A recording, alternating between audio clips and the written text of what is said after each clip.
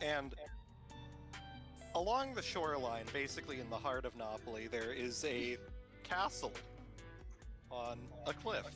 Right. And that is the Rhizostoma family estate. Yep. So everybody goes there. Oh. At this point, I'm just assuming the plot of the Castle of Cagliostro, Lupin III. So. God. So after being welcomed home by Pridwin's dad and his 2 twin siblings, everybody goes and basically tours the castle, looks around, remarks on how scary it is, and Minerva showed Liam her knife collection. Yup. So that's where they're at in that relationship. And of course the twins the whole time were like spying on Minerva and Liam. Yeah, the twins the whole time were spying. Oh my god. Along with Apollyon. Yep. Along with everybody really when they got out to the garden, to be fair. Yeah. Oh, I don't think Paige learned that Apollyon is a player. We'll get there. We'll get there. Oh yeah. Apollyon has tried to date almost every BBEG that is in existence. Just throwing that out there for anybody. Yeah. So apparently Pridwin's ancestor, the witch that he came. Oh yeah, that was another thing that Pridwin found out. His ancestor was a witch, not just any witch. She was the one that his ancestor supposedly killed. Yeah, the very first witch that he ever hunted. Yep. Supposedly, he didn't hunt. He pursued.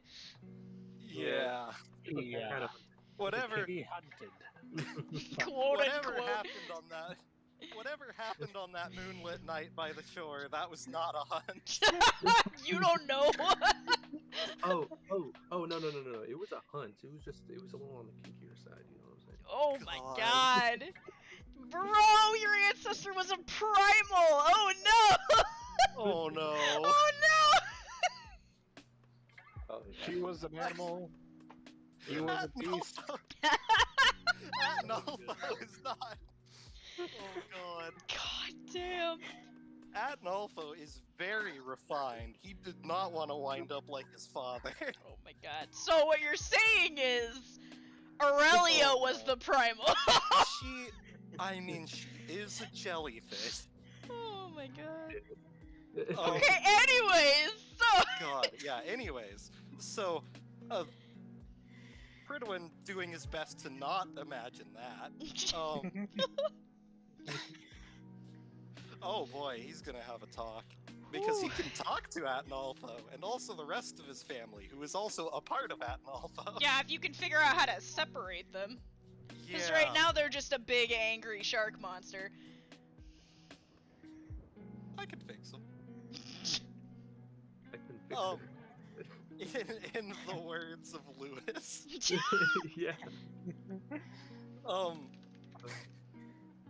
So, after a lovely day at Pridwin's family home, we finally have to confront Dad. We wait until after dinner. Apollyon and Iger do their best to distract the twins while we go and talk to while Pridwin and Minerva have a chat with their dad. Chat, quote unquote. Chat. You know, for a philosopher, he really doesn't like talking that much. Yeah.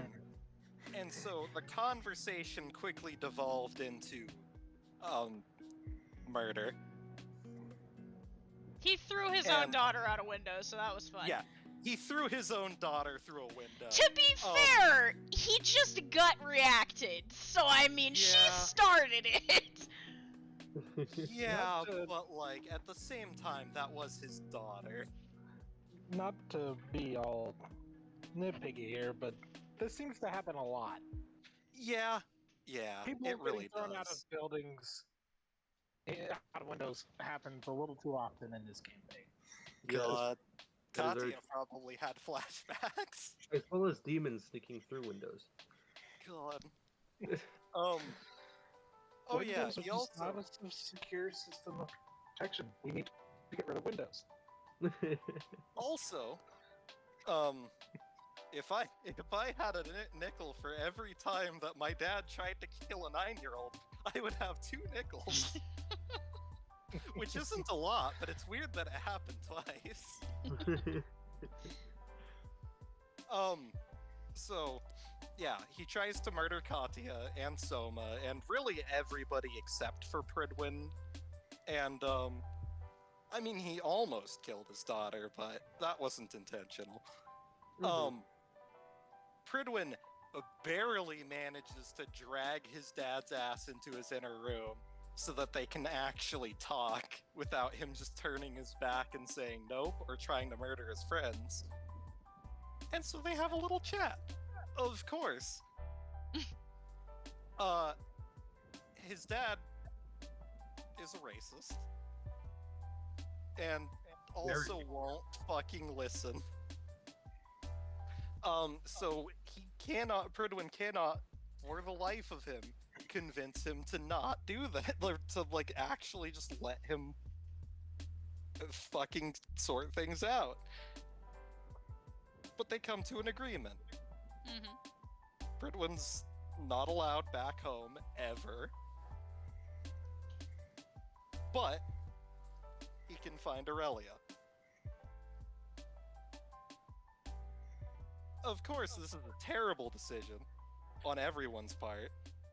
So, Mostly Pridwin's dad. He couldn't have made that decision. so I'm just going to make an assumption that Aurelia is not a ghost squid. I don't know if Aurelia is Wow. still alive or not. You don't know. As far as I'm aware, she's somewhere because my Pridwin's mom had a piece of cloth from her. But I don't know, and I'm very concerned. Yeah, you have no Okay. idea if Pridwin- Aurelia is alive yeah. or not. Pridwin Okay. also doesn't recognize the cloth because he's never seen Aurelia before. I'm just going to say, if you haven't already noticed, the in Elden Ring there is the spirit jellyfish. Right, the spirit jellyfish named Aurelia. Yeah. God. Yeah, no, I actually completely forgot that jellyfish was called Aurelia because the scientific name for moon jellyfish is Aurelia.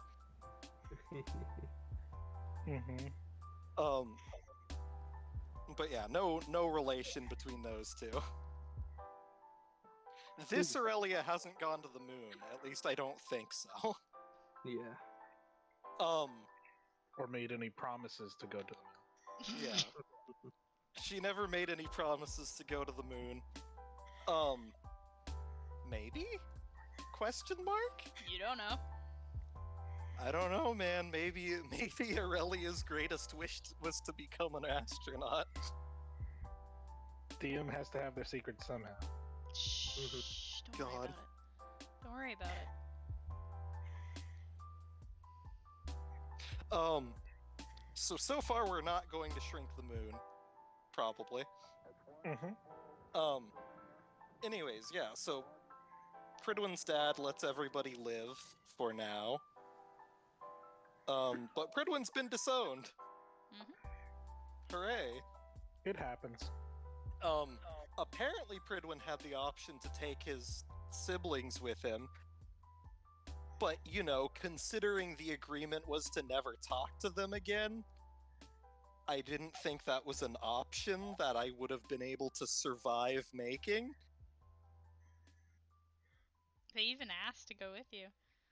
They asked, but I didn't think I was going to be able to just walk out of there with them alive, considering that my dad just fucking nearly murdered most of my friends. Okay. It's okay. Your actions have consequences. It's fine.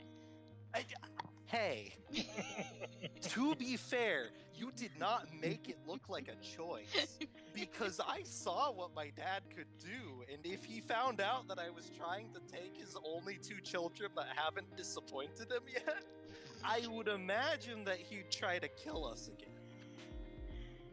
Now, if you made it seem like more of an option... No, please continue. Anyways, now I will also mention that Pridwin does frequently talk to them. So hopefully, if anything does happen, they'll let him know. Anyways, Pridwin finds out his mom hid Aurelia, the one place that no one would look, right underneath the Rhizostoma family estate. Of course, Pridwin, however, thinks that that was a terrible idea because that's the one place everyone would look. Exactly. So then Pridwin, Katya, Liam, and Minerva go into the tide pools, and they find that some of them are suspiciously deep. And so they go underneath the tide pools, and there's apparently a massive underground sea network, where Lunala's being kept. And they manage to find it. The thing is, it's guarded by 2 sharks. Katya punches the sharks.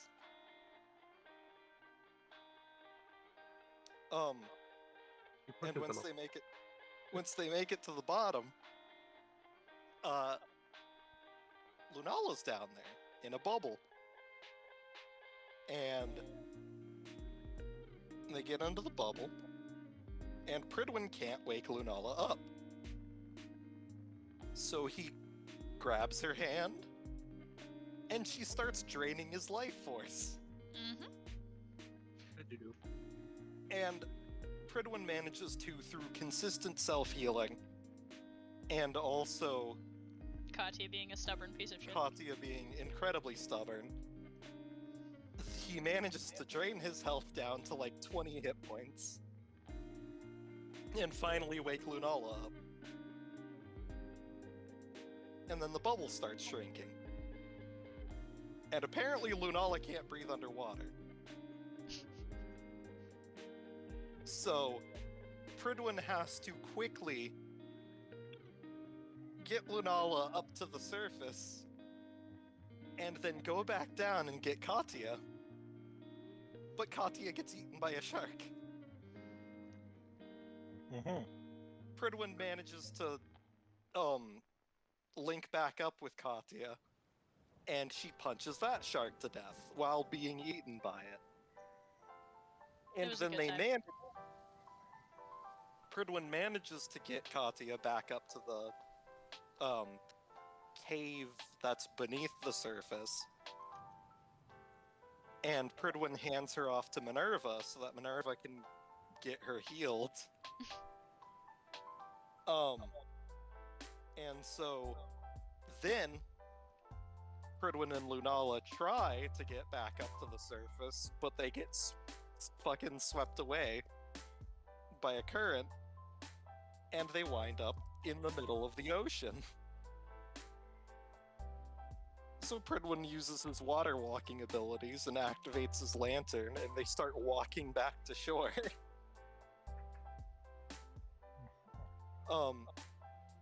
Apparently, in the meantime, Minerva gets Katya back up to the surface. Everybody's freaking the fuck out because Katya's like half dead. And Pridwin and Lunala aren't there. And so Minerva goes back down, where I can only assume she gets swept away by a current, because she winds up also out in the middle of the ocean, half dead. And so Pridwin has to basically water walk with 2 people who can't water walk in the states that they're in. And meanwhile on shore, everyone sees a creepy glowing lantern slowly approaching the shoreline through dense fog. Which turns out to be Pridwin. And so we make it, we heal everyone up the best we can, and we go home. Not Pridwin's home, though, because otherwise we'd all be dead.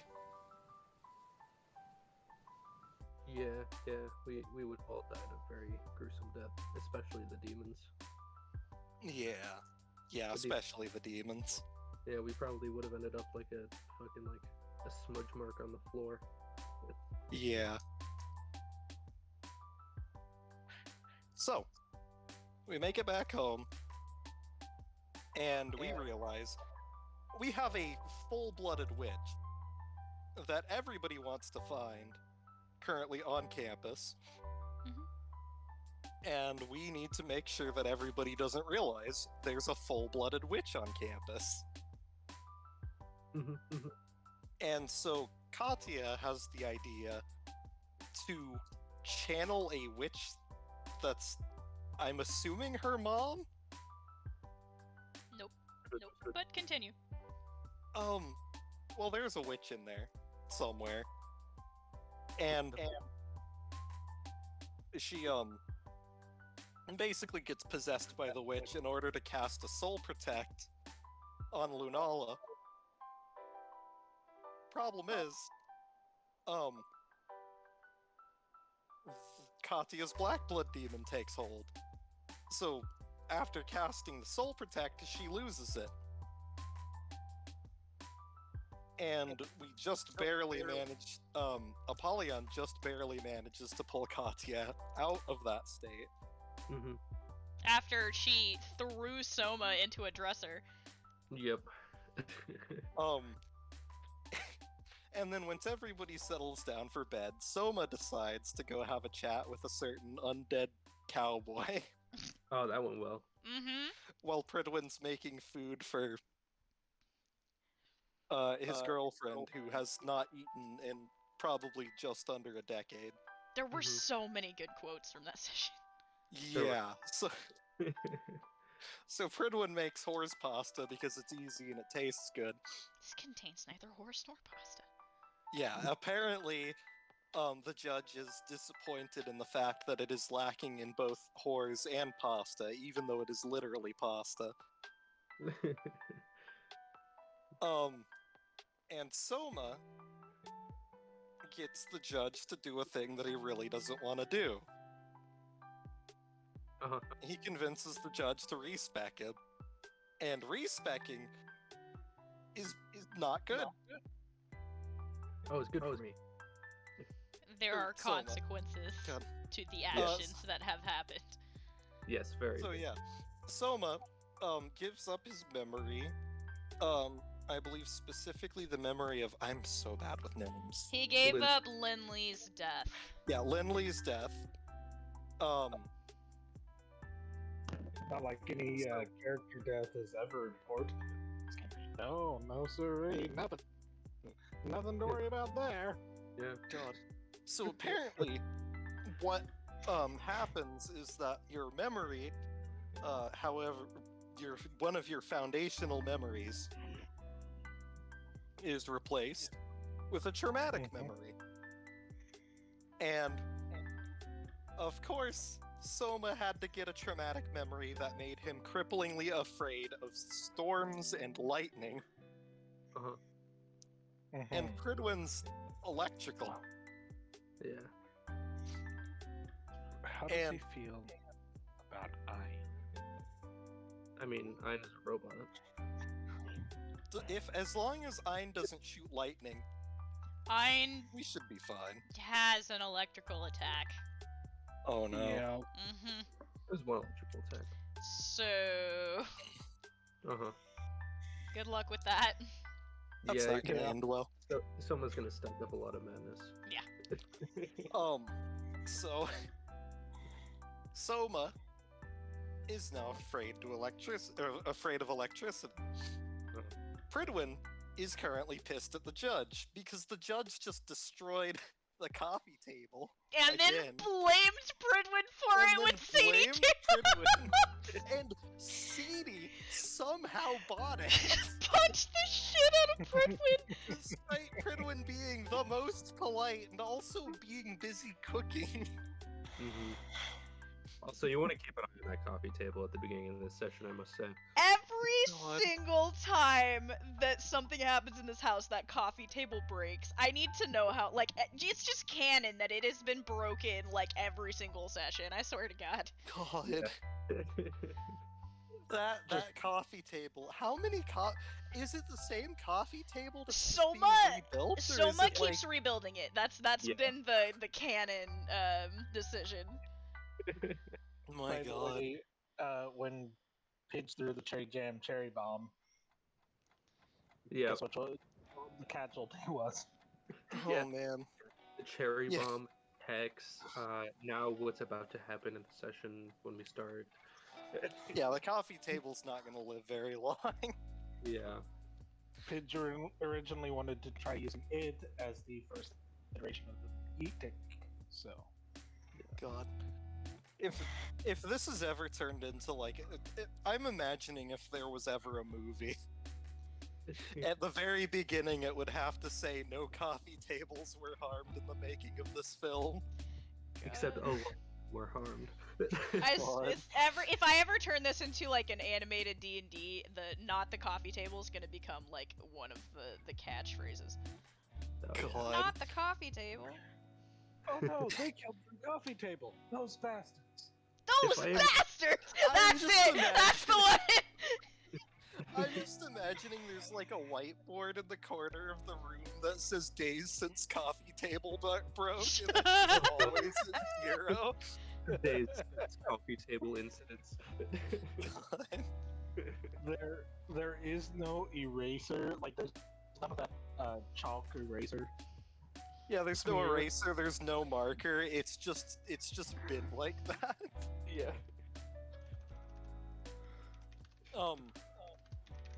Oh yeah, and then that leads us to the solo session, which was pretty short. Pretty short, he says! Yeah, a pretty short 12-hour session. I mean, a lot happened, but also at the same time, not a lot happened. It's hard to explain. So, Do I need to... Let me do a quick recap of the solo session. I mean, I could. A quick recap that does not give away too much Okay. is Fair that enough. there was a proposal, there was a breach on campus. The entire group found out about said proposal, and much teasing was had and will continue to be had. Yeah, make sure to check art, aka your PDA. Scroll up a bit, and you'll find the specific art piece. Where is it? Yeah. Yeah. I think Like, I've what- heard the pitch for this, but And then, Oh, some combat happened, some bad decisions happened, and now everybody is back in the cabin, and finding out about these bad decisions that have been had. Yep. And that is where we're going to start today. So, I need all of you to roll me a d20 to see who is waking up first. Oh boy. Natural 1! A long day. Fridwin just got into some serious combat. No, wait, I also roll a natural 1. Oh my Oh my god! This is It off rolled to a a bad 15. start. Holy Let's see, shit. okay, you rolled a 15 and they rolled... I didn't ask you guys what you wanted for the third die today. What color? What's the color? Pink, but I rolled 19 for Apollyon. Holy Okay, shit. Apollyon is going first. Okay. So, Apollyon, what are you doing? He's currently doing his patrol around. So, as you were patrolling last night, you heard about the breach. There was a witch found on campus. You saw the results of this. People were bustling around. Lots of students and their partners have made a kind of circle of protection around the residential area. Lots of professors running around and stuff, and it's been that way most of the night. And there have been rumors about, you've started to hear it as you've eavesdropped amongst them, that some kind of special privilege has been had, and there is a witch walking freely on campus, and it has been allowed. And a lot of people are very upset about this. Yeah, that makes sense. It being a demon and hiding it. Yep. God. There are so many people who shouldn't be here. Yeah, there's so many people who shouldn't. Yeah. So, you have heard all these things, and I'm pretty sure you can figure out what's going on. Yeah. What would you like to do? He's just going to continue making his rounds. He's eventually going to, once morning strikes, he's going to make his way through the window into the cabin and make himself some coffee. Okay. Pidge, you awaken to your PDA firing off. You have so many notifications, it's not even funny. Pidge, with a swift just click, click, flex. All notifications, delete.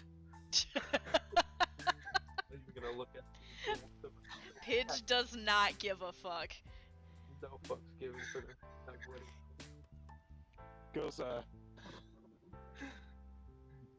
Goes outside into the living room and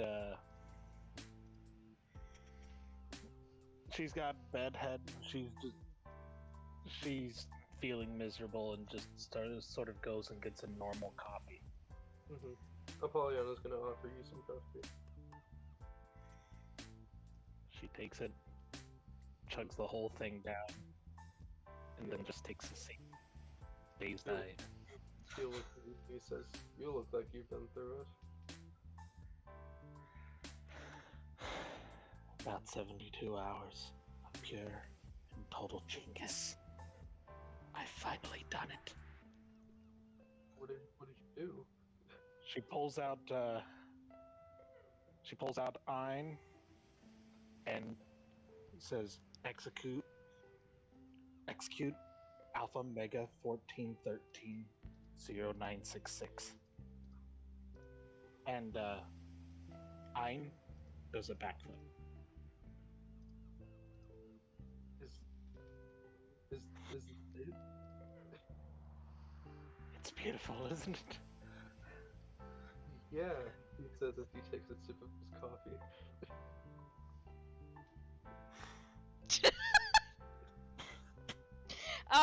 It is about this time that you hear shuffling from down the hallway, and you guys see a small figure emerge. Katya comes around the corner, walks to the door, sets a backpack beside it, looks at the two of you and squints. Oh, sleepyhead. She just squints more at you. What did I do? You've gotten very used to Katya squinting at you a lot of the time, Apollyon. Yeah, he still can't seem to decipher it though. She kind of just eyes you two and then sits on the couch waiting. With a coffee table that doesn't seem to be present. Yeah, she is very used to the coffee table not being in one piece, to be fair. Yeah. In fact, she's gonna walk over to a piece of paper hanging on the wall, and she's just gonna write a tally. There's a series of tally marks on the wall, on the piece of paper, and she just adds one and sighs and sits back down on the couch. Ein does a backflip for her. Oh my god. It's going to do this every time someone walks in. Interesting. just the backflip anytime somebody just enters. Oh my god. The greeting now. It's the customary backflip greeting. Okay, let Yep. me see out of these two who. Oh, okay. So Soma, you feel a nudge. He opens his eyes. It's Sadie. She's leaning very close to you. You fell asleep in your chair again. She looks frustrated. Oh, fine. Is What did there you say? a reason you don't sleep in your bed? Honestly, you worry me. I don't know. I get caught up in my work. She just sighs and rubs at her temples. Well, I guess I could use a coffee. He begrudgingly stands up. You are very sore from sleeping in your chair yet again.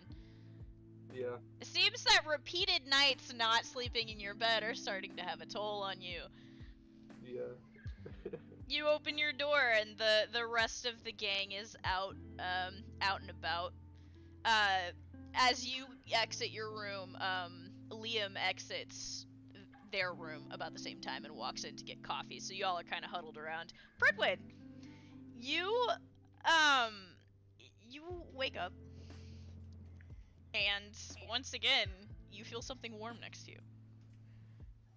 Oh no. I'm assuming that I'm trapped once again. You are not. Oh. She is curled on her side, facing away from you, not moving. He is going to, as quietly and carefully as possible, get out of bed. As you do this, you catch sight of something different about her face. He squints? What's different?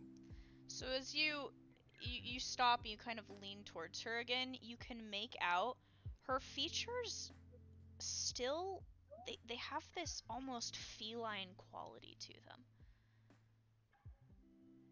And as you're looking, you make out the jagged scar stretching over her eye, down her cheek, and her jaw. It still looks gnarly, as it was only a few hours ago that she received it. Mm-hmm. Pridwin's, very sore and probably still extremely tired, so he is dragging his feet. Yeah, you also don't have any of your armor on. Yeah. He walks over to, because he definitely changed, he walks over to the currently ruined Gambison. That's probably just, laying on a chair. Mm-hmm. And he, just sighs and picks it up. Okay. And he is going to leave his room. So you walk out, and everybody's kind of huddled around the coffee maker. Seems the only people absent from the group that is planning on leaving for your mission in Check's watch about 45 minutes are Minerva and Lunala. Also, you see Soma just sipping his coffee and staring at the corner of the room where there's a coffee table in the wrong spot. Pridwin just walks up and he... Pidge, this is probably the first time that you've seen his face, and also him not wearing armor. Yeah, so this is a very unusual sight. Liam is also looking you up and down and squinting at you. Yeah, he's wearing, a gambus, literally just a gambison and trousers. You hear an alarm going off from Ein. It's going intruder alert, intruder alert, intruder alert. It's me. And Ein's barking at you. Pridwin's just he tries to pat Ein to get him to stop. Oh no. Hold on a He's second. just got he's got Oh, a no. tattered, blood-soaked fucking gambison over his shoulder too. Pridwin, roll me a d20. Oh no. Natural 20? Thank God. Oh. You go to pat Ein. You barely miss Ein biting you. He full on goes for your hand, and you just barely manage to snap your wrist out of the way as the metallic teeth chomp. You can feel the air. Pidge, get Ein to stop? Squinting, trying to adjust her eyes. Pridwin? Yes, I don't know why he's acting like this. Katya is like got a hand over her mouth and is trying to stifle hysteric laughter. Soma is still just completely silent, staring at the coffee table while sipping coffee. Fine. Voice recognition, Pridwin. Say something. I am speaking currently. Sorry for the disturbance. Thank you for your attention. I've been testing out an alarm system because we've been getting too many people getting inside. She steals a glance towards Apollyon and back to you guys. You might want to update your Ein's face Facial recognition. Mhm. For I'm my, going to need you to at least use the restroom once. I'm sorry. Nothing. Soma is like lowering his cup of coffee. Was the coffee table there before?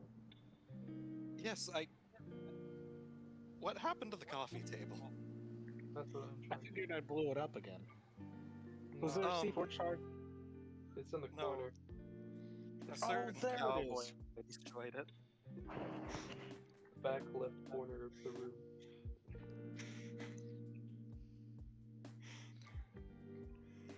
I don't remember putting it back together.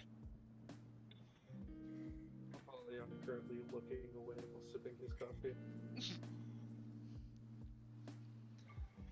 Apollyon, Huh? Yeah? did you fix the coffee table? Oh, the coffee table's been fixed. It's just in the corner now for some reason. Huh. He says as he looks away again. Pridwin just looking at his ruined gamps, and I need to throw this out.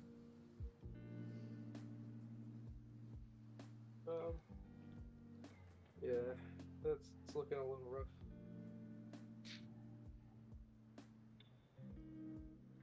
Thankfully, I brought plenty of spares, but hopefully they don't all get ruined. I can't exactly go back home for more. You guys hear the rattling of your front door. There's a knock. Pridwin's gonna walk up and answer it. Iger is standing outside. He's got a bag over his shoulder. What's Iger, up? You guys about ready to go? Pridwin looks down at himself and then looks back to his room and says, I should be able to get ready quickly. I just need to throw this out. Alright, well, you got... He checks his watch. About 25 minutes or so before we're gonna head out. We need to make it to the airstrip in a decent amount of time. Actually... Oh, no. You are not going to the airstrip. He says, we need to head out at a decent time. I forgot that both of these quests are in Colorado. Oh. Oh shit. Pidge is standing there going, mission? Oh, we signed Should have checked my messages. Maybe I should have checked my messages. Soma walks up to you and he pulls out his PDA and he's going to show you the proposal photo. I'm actually going to send it in session panic. God. Oh no. Yeah, so you see this.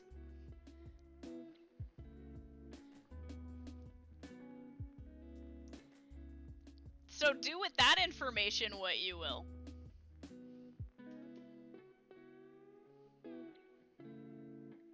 Pridwin and his girlfriend got a little,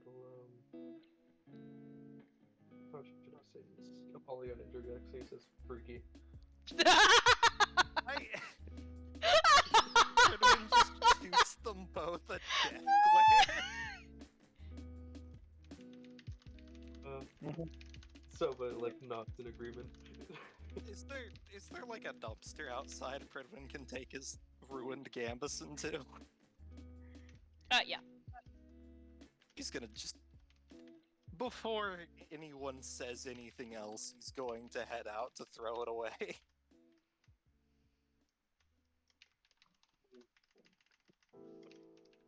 Okay.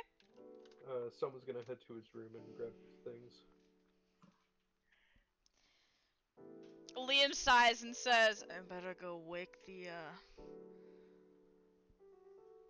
He pauses and thinks for a moment. I'm not gonna finish that sentence. And then he just walks down the hallway again.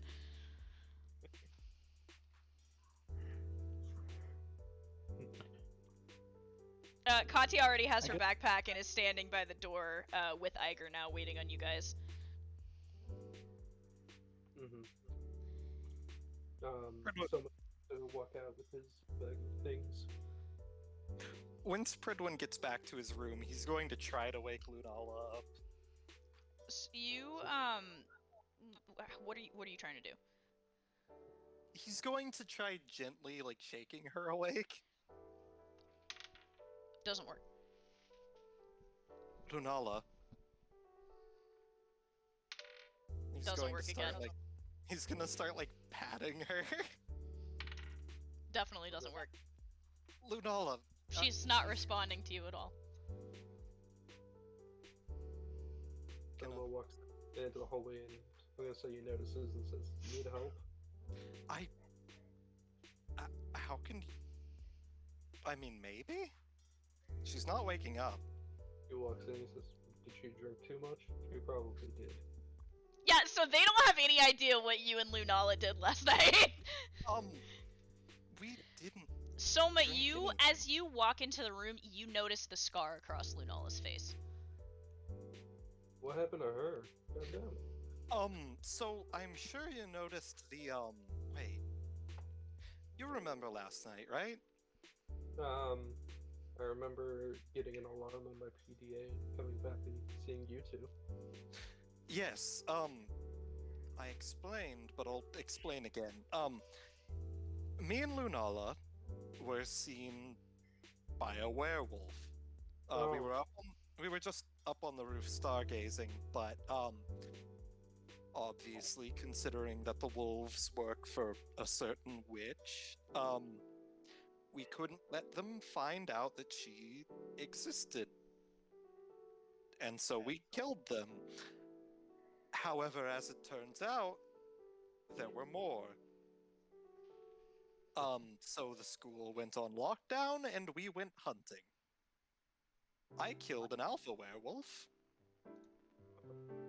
And she did most of the work and was... Well, we both got mauled. She turned into a cat. Yeah, she turned into a cat. Yeah, I remember Apollyon making a remark about that last night. And then I had to talk to everyone. And we managed to convince them that she shouldn't be killed on the spot.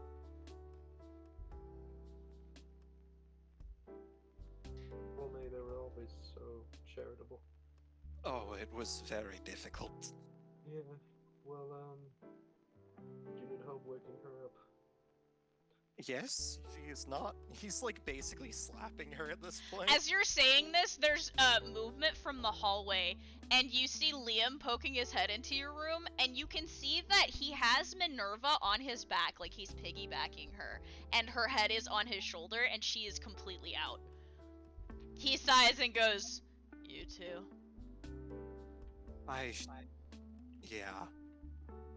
Someone's going to light a cigarette, and he says, "Maybe this will work." And he takes a puff and he blows it in her face. What? That is incredibly rude. That'll wake her up, won't it? I hope. You see Don't. her nose begin to wrinkle a little bit. Don't. Soma, I don't want my entire room smelling like smoke. I can just carry her. It'll go away. Just open the window. He's just frowning at you. She starts Soma. coughing, curls tighter onto her side. Soma, god damn it. But just... not in my room. I can just carry her.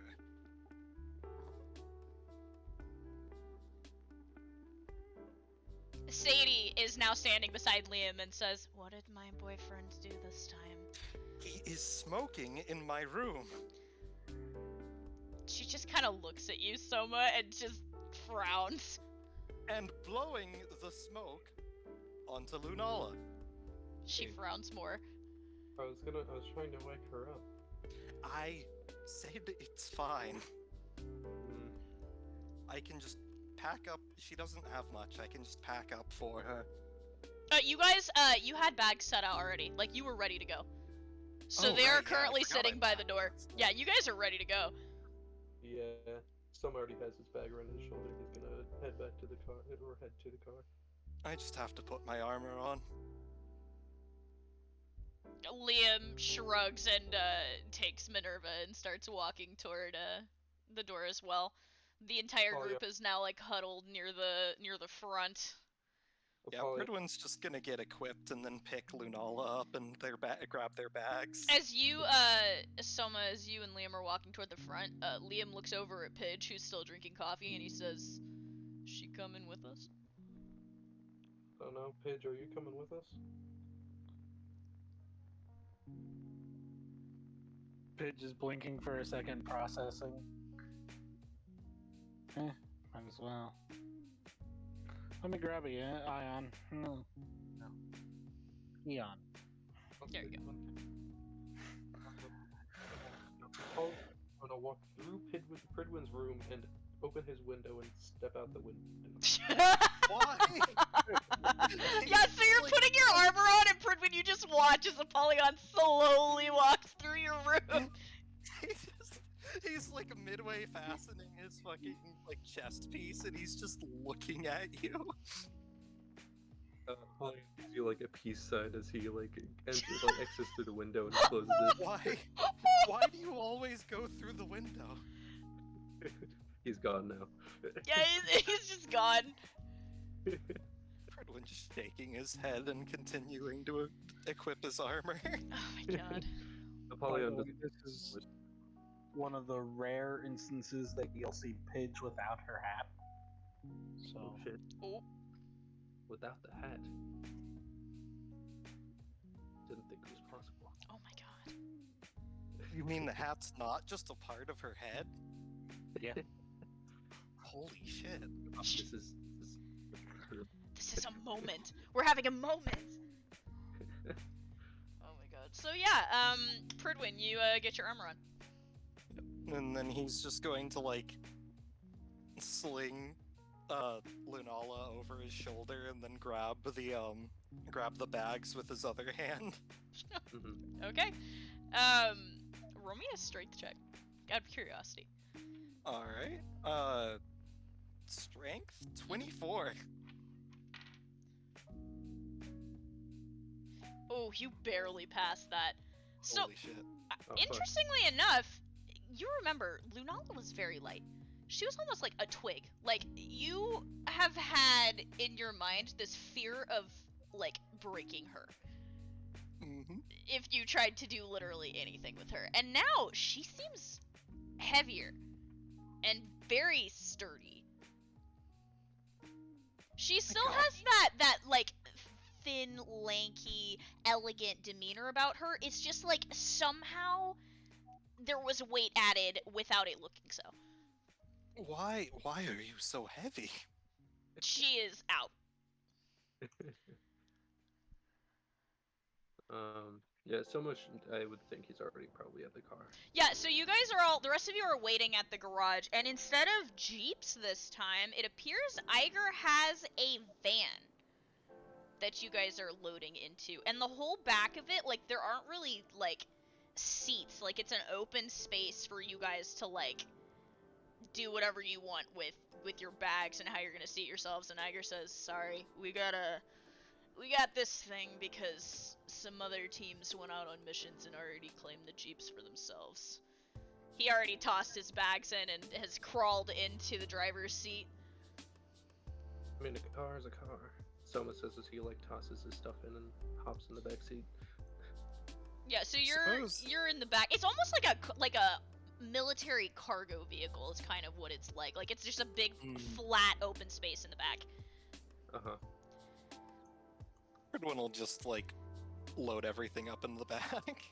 Mm-hmm. Yeah, so all of you guys are now in the back of this vehicle. Yeah. Iger looks at you and says, "Alright, did we get everything? Do we need to... Is everybody here? Do we need anything else?" Pridwin's looking around, like just making sure that he grabbed everything, and he just gives a thumbs up. Soma like reaches in his jacket and pulls out his gun and he says, "I still have my gun, so yeah, I think so." Oh my god. I don't understand why you want to keep that thing so badly. It compliments my combat style. Defines who I am. Do pistols even, like normal pistols even work? Iger's shaking his head no. I have literally never seen someone use a regular weapon in order to fight anything that we fight. Silver bullets. That's what I'm gonna make. Fair enough.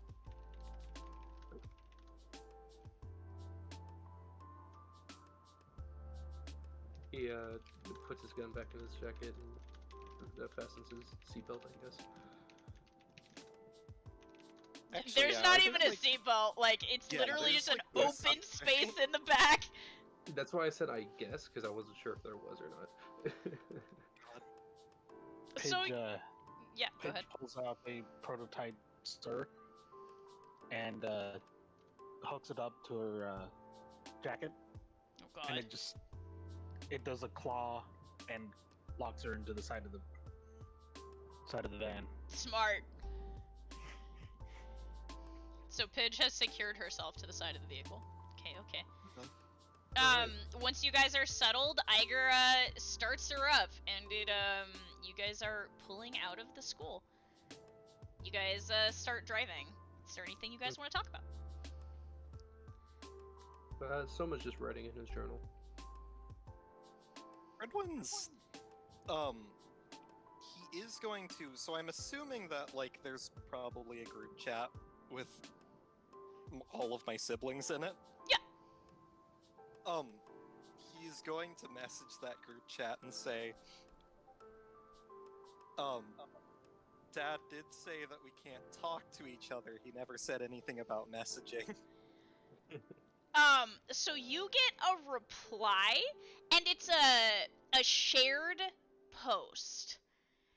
And you see a very familiar post. It is the post that Soma posted. Oh no. And apparently, Minerva sent it to the twins, and you just get question mark, exclamation point? Pridwin just immediately looks up and over to Minerva. Minerva's asleep against Liam's shoulder, so... The Oh hashtag. no, she did it before. Yeah. God, he's just... Immediately, Pridwin becomes visibly blue through his armor. I wonder how Pridwin's dad would feel about the hashtag suck at Pridwin's dad on the post. God. I feel like I've missed out on a lot. You have. Mm-hmm. Does Pridwin notice how confused Pitch is? Yeah. You weren't here for a lot of this. Yeah, totally just reprogramming. Fine. Yeah. Well, I'm just gonna let you ask the questions. Yeah. Okay. Where to start? Is the first question going to be why am I blue? No, that seems pretty obvious. Your your your helmet is like a jellyfish. There's a different reason for the blue. But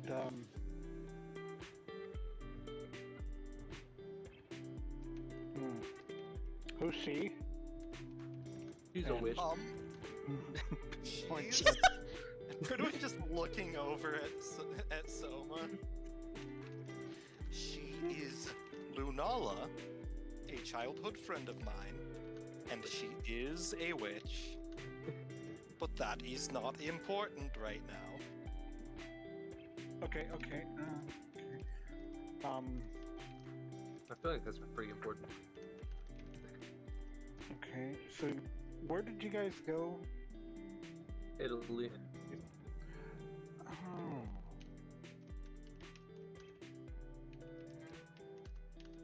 And why am I hearing so much about second Pridwin's dad? Oh His yes, I've killing all of been us. disowned twice. Mhm. Pidge, just hangs her head, does the Into the Spider-Verse, hand claps on shoulder, and she just nods with this sort of knowing commiseration. Oh boy, let me start from the beginning. So, my brain dive, the thing that I called you about. Oh yes, sorry about that. I'm checking my credit in my head. It's fine. So we found out that my family, by the way, my family is a part of my weapon. They're all in there. Well, every one of us that was a weapon and also wielded the shield.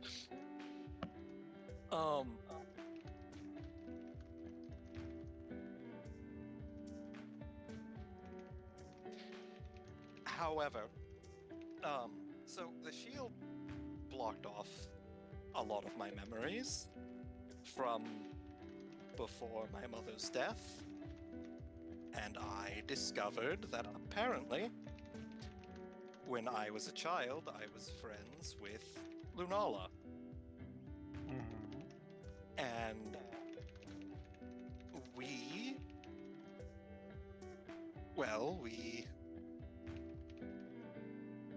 my mother's final wish before she died was for me to find her.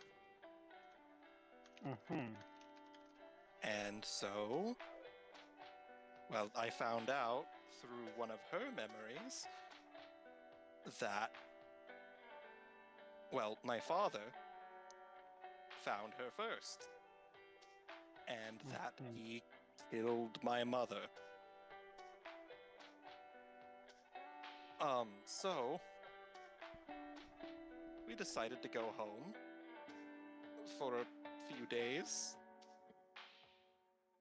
and talk to my father. And we tried, and he attempted to kill everyone except for me and my sister.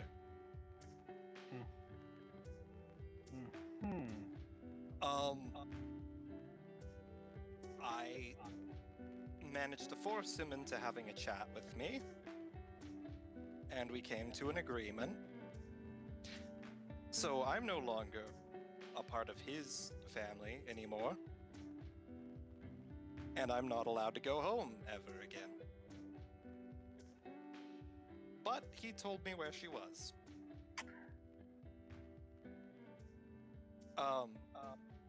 So that's why nobody really likes him, including myself. Yeah, he kind of sucks. Okay. He is unbearable. Incredibly. Okay, so two things. One, right there with you, buddy.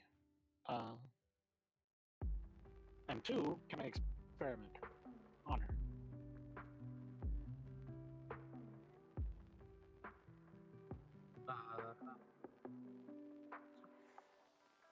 I'm not sure how to respond to that.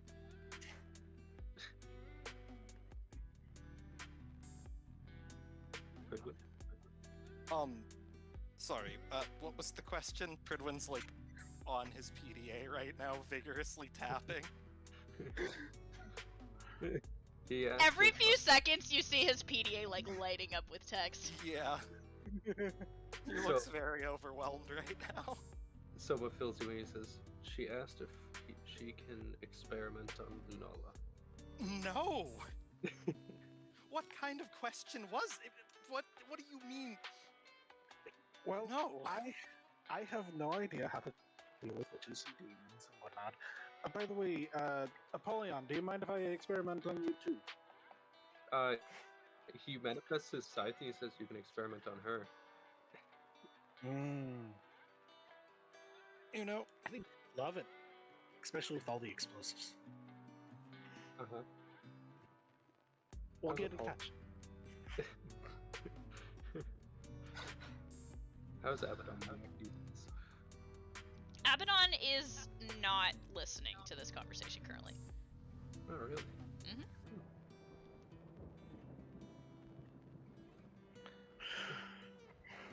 But just trying to understand how best to deal with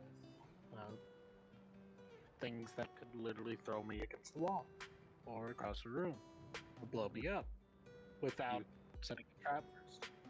You killed him. Soma But what says is the best way of doing Soma manifests his sword on his arm and he said, you killed him good. it? You see, can I blow them up extra good? Maybe you just need a big enough bomb. I need more understanding. So that's why I need to experiment.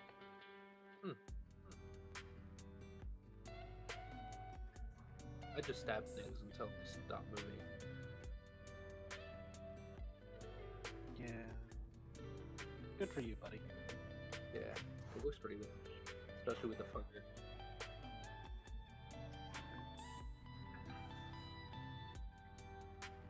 Also, Apollyon is looking intently at Abaddon, trying to figure out why she isn't talking for once. Because I'm having to rate 6 people right now and I don't want to focus! No, it's fine. I'm yeah, kidding.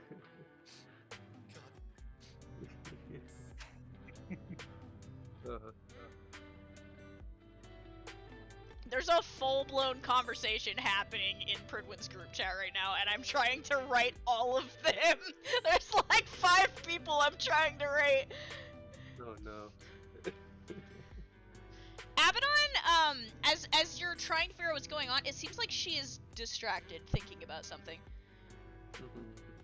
He's gonna just sort of like lick the blade of the scythe. You see her eyes manifest for a moment, look at you, look at your hand, and then de-manifest. Oh, She seems to be in a bad mood. Was it the horses? He says out loud. You see the eyes manifest again, one subtle nod, de-manifest. It's the horses.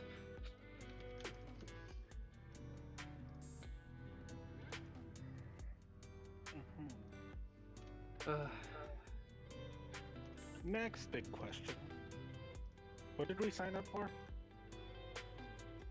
We're gonna go kill some siren or something. And here I left the noise cancellation. Yeah.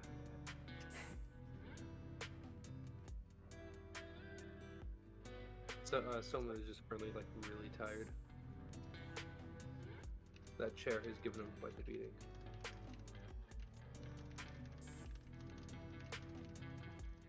Pidge is going to prepare equipment.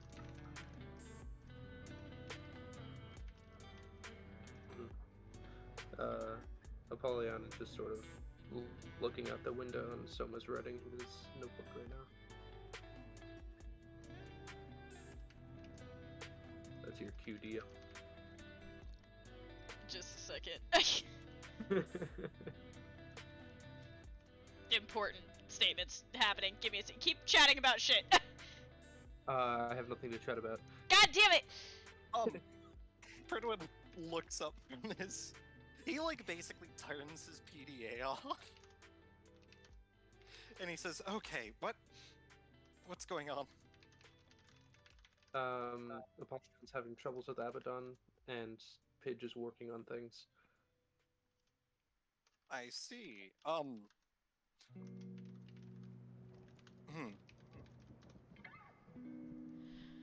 Okay, sorry. What were you saying to me?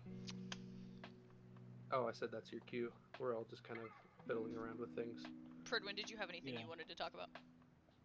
Not really. Okay. Katya, looking over, she had originally sat in the passenger seat. She called shotgun before any of you got there. And so she kind of turns in her seat and looks back at you, and she looks at you, Soma, and she says, "Did you bring your cards?" Yeah. She grins. "You want to play another round?" Alright, Oh no. Hold on, I need to actually go grab my cards. Pidge needs to experience this game for herself. Oh boy.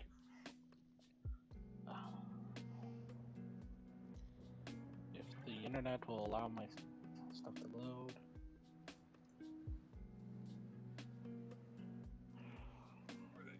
It's acquired. Shit. Oh fuck. Oh shit. Okay. Alright.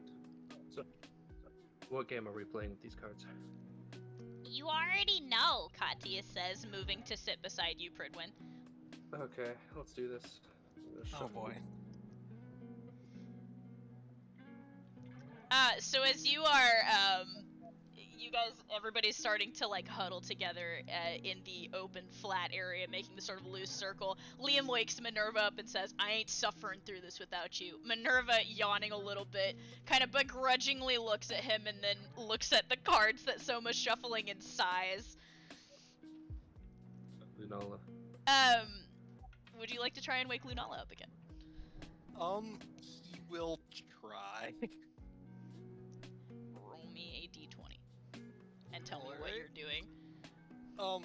He's going to try and gently shake her awake again, and that's an 11. Okay. You put your hand on her shoulder and her eyes instantly flash open. For a Lunala. moment, they look feline. They have that weird kind of slit-like form to them, and then they change back to that soft galaxy that almost lacks a pupil. We're playing a card game, if you want to join. She rubs her eyes a little bit and sits up. She winces as her fingers move across the scar. Would you like some more water for that? She shakes her head no. Pridwin just nods. Alright, who's going first? How many of us are there? 2, 3, 4, 5, 6, 7, 8, 9? I think there's 9 total. Pridwin, Lunala, Katya, Soma, Sadie, Minerva, Liam, Apollyon, and Pidge. That's 9. Yeah. Okay. 9 set up. Who goes first? Katya, you go first since you mentioned it. Alright. Low.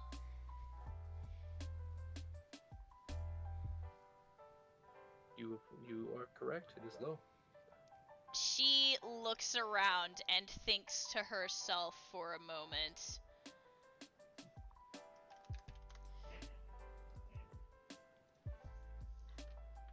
Pidge, truth or dare?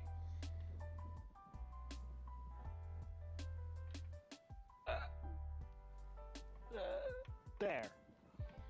She thinks for a moment.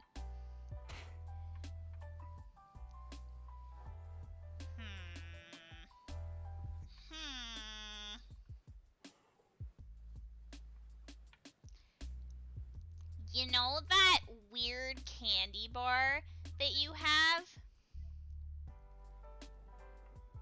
The really gross one?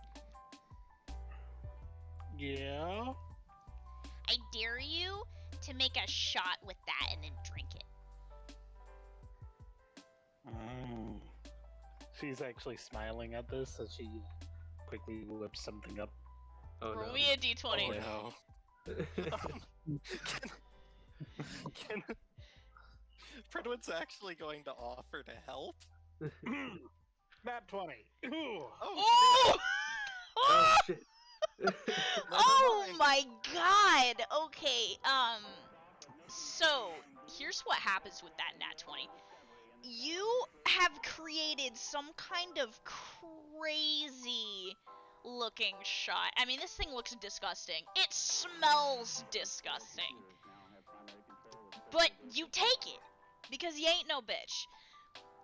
And you have a plus 25 to your hit points for the next 3 days. Holy fuck. Oh, shit. Ooh. Oh man.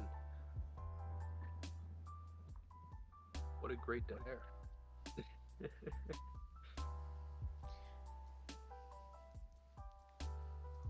All right. Well, she's looking great. Who's next? I guess I'm choosing Liam. Hi, Hi. you guessed right. Great. Let's see. Bredwin. Oh Truth no. or dare? I am going to go with truth. Truth, huh? He thinks for a moment and then grins. Tell Oh, no. me one of your most embarrassing memories of Minerva. Minerva is glaring daggers at you. Pridwin scratches his chin.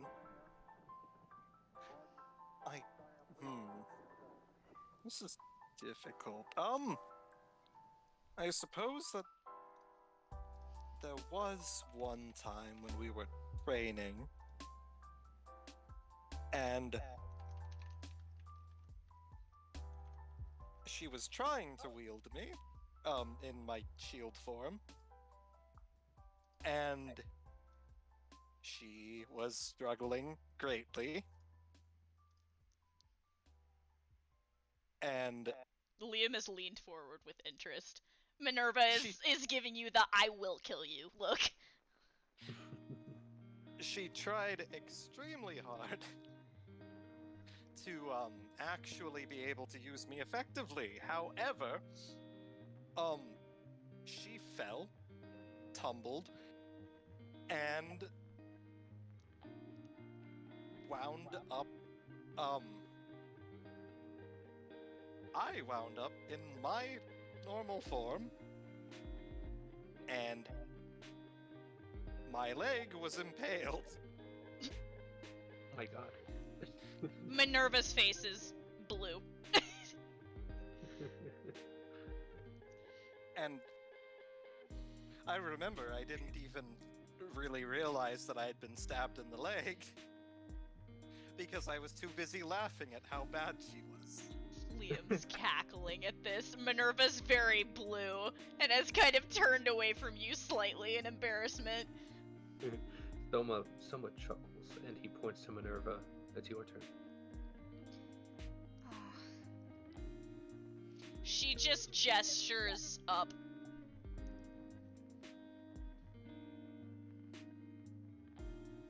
So sorry, Minerva, but we're incorrect. She buries her face in her hands.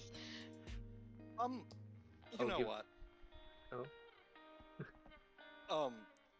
The rules are, one of us gets to go truth or dare, right? Yes. I will be nice, Minerva. Truth or dare? She looks at you suspiciously. She signs truth to you. Alright. Minerva. What is your most embarrassing memory of me? She pauses and thinks for a moment.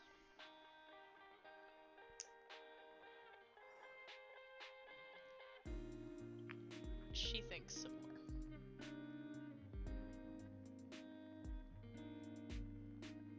Now I'm trying to think of something. Oh boy.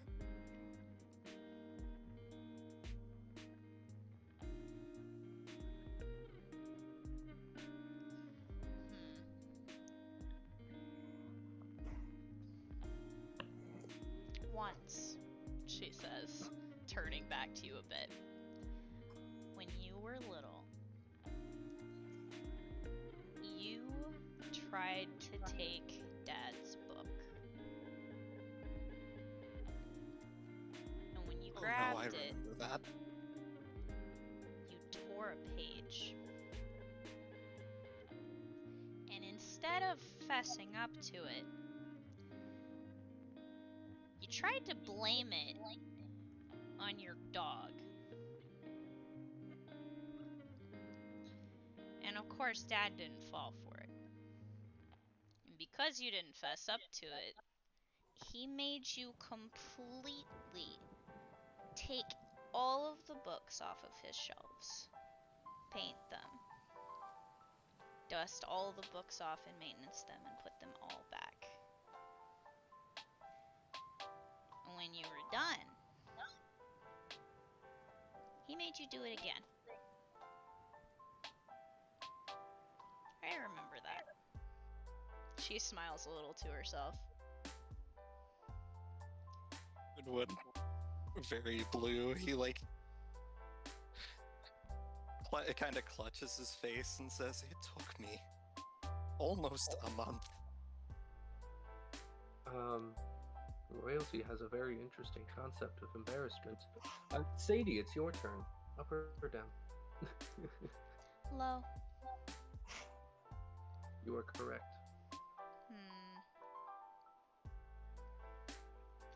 Let's see. Apollyon. He perks up a little. You seem to have a lot of experience. I do.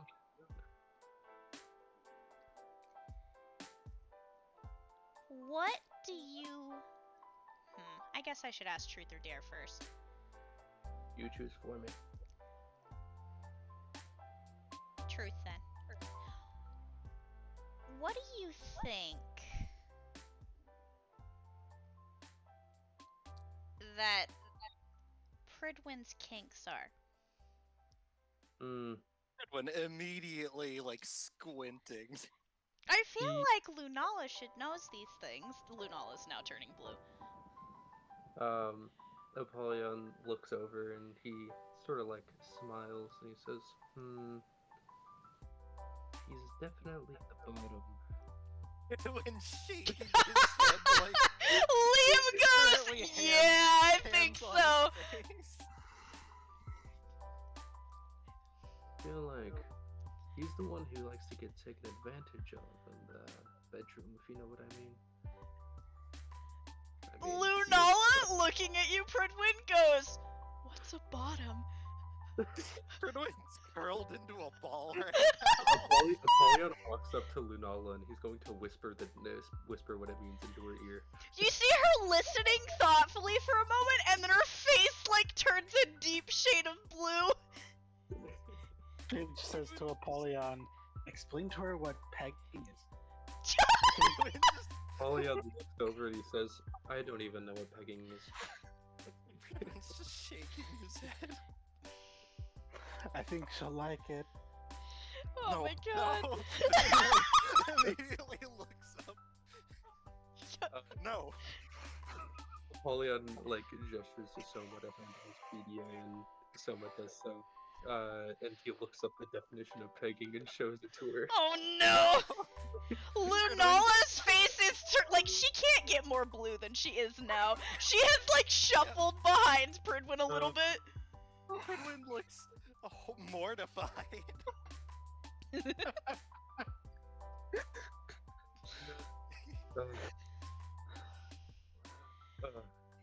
What can I say? He's into the more animalistic acts in the bedroom.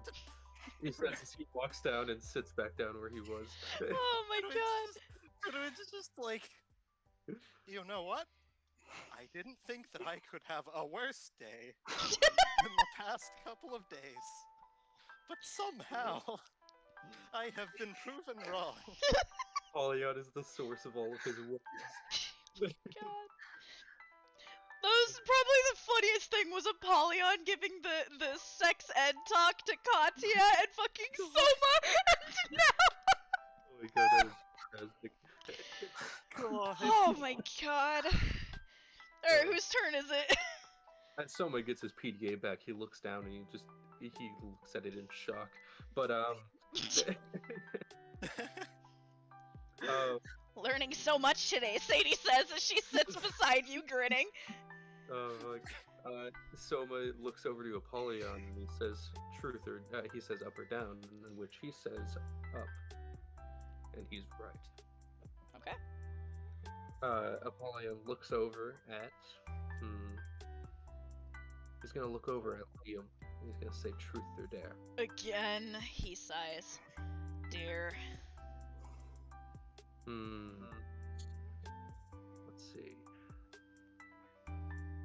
Apollyon has this really wide grin on his face at this point. Let's see. Abaddon, you've been quiet. How about you? You got any ideas? Abaddon's eyes manifest in the scythe. She shakes her head no. She de-manifests. Having a rough day, I guess. I dare you to tongue kiss Minerva. Liam leans back, looks at you with just the widest eyes. Pridwin at this point is literally just curled up in a ball on the floor. Oh my god. Minerva is very blue.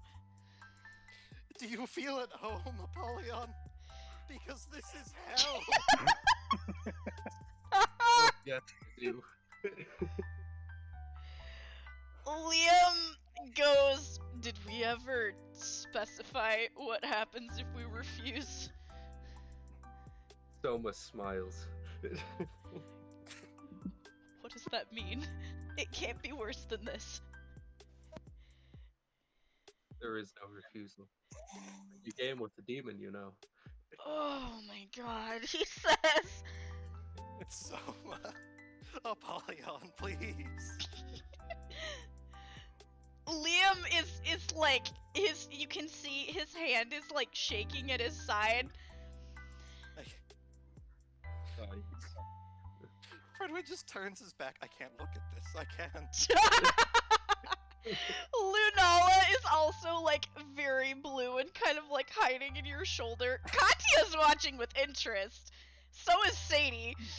Yeah, Liam and so finally, like, ever so slowly reaches a hand up and kind of like brushes his fingers on Minerva's cheek.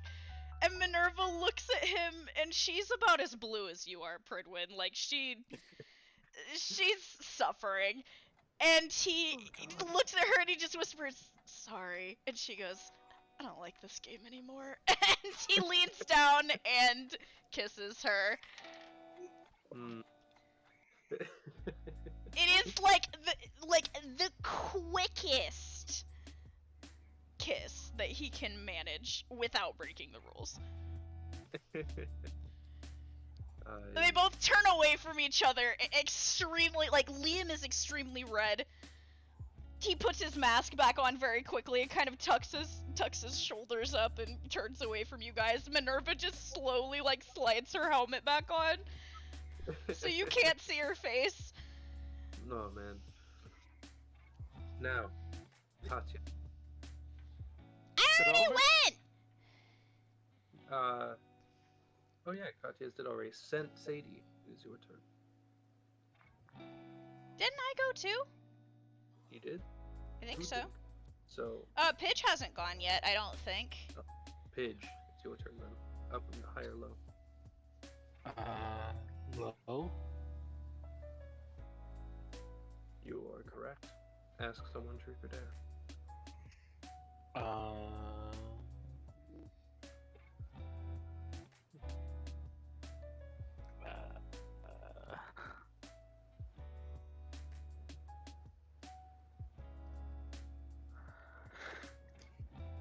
Napoleon. Truth or Yeah. dare? You choose for me. Okay. Dare. Alright.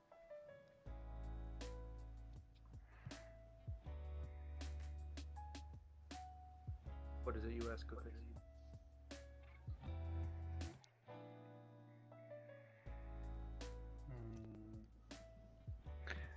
Drink a shot of Pridwin's holy water. Excuse me? Wait a minute! Wait a minute! Wait a minute! No, wait, no. No, you already said it! The demon contract is in place! You already said it! Pidge, you know what's going to happen, right? Soma walks up to me. That's what I mean. Napoleon walks up to me and says, "Just give it to me." Oh my god! I don't want to kill you. Probably just hurt a lot. You know what? Actually, considering everything you've done to me, I'm beginning to reconsider. Pridwin pulls out his solo cup. Lunala grabs your wrist and says, "You're gonna kill him, love." I'm just a sip. Before you continue, one sec. This Oh is my god. this is a tiny shot. Going to fucking. I'm gonna kill him.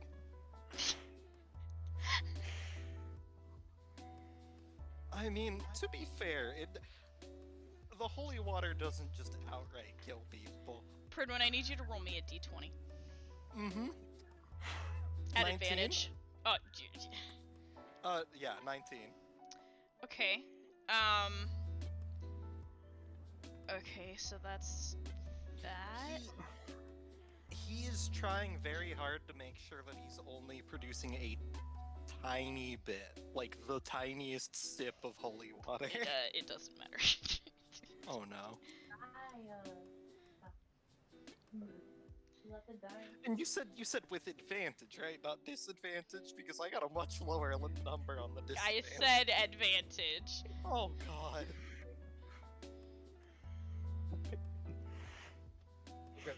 Oh no. Oh my god.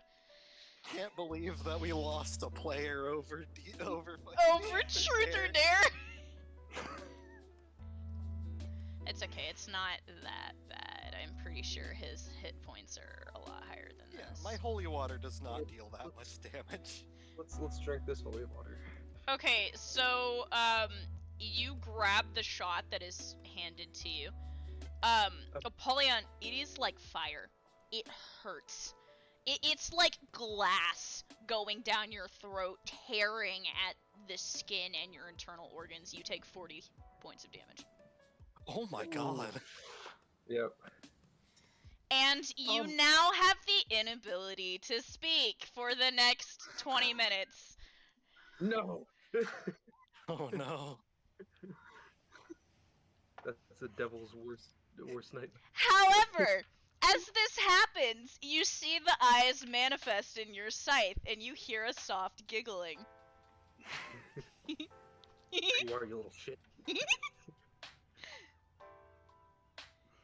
She has found this very amusing.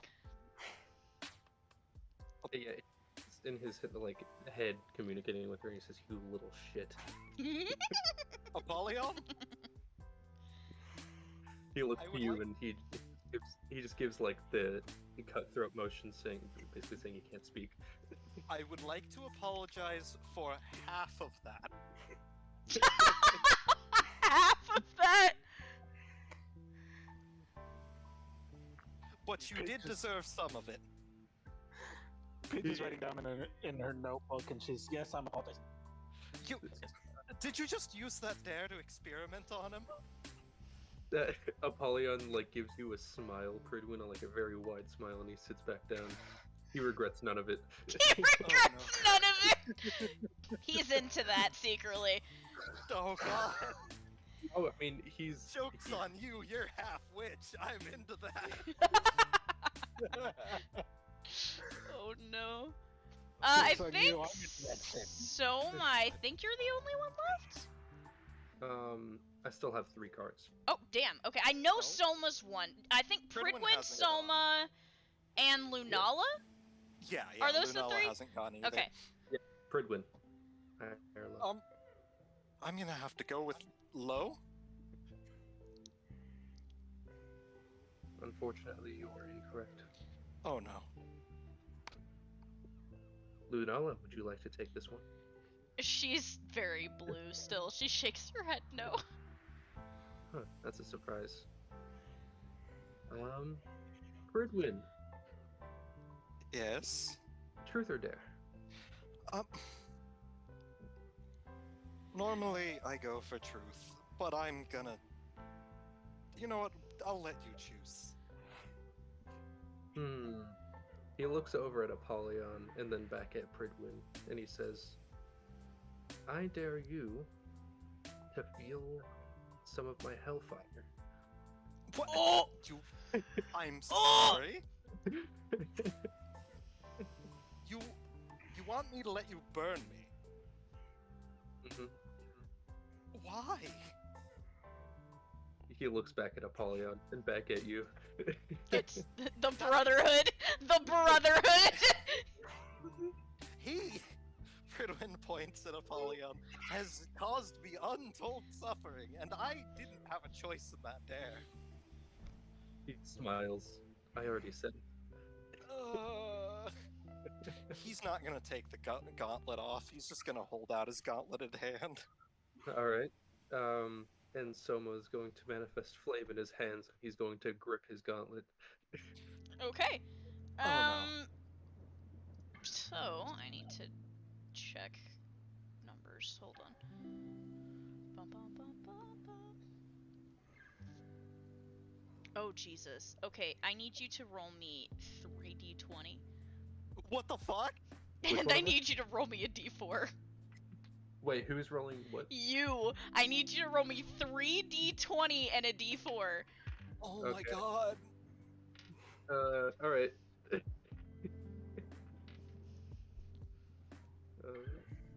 So 3d20 was 12, 9, and 7, and then the d4, the d4 was a 3.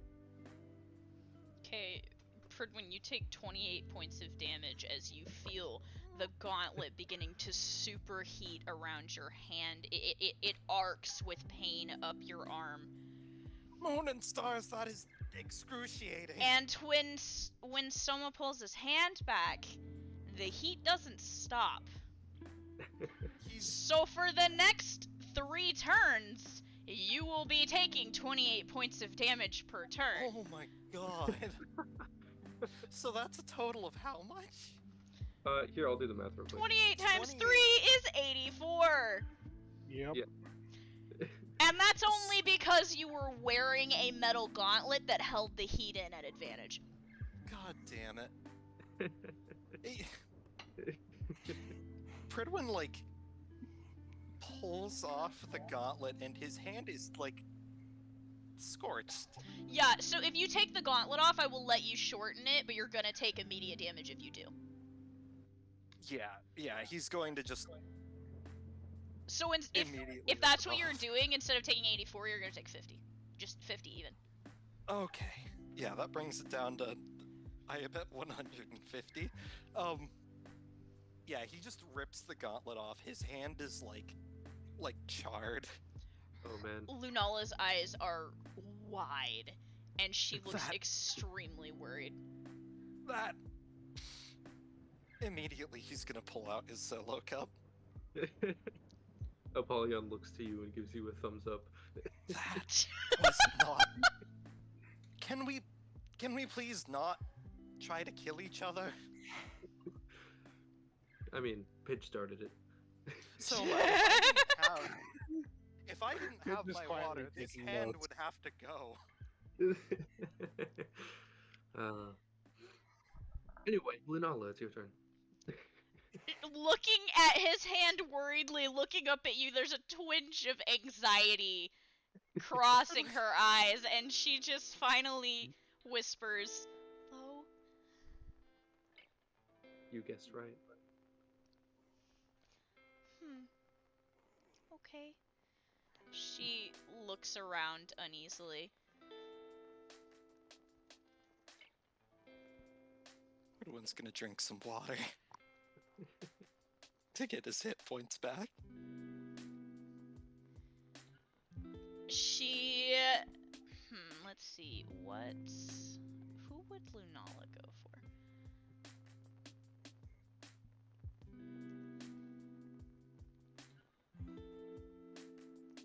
I think Lunala, looking around, is gonna look back at you, Pridwin, and whisper, "Truth or dare?" Truth.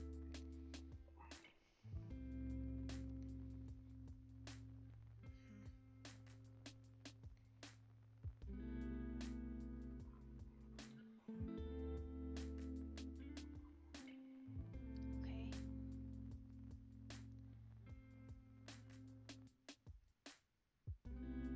When did you know? When did I know? She nods. She looks down at her hand for a minute.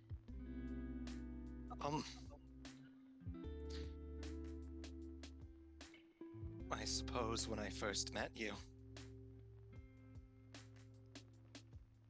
Minerva, squinting at you from the side, goes, "Oh, come on. Just That's drugs. such a cop-out answer." Minerva's saying to the side. You see her typing on her PDA. I am being honest. Pridwin goes to pick up his PDA, but his hand is still scorched.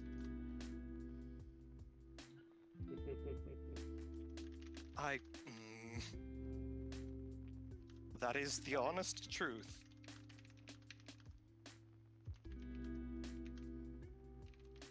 Okay, she says and nods.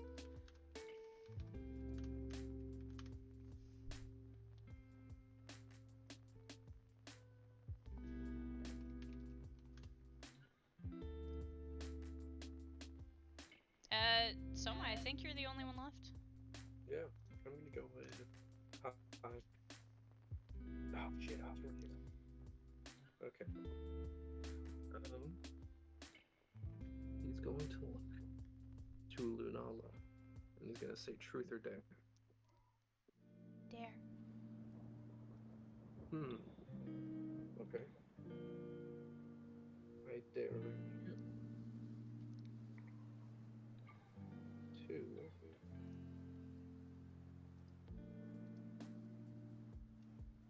to tell Pridwin how you feel. About what? Him. She glances down in thought for a moment, and then looks up at you, Pridwin. You get a real good look at the galaxies of her eyes and that scar stretching down her face again. The truth about how I feel about you is you're the best thing that ever happened to me. You've always protected me. Always. And you came to find me even when you knew you shouldn't have.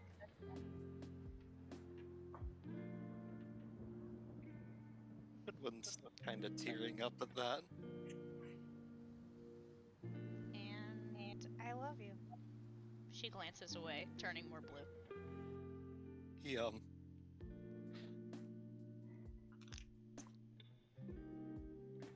smiles and says, I love you too. Minerva and Liam are both typing. He's just glaring at them.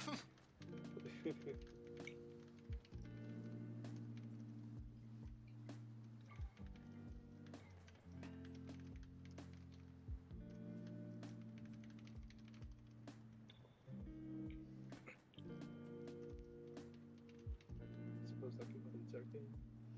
Yeah, Iger says it'll be a few minutes, but we're almost to the first location. If there's anything you guys need to do to get settled, do it now. I think I should probably fix this hand. Do any of you have just regular water? I have ice that can melt into water. If you could just, Pridwin holds out the solo cup. He's gonna try to create a few ice cubes.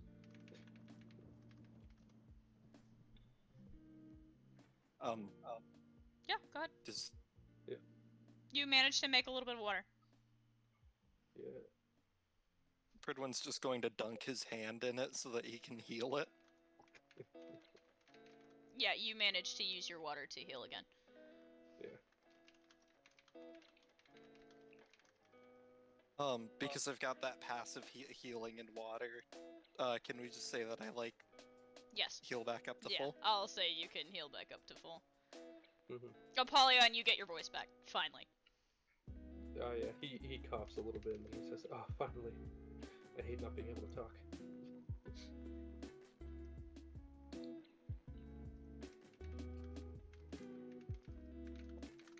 And someone just puts away his deck of cards and the rest there.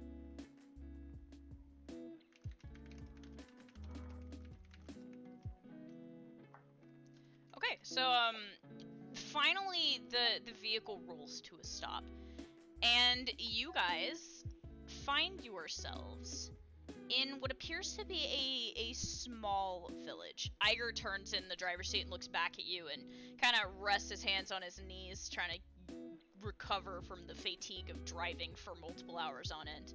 And he says, "All right, we made it to Harrisburg. So he gestures a little. I don't know too much about this place. I was just given the location. Something about I don't know. What did you guys have to do?" I believe one of them was regarding sirens? Yes. Who has the Shinigami listing notes? Someone does. Okay. Yeah. So it was, "They're not normal, I swear," and the sirens. So you're looking at the two, and the "they're not normal, I swear," the location is in fact Harrisburg. Mm-hmm. Okay. Yeah, he pulls it up and he says, "It's this one." Alright. Well, I'm gonna stay here and guard the vehicle. So if you need me, come find me. He gets all of his things together. He gestures at you guys and he says, "Don't die." And then he leans back and kind of takes his hat and like covers his face with it and sighs. We will do our best. Somehow not dying is my strong suit. Can't say the same for everyone listening. So you guys gather your things and step outside, and you find yourselves in what looks to be a small mountain village. Surrounding the village appear to be like paddocks with different types of livestock. Or rather, there should be different types of livestock, but these massive pens have like 1 or 2 animals per. There are blood stains in the fields.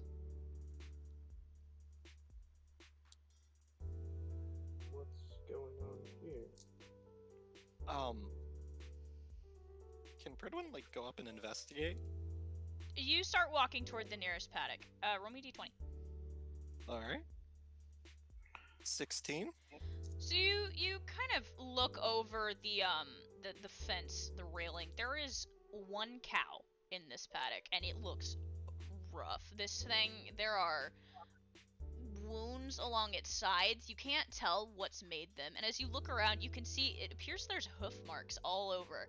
Can't tell if it's from the cow or not, but this ground has been trampled repeatedly, and there are numerous patches of blood where it looks like things have been attacked.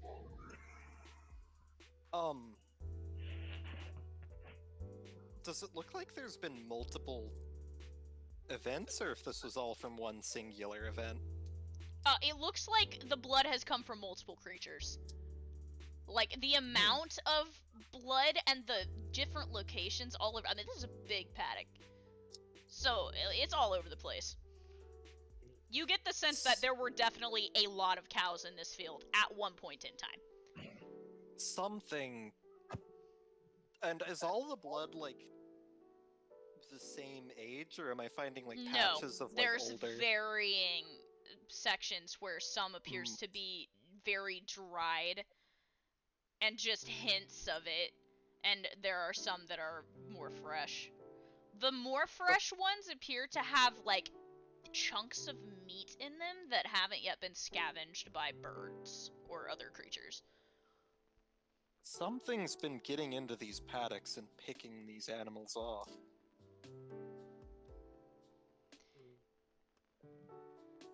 Katya is standing beside you, Pridwin, and she's frowning. Pidge is scanning the horizon as best she can, just seeing what all is around. Hold on. So, Pidge, you're looking around. You don't see anything really of interest. It appears there's a few people milling about, but like nobody's out on the street for the most part. There is one person you do notice as you're scanning who is cautiously emerging from a building, looking at all of you.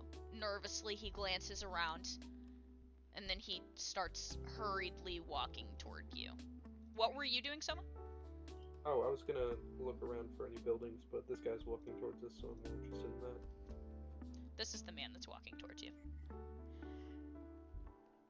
He looks tired. His appearance is frazzled. His hair is in a disarray. His clothes have been hastily pulled on. He's got his facial hair is very scraggly. Like, he has not taken time to maintenance himself in the least. And there are dark circles under his eyes. Hi, sir. We came about the mission. The what? The mission. He pulls up the note. You folks should be here. We were given the task. Yeah, that was probably my idiot brother. I told him not to call people in. Well, we're here now, and we're gonna be here for a few days, so we might as well help you out if we can. I noticed there's a lot of blood. Yeah, that's not even the half of it. That's just the cows. Right. Have any people gotten missing at all? He nods, hastily looking around. Right. So this is definitely much bigger than I thought. Anyone who can start first? Any information you can give us? They're not right. They're not right. I'm telling you. We tried to tell them. We tried to tell the local officers. We tried to tell them, and they wouldn't believe us. Okay. So slow down. What exactly are they? Are you sure you can handle it? I've handled a good amount of things. You can trust us. You're armed, right? We've hunted a great deal of monsters. We can handle it. Trust me, you've never seen anything like this. I swear. Pidge shoulders her 50 cal with a bit of a huff. Yeah, Soma turns his arm into a sword. Pridwin also kind of shifts. Like a wrist blade just shoots out of his wrist. We've seen many things that that most people have never seen before. He stops and he looks you guys up and down. You guys are from the academy then? Yes. Oh, I thought you guys were just more of those stupid kids. No. Stupid kids? Yeah, there was these kids running around like they were trying to do some kind of, what's the word? Started with a P.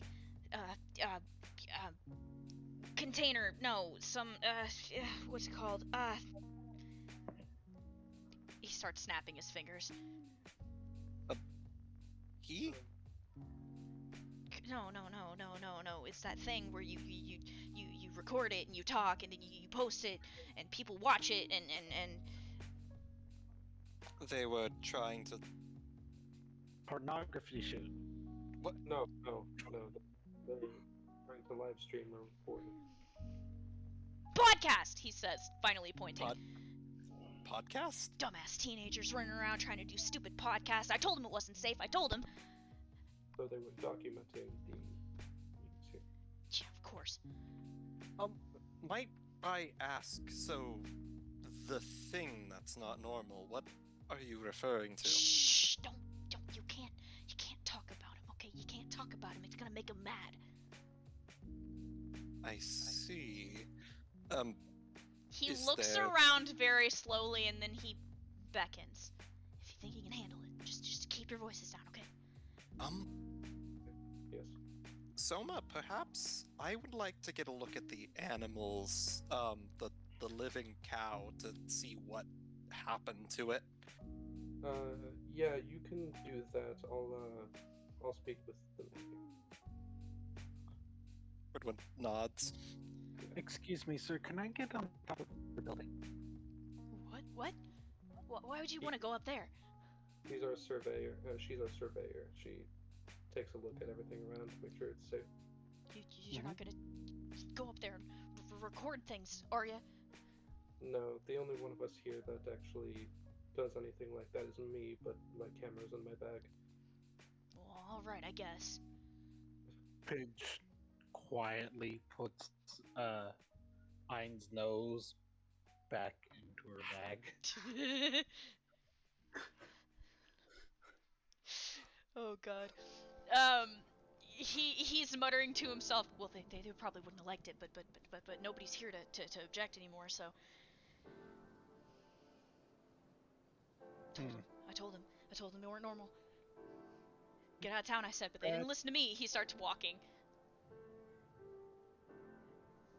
We should probably stay in groups.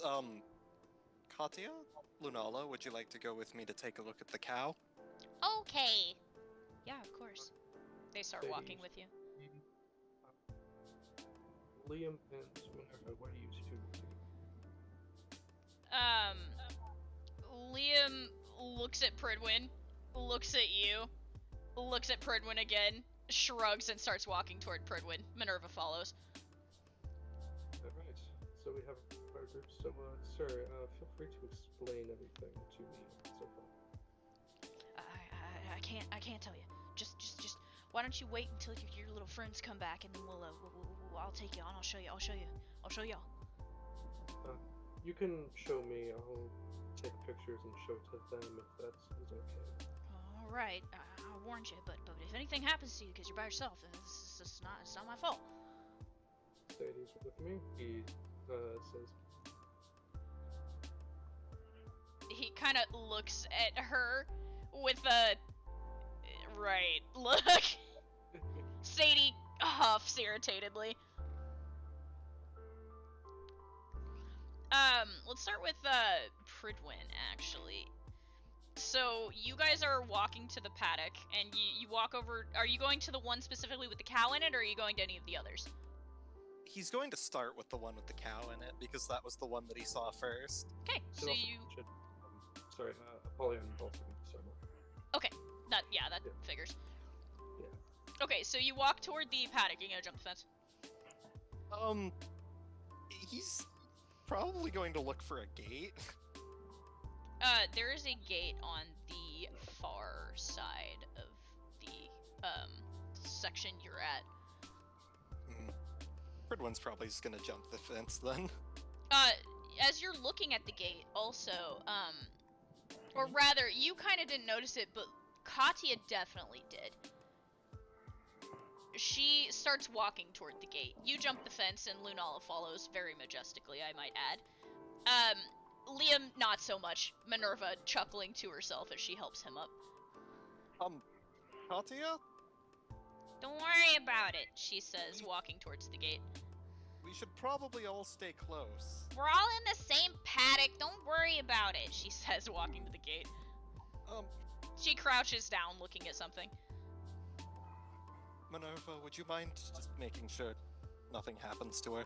Minerva's already walking toward Katya. She looks back at Yeah. you, just with a, I got it. Liam goes, Alright. why do we always have to be on Katya duty? And follows after Minerva. Well, at least you're not doing it alone. There is that. You and Lunala are standing by a cow. The cow, I'm assuming it's kind of freaked the fuck out, so he's going to try and, like, calm it before he, like, gets too close. Actually, the cow eagerly walks over to you, moos, and shoves its snout into your chest, almost knocking you over. Huh. He pats it on the head.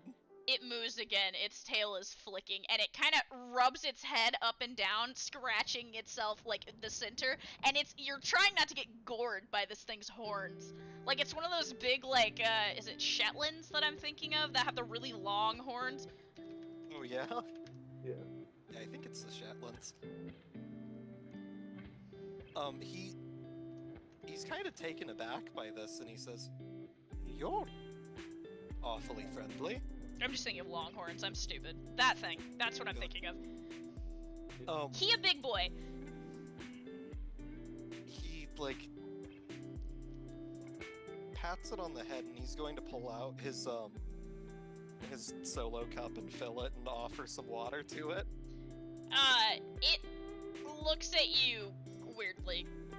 Nobody has ever offered this cow a cup of water before.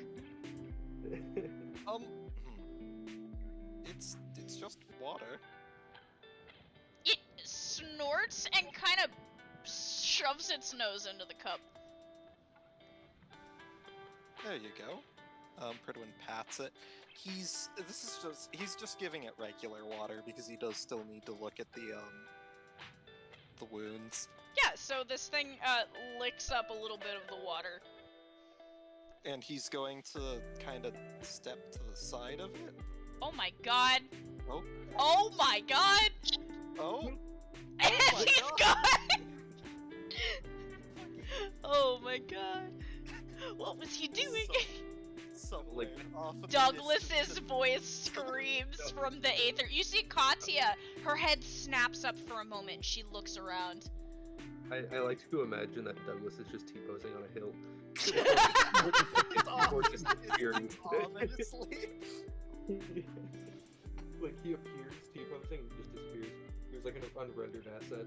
Oh my god. He's like T-posing sideways and then just vanishes. Jesus Christ. I could have swore there was another person here for a moment. Yeah, Katya, like, just like, looks around and then slowly goes back to what she was doing. So when Pridwin's- he's doing what he's doing, he just like, I could have sworn I felt someone else's face. Pridwin's going to examine the cow and, like, basically try to fix. So you said it was, like, pretty banged up, right? Roll me a d20. Let's see what you notice about this cow. Could I finagle advantage because I'm a medical professional? Yes, you can. Hooray! So that went from a 2 to a 19. Okay, so you start looking at this thing, and interestingly enough, it looks like it's been gouged with something sharp-ish. They're very strange wounds. It's not like somebody took a knife to this thing. but it's almost that bad. It seems there's, like, bite wounds, but it's not sharp teeth. The bites look flat. He's going to look at the cow's horns. The horns, one of them is cracked, missing the tip. It's bloody. The other one's kind of scuffed. He's going to kind of like walk back up to the cow's face, and he's going to basically like calming it, patting it with one hand, and he's going to try and lift the lips and examine the teeth. You lift the cow's lips. The teeth appear to be flat. Do they look similar to the bite marks? They look sort of similar, but this cow's teeth are kind of big, and whatever made these, it's not that big. For a moment I was... This thing's been stabbed and bitten by something small, but...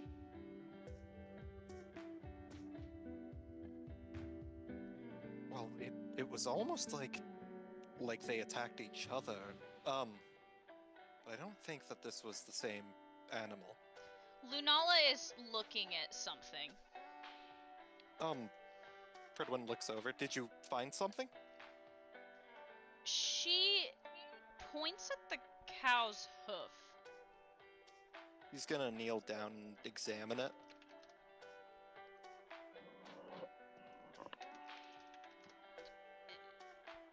You know how sometimes the front of their hoofs are sharp and the sides are flat, right? Mm-hmm. She looks up at the wounds on the cow's side. They pawed at each other. It looks very similar. So they did attack each other.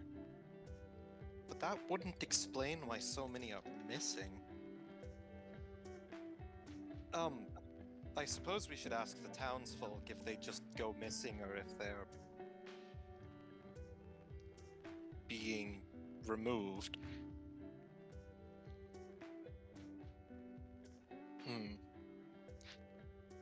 We should, Pridwin is going to fill the cup with healing water and offer it to the animal. The We should check the cow other- licks it, and you see some of the wounds on its sides begin to close. There we go. We should check the other animals, see if there's similar injuries. So you start walking. Pidge, you have managed to get up onto the building. What are you Okay. looking for? With the vantage point of up above, can I see any sort of tracks? Oh, yeah. You got tracks. You got hella tracks. What kind of tracks are you looking for? Because there's a lot. This is a ranch town. Almost everywhere you look, there are animal tracks. Oh boy. I'm going to look for anything that might be out of the pattern that I might see of cows and stuff. So there's all kinds of stuff here. You got cow tracks, goat tracks, horse tracks, sheep tracks, pigs. You got human feet, boots, bare feet, all kinds of stuff. You can see some, like, wildlife tracks, like, it looks like there have been some deer at one point, kind of matching. There's some dogs. Mm-hmm. It's just kind of, it's a very, like, well-traveled town. But as you're looking around, you do notice that, yet again, there's not a lot of people here. In fact, apart from Gideon and your group of people, you don't really see anyone else at the moment.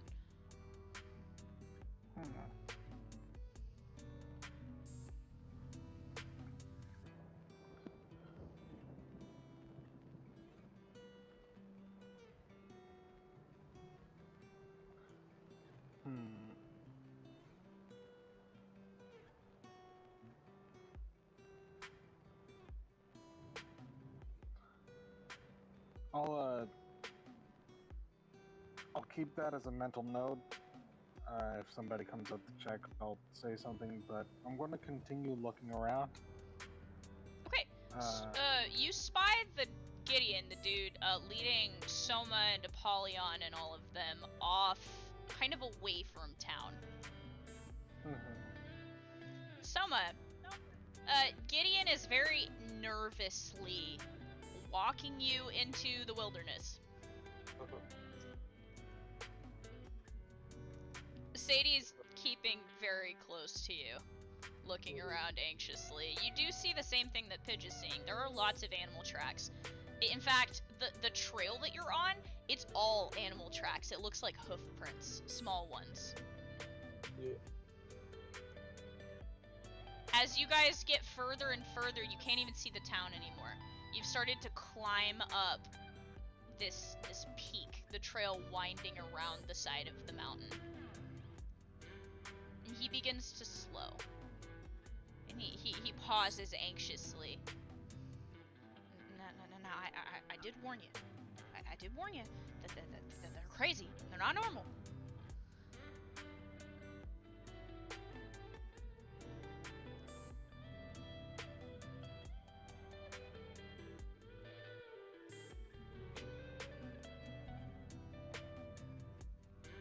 Sorry, I'm back. Welcome back. So what did I see last?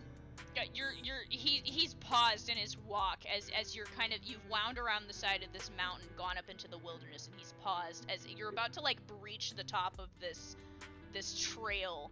It looks like you're about to, maybe peek into a valley. Someone's currently just like looking intent and making sure nothing's wrong. He seems hesitant to go over the top of this hill.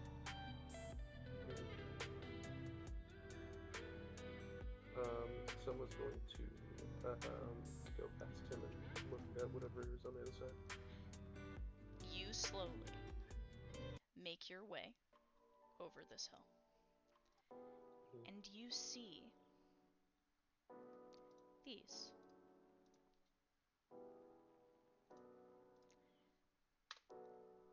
Hundreds of them grazing in a valley.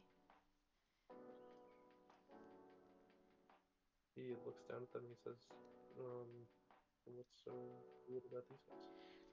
The guy is practically hiding behind you.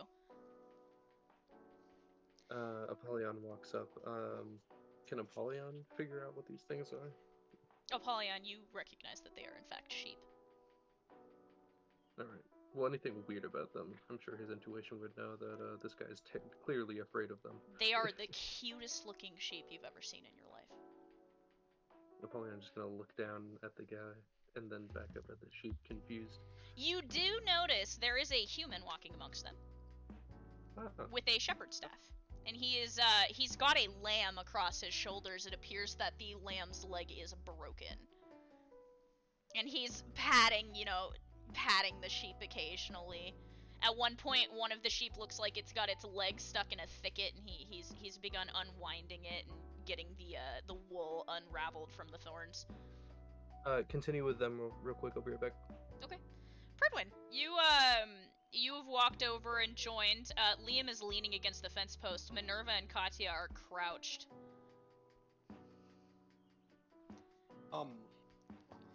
Pridwin steps up and examines it. So you look down to see what they're looking at. Katya is pointing at something and looking at Minerva. Minerva nods in agreement. Your shadow falls over them and they both look up at you. Oh, hi! Find anything? Well, I took a look at that cow, and it appears that they have sustained injuries from their own kind. That makes sense, Katya says, looking back at the fence. You follow her gaze. It appears that this gate has been busted open. And I'm talking like multiple times. Like, this thing is being held together by wiring, duct tape, and a prayer. A hasty fix. Does it appear that it's been busted open from the inside or outside? From the outside. And as you look, there is blood on this gate. Whatever busted it open looks like it might have injured itself in the process. So there's... Something's been forcing its way in here. And in the ensuing panic, the animals have harmed each other? I'm not so sure it was panic, Liam says, looking at the cow. I mean, look at this field, he says, gesturing. There must have been dozens of them in here. Katya's frowning again. Indeed. I'm sure that the things that broke in here probably attacked them, but... Well, it seems like they've stampeded in response. Katya crawls through the fence and starts looking at the ground on the other side. There is a section of, like, roadway in between this paddock and the next one, and she's looking at it. She presses her fingers into the dirt a little bit, brushing her fingers on something. Did you find something else? She points. You kind of lean over the gate and look, and it appears there are drag marks in the dirt. Trails of blood intermixed with the earth, leading away from town. So I believe that our creature has been breaking in and taking animals from the paddocks. Makes sense, Liam says.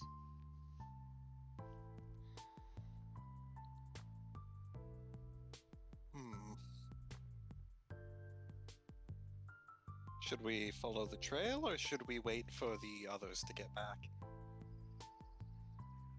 Who knows when that'll be? Liam starts walking along the trail, copping the fence. Minerva agilely follows. Redwin will follow also. He's going to pull out his notebook and write on it. Basically, he's going to write a letter for everyone else, explaining what they found and where they're going.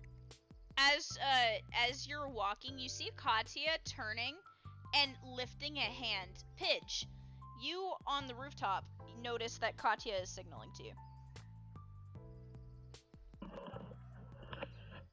Pidge tries to glint the scope of Eon, so that Katya notices it. Trying to use Eon's scope doesn't work, but you do find a piece of metal in your bag that is big enough for you to get a decent reflection off of. Katya, sees where you are, waves at you, and then points down the road they're walking toward. Pidge is going to scan that road. You see the same thing that they see. Drag marks. Lots of hoof prints. Clearly a well-traveled trail for whatever animals have made these. And their group appears to be walking away from the village in that direction. Going on with my group. I did suddenly disappear for a sec. So they're walking that way, and you are standing in a valley with a bunch of sheep. Sadie, who is standing beside you, is whispering, "Oh my god," and she's crouched down in front of one, and she has started petting it. The sheep looks up at her with these big, dark eyes, and bleats happily, and presses its face into her hand, and she's on the ground petting this thing. Soma looks to the guy and he says, "So, what exactly about them is not normal?" The second the sheep bleats, he jumps and scurries behind the closest tree. Yeah, I'm still trying to figure something out. Gideon, why sheep? They're not normal. He bites at his knuckle and is shaking, staring at them. Alright. Soma walks up to some of the sheep, and he's just gonna try to like get a good look at them, try to see if there's anything not sheep-like about these sheep. So you're looking at these sheep. Lots of wool. The ones that you are looking at right now, they're big, floofy, gorgeous-looking things. They're bleeding. You see a couple lambs running by you, frolicking. One of them face plants, gets back up, keeps going. Sadie is like living her best life. Apollyon's walking through the sheep. They look like sheep. Soma's going to take a picture of them with his PDA and send it to their group chat for the team currently. He's just going to make a group chat, and then he's going to send the picture and say, not normal, question mark. So, it's about this time as you're getting this, Pridwin, that ahead of you, Liam and Minerva have stopped. Pridwin's going to stop also. He responds to the message with any hurt or missing, question mark. As you look up from your PDA, Liam and Minerva are standing at the edge of a valley. It seems that you guys have come upon the same valley that Soma's group has from a different angle.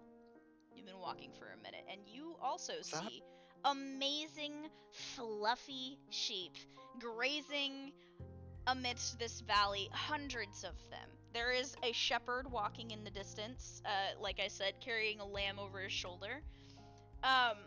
Instantly, Lunala's face lights up. Is extremely unusual. Soma texts back to the group chat and he says, not that I can see, but apparently Gideon's terrified of them. Pridwin's going to take a picture of what of the valley and the sheep and message saying, we're here also. Have any prospect there? Wait, what did you say? Oh, I asked if there's any more findings. He's going to respond, where are you? I'll explain when we get there. He's gonna just start, I'm just gonna send my location. I'm sure I can do that. Yeah. Well, judging by the trajectory of the photos that you two have sent, you guys can figure out what part of the valley you're in based on the surroundings. Pidge, you have noticed that both groups have kind of walked around this mountain peak from separate sides, and you cannot see them any longer. What would you like to do? First, every time the sheep show up, Pidge just does an aw, and then wedge 3, wedge 3, wedge 3, wedge 3.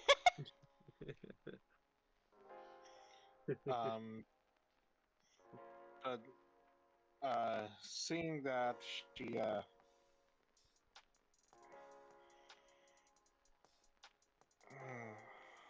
she's trying to think of ways to strategize in case of an attack, and so she's going to find paths that might be taken and start laying out little bombs or SIRS in the way. Okay. So you're trying to effectively booby trap this town. Yep. Okay. You once again notice there's not a lot of there's nobody. There's nobody in this village. Rigging an entire village to explode. Yeah. She does take a picture. Well, she doesn't take a picture. She just messages to the group. Met anyone besides Gideon? Soma looks up at Gideon and says, yeah, why is this town so empty? I told you, people just kind of disappear. Like my brother. I tried to warn him. I told him they weren't normal. I told him. Okay, the only people that are still here are the shepherds. They're not normal either. I'm gonna need an explanation here. So what exactly about these sheep and the shepherds are not normal? They're crazy. They're crazy. They're crazy. They'll attack you. They'll eat you. I swear to God. Is Pridwin here with us at this point? Yeah. So your groups have started to converge. Pridwin, you and the rest of them look up and you see that Soma's trying to have a conversation with with a very frantic-looking Gideon. Sadie's on the ground in a huddle of sheep, petting and feeding them. Hello? Yeah, you guys are together. So, this is concerning. Well, apparently these sheep are the not normal ones. Did you find anything on your search? Well, I checked the animals. The paddocks are basically empty. There's very few animals left, and they're all wounded severely. It appears from stampeding. The paddocks have also been broken into. Right. Pridwin's looking at the sheep with this kind of concerned look. Considering the state of the other animals, this is definitely not normal. Well, the animals were attacked, right? Did you find any marks or anything? As I said, the cow that I examined was mostly, well, the injuries appeared to have come from other cows.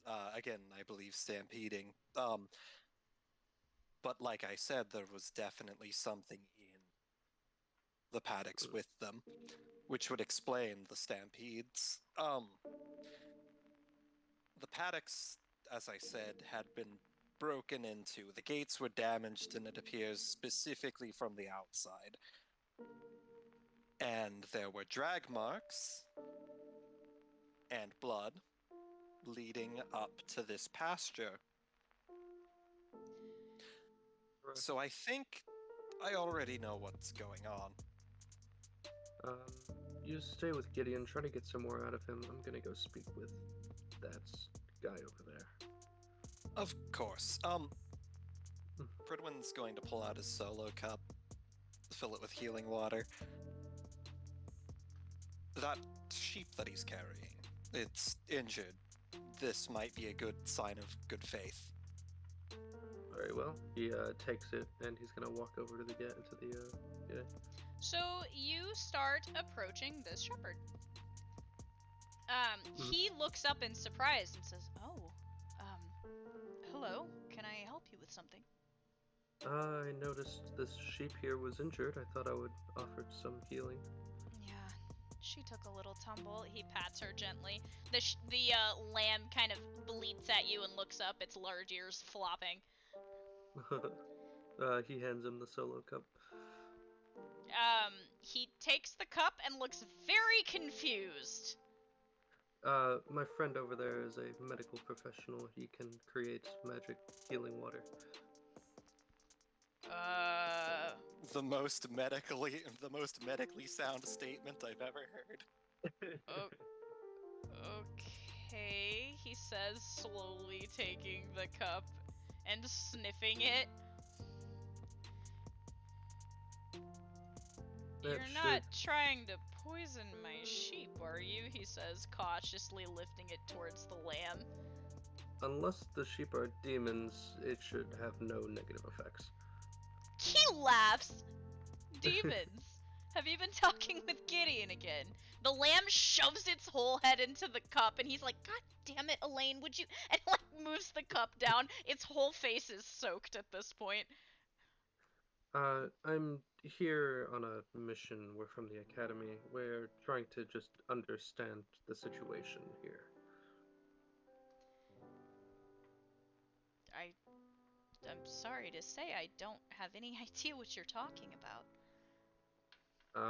Many animals and I guess people have been going missing in this town lately, including the one who sent the mission to the academy. Well, I'm unaware of any problems or any calls for help. I wouldn't know why. Gideon's a little... He cautiously puts his hands together. Special. He's a little on the nutty side, but it's nothing I'm not used to dealing with. I Um, think sometimes he forgets things. Like that most of the village is currently out of town. They took a good portion of the animals down the mountain. right. That is very insightful. Do you have any idea why they left? Well, of course. See, usually this time of year, when in the spring they start to have babies and stuff, we like to keep a good portion of the animals in a lower altitude. It kind of helps with the process. Right. So the village takes them, down, and they come back during the latter parts of the years. Okay, so thank you for your explanation. What about the trails of blood that have led into this valley? Trails According- of blood. My partner over there, the one who offered the healing water, he noticed that there were trails of animal blood leading into this direction. Oh, I wouldn't know anything about that. I've been walking the sheep for a couple weeks now along these peaks here. We kind of go up and down and I just sleep with them. He pats his bag. Pretty used to camping out in the wild. Everyone I head over trade there. off on occasion with a couple of the other shepherds, but it's been a minute since I've seen anyone. Alright.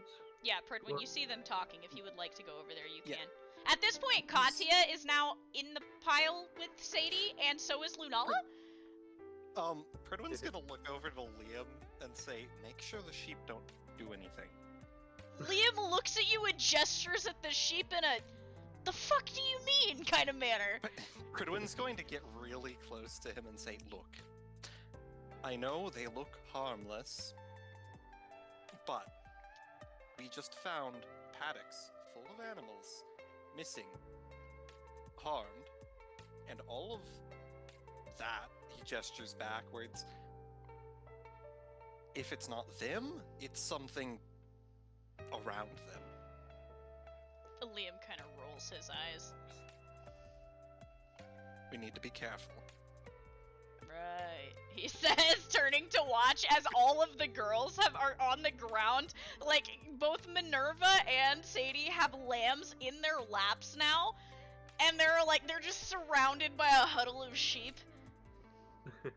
Everyone's going to head over to the shepherd and Soma. Mm-hmm. So, have you seen anything unusual in the past few weeks? Anything at all? Go ahead. I mean, not particularly. Elaine took a tumble a couple of days ago and broke her leg. He pats the lamb, who is already looking better, mind you, now that she has shoved her face in a bucket full of water. I like I said, I haven't seen any of the other shepherds, which is a little strange, but that's really about it. I just keep my sheep to myself, you know. Yes, do you happen to know thank you for your help. You've been great at providing insight. Gideon isn't one to give details. Pridwin's going to wave at them as he steps up. Pridwin, yes, this is my partner. Hello. Is your lamb doing all right?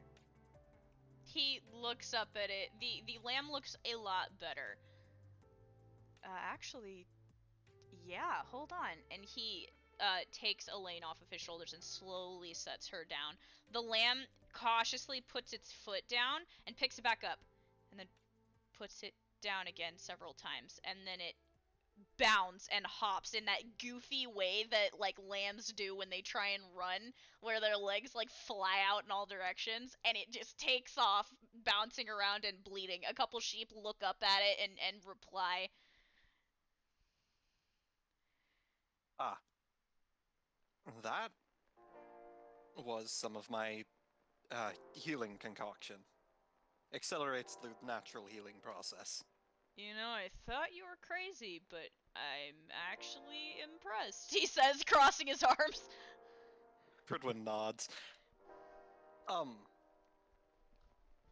My friend, have you already asked him some questions? Soma? Oh, yes. I asked him if anything unusual has been going on around here lately, and I also was curious about the trails of blood leading here, as well as the missing folk. Apparently, he doesn't really seem to know much. However, the other shepherds seem to be missing. Um, might I ask, sir? I'm sorry. What is your name? You're gonna laugh, he says. I've heard many weird names, including my own, and my friend over there, pointing to Apollyon. My name is Shepherd. Shepherd. Shepherd. Well, it's a pleasure to meet you, Shepherd. Well, a stranger. I am get any Commander Shepard, wool? and this is my favorite valley on the mountain. Um, Shepherd, may I ask, do you get many wolves out here? It's nothing I can't handle, he says, and he takes his, he's got that shepherd staff and he kind of taps it in his hand. Several sheep look up at him as he does, cautiously, and then go back to eating. Yes, I'm sure my friend already informed you, but we noticed, blood and drag marks, and a couple of the animals from the paddock were wounded, and I'm beginning to become concerned that there may be some, well, wolves headed up your way. Well, they'd better hope they don't run into me. Any one of them tries to touch my sheep, they're gonna regret it. We will Yes. try to make sure no harm comes to this town as long as we're here. So, if you require any assistance at all, please do let us know. And- Alright. You said that some of your fellow shepherds were missing. Might I ask where you last saw them? Well, we kind of take shifts where, I go out a week and then we've walked the peaks and so we make a full circuit and then I trade out. They go a week, it's like 1 or 2 people per. Well, I'm just now getting back into town and the only person I've seen is Gideon and I wouldn't trust my sheep with that guy. You look over, Gideon is like standing off at the very edge. There's a lamb that comes up and is sniffing at him, and he's like, ah! And jumps and moves away. And he runs into another sheep, and he's like, ah! And he takes off running in the opposite direction. Yes, he seems, a bit... Pridwin kind of taps his head. Yeah, sorry about him, Shepard says. It's quite alright. Usually his brother keeps him in line, but I think that Horace went down with the others. I see. Might I ask what direction that might be? We are a bit worried, again, with the possibility of wolves moving into town. He blinks and then just points down the mountain. Pridwin nods and says, if it's alright with you, we would like to investigate down there, and perhaps around the perimeter of your sheep just to make sure. Well, it's gonna be a long walk, he says, rubbing the back of his neck. When I said they'd take him down the mountain, I mean like way down. Like I said, altitude, babies. It's kind of rough. Wait.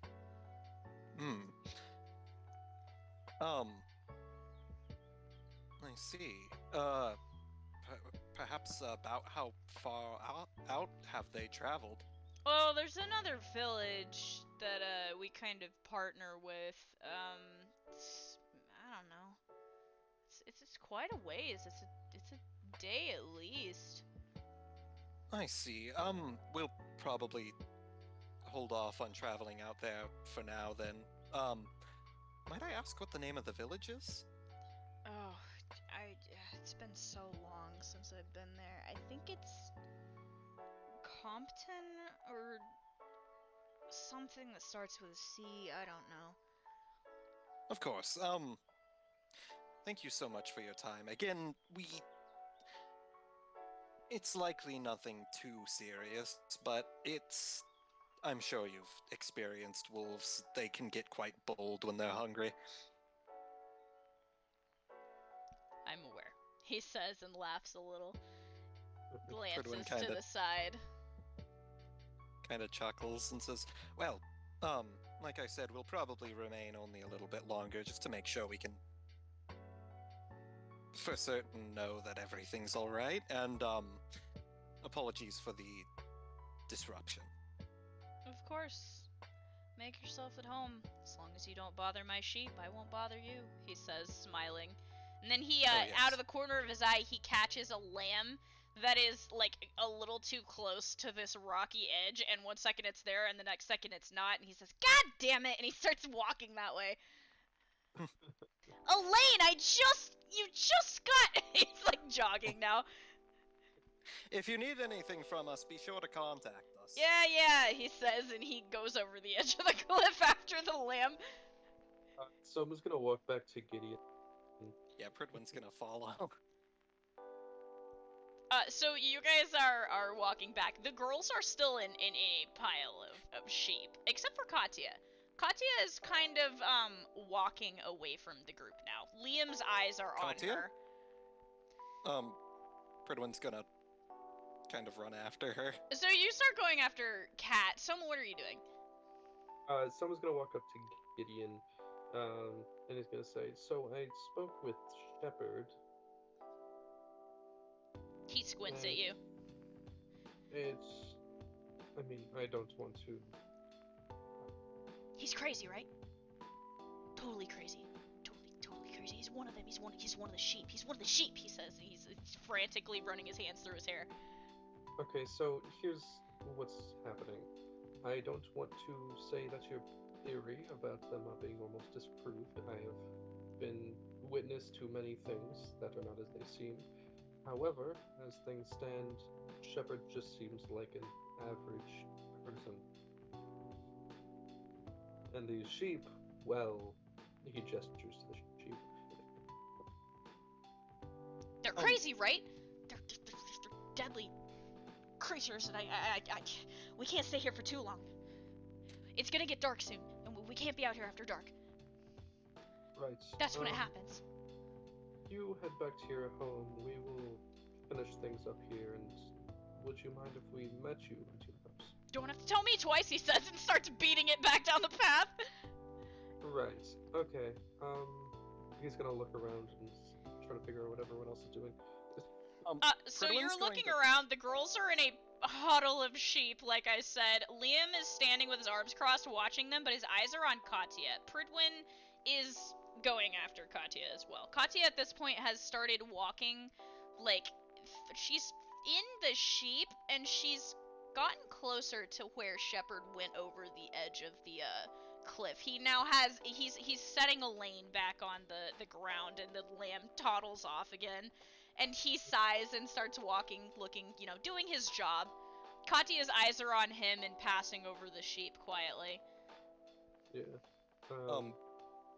Pridwin's going to message Iger as he's walking up to Katya, and he's going to say, is there, specifically messaging asking, is there any town about a day's travel down the mountain from here?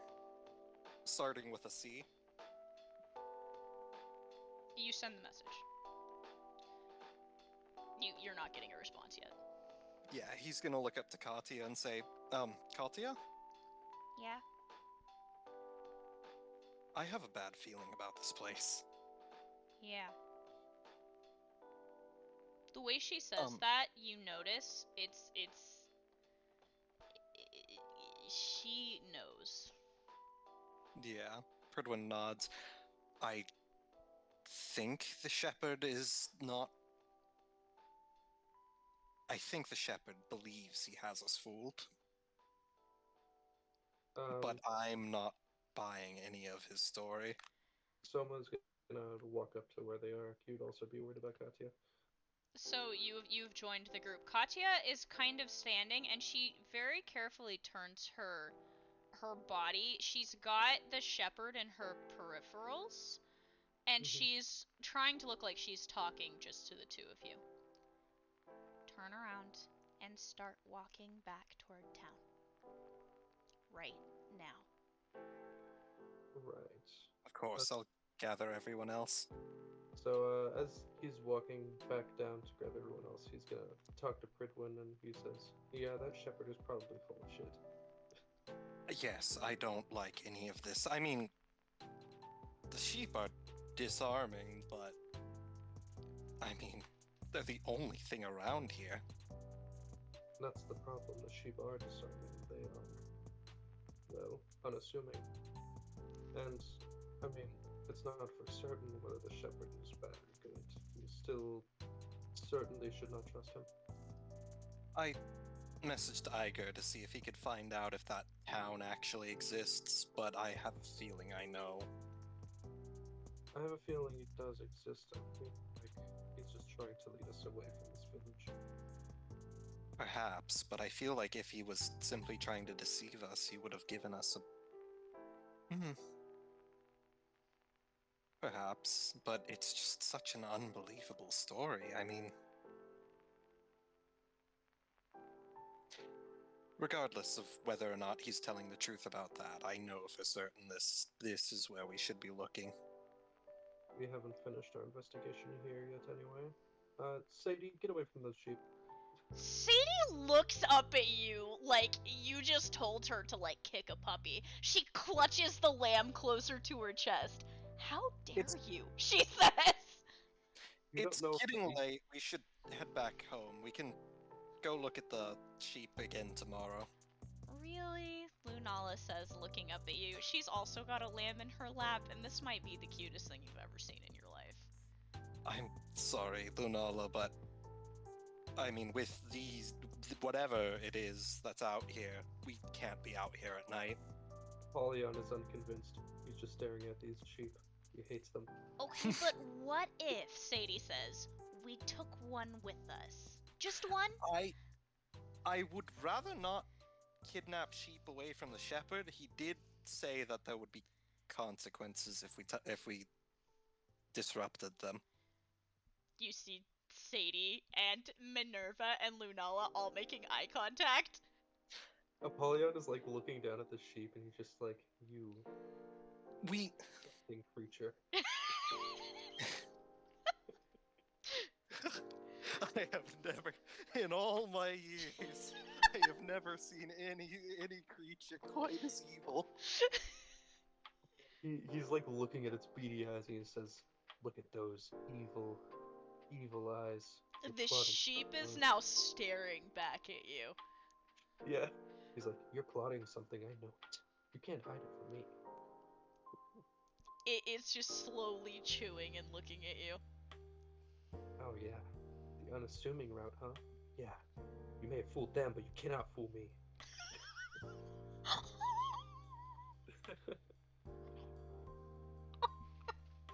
Sorry. So yeah, the girls are all whispering to each other, and Sadie finally looks up and says, alright, we're coming. Go back to the village, I guess. Pridwin's gonna scrutinize the shit out of all of them to make sure they don't try to take a sheep. They have huddled together. Like, Apollyon is just doing the hand motion that he's watching them. Can I like roll to detect lamb? Detect sheep. Sure. Roll me a d20. Soma is also going to detect lamb. Alright, 18? You don't notice anything. The three of them are just kind of walking together. Please, please don't try to take any of the sheep. I really don't want that. Lunala shrugs innocently. Your group has started to walk back to the village. Katya's kind of at the edge of the group, and she's walking backwards. Katya? Apollyon is also walking backwards. Walk, she says very slowly to you. Alright. You notice something, Pridwin. Actually, roll me a d20 as you're looking at her. 17? Katya and the shepherd are making eye contact. And Apollyon is walking backwards, keep making eye contact with the sheep. He's on to us, isn't he? Yep. I'm onto those sheep. Those fucking creatures. This isn't going to end well. You notice something else with that roll. Most of the sheep around are grazing, you know, being sheep. But where the shepherd is standing, there's a group of them, and all of the sheep are staring at you. There's maybe a dozen or so of them, and they're all just watching you. I'm beginning to think that the sheep might not be the problem here. Those sheep are evil, I'm telling you. Those are some fucked up sheep. As you guys keep walking, more sheep raise their heads and start looking at you. Okay, we need to get out of here. Those are some fucked up sheep. Abaddon, you agree with me, don't you? These are some fucked up sheep.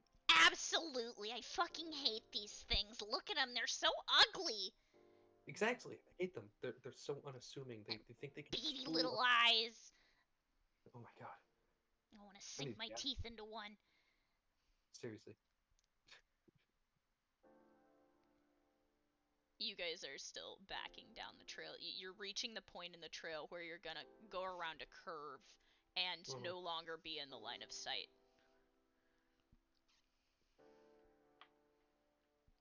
All right.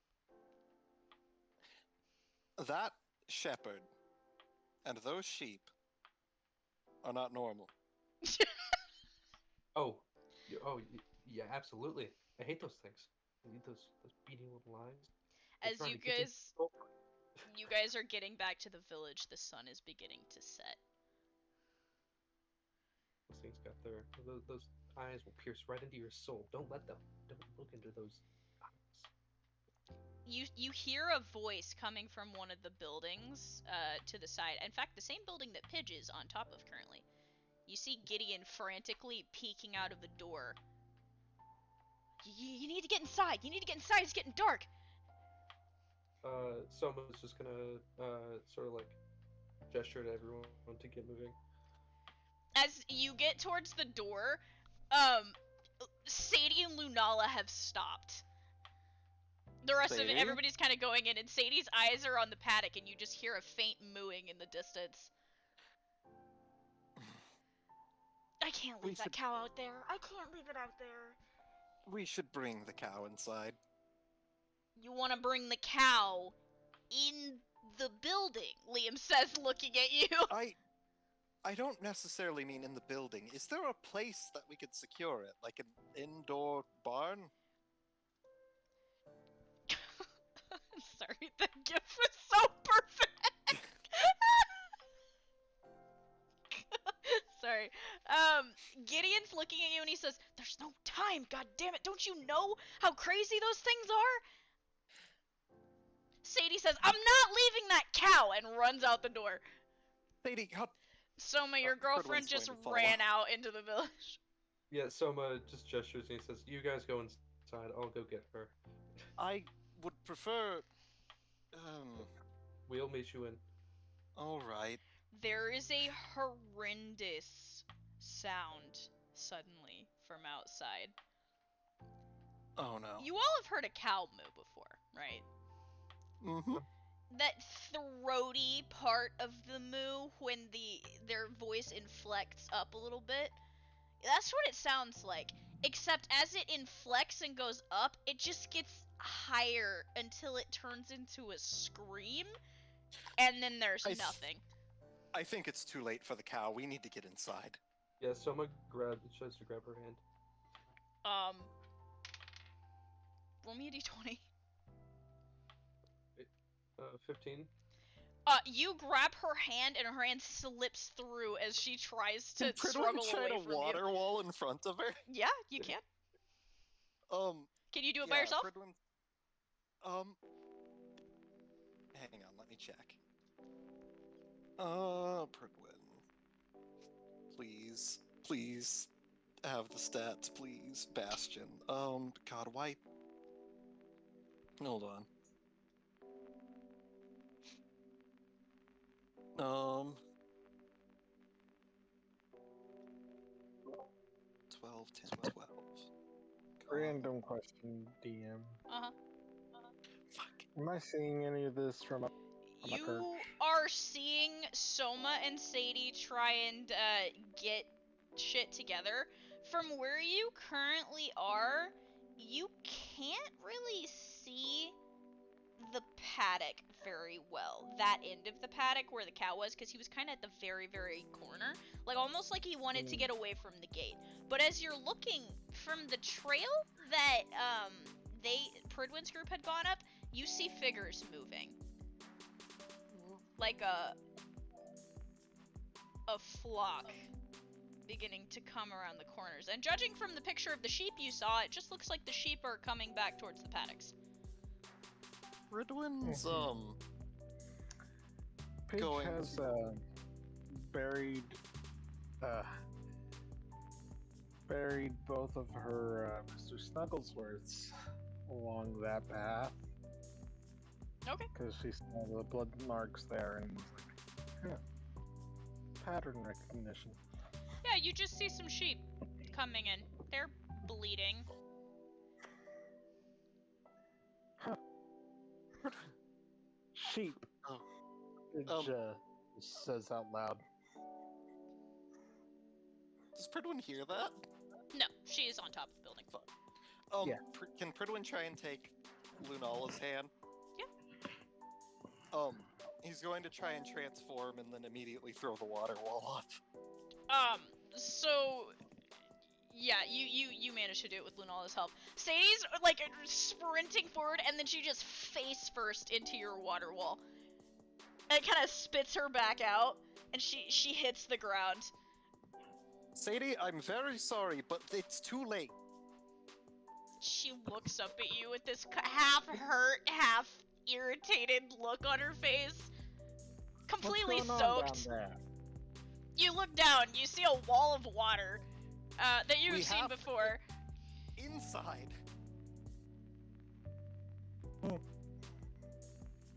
Do we need to let all those sheep in? Does Pridwin hear that? Yeah, you do. No! They're not normal! They're not normal. Gideon goes, someone believes me. He starts crying. As in, blow them up, not normal, or... As in, they are the thing that's killing everyone. Apollyon yells blow up. Apollyon yells up and he says, kill them, please, they're so evil, I hate Pidge, they're just Okay. sheep. It just looks like normal sheep to you walking down the road. If we can get everyone inside, don't do it yet. But if it looks like they might get to us... I mean, my bombs are right there on top. They're standing right on top of my bombs right now. It's a yes or no question. Sadie. Sadie has begrudgingly risen and is going back inside the building. Save them for an emergency.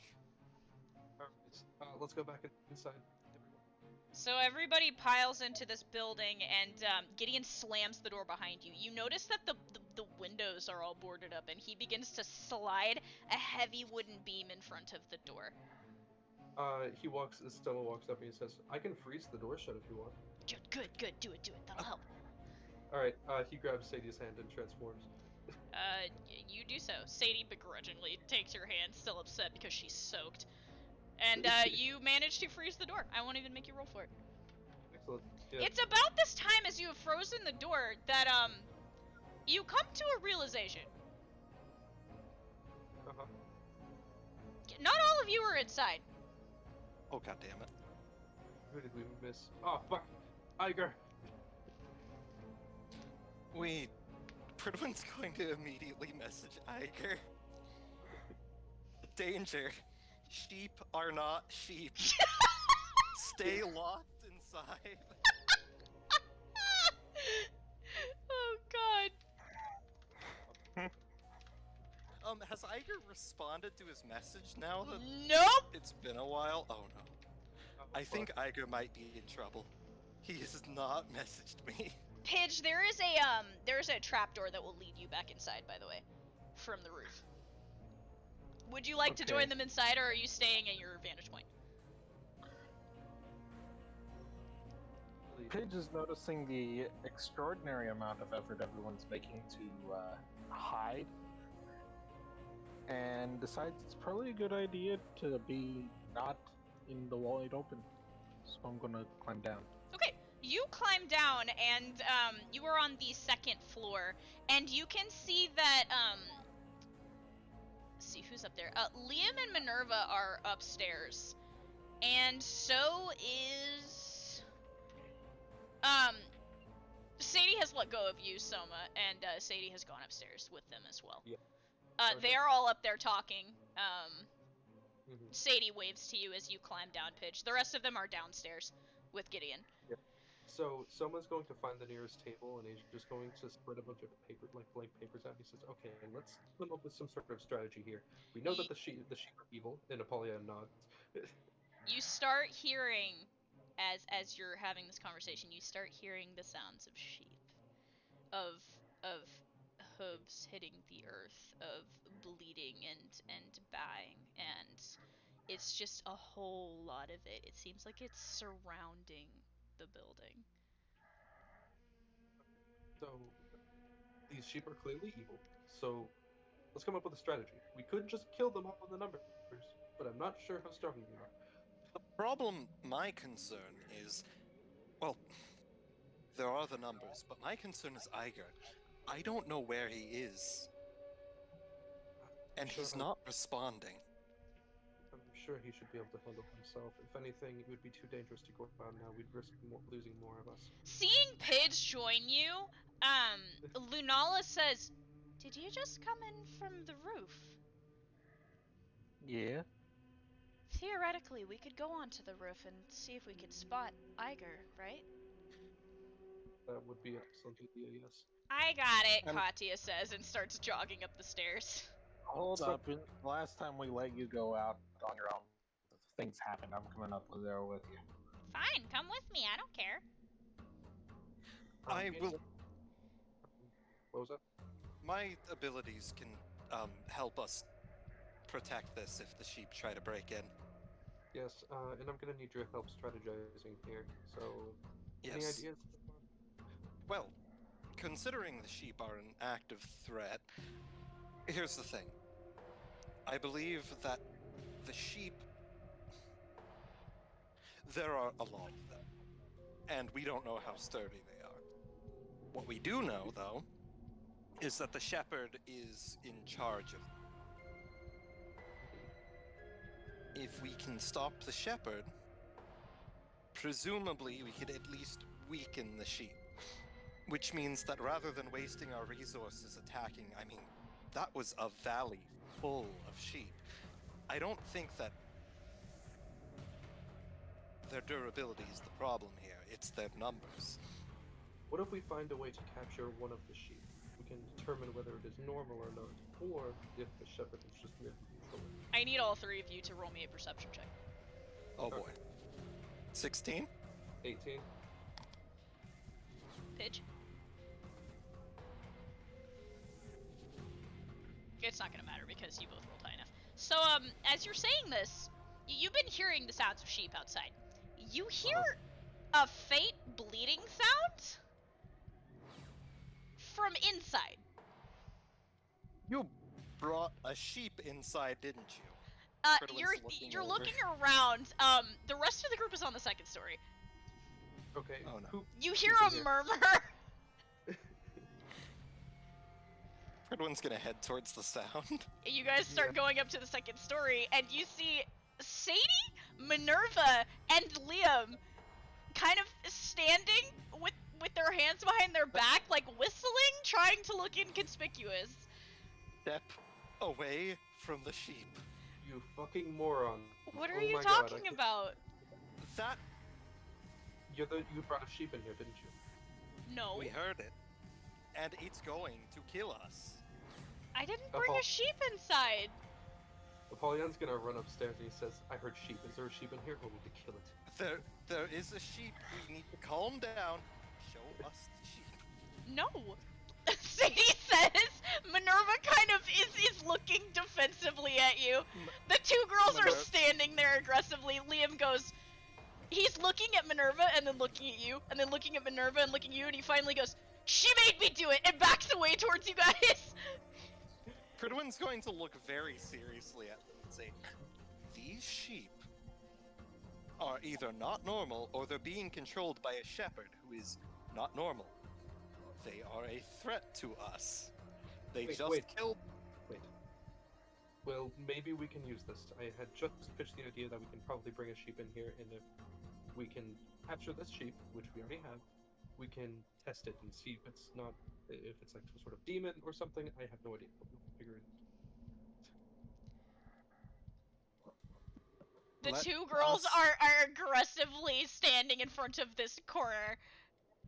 Let us examine the sheep. No! We won't. We're not going to hurt Why? it. Just examine it.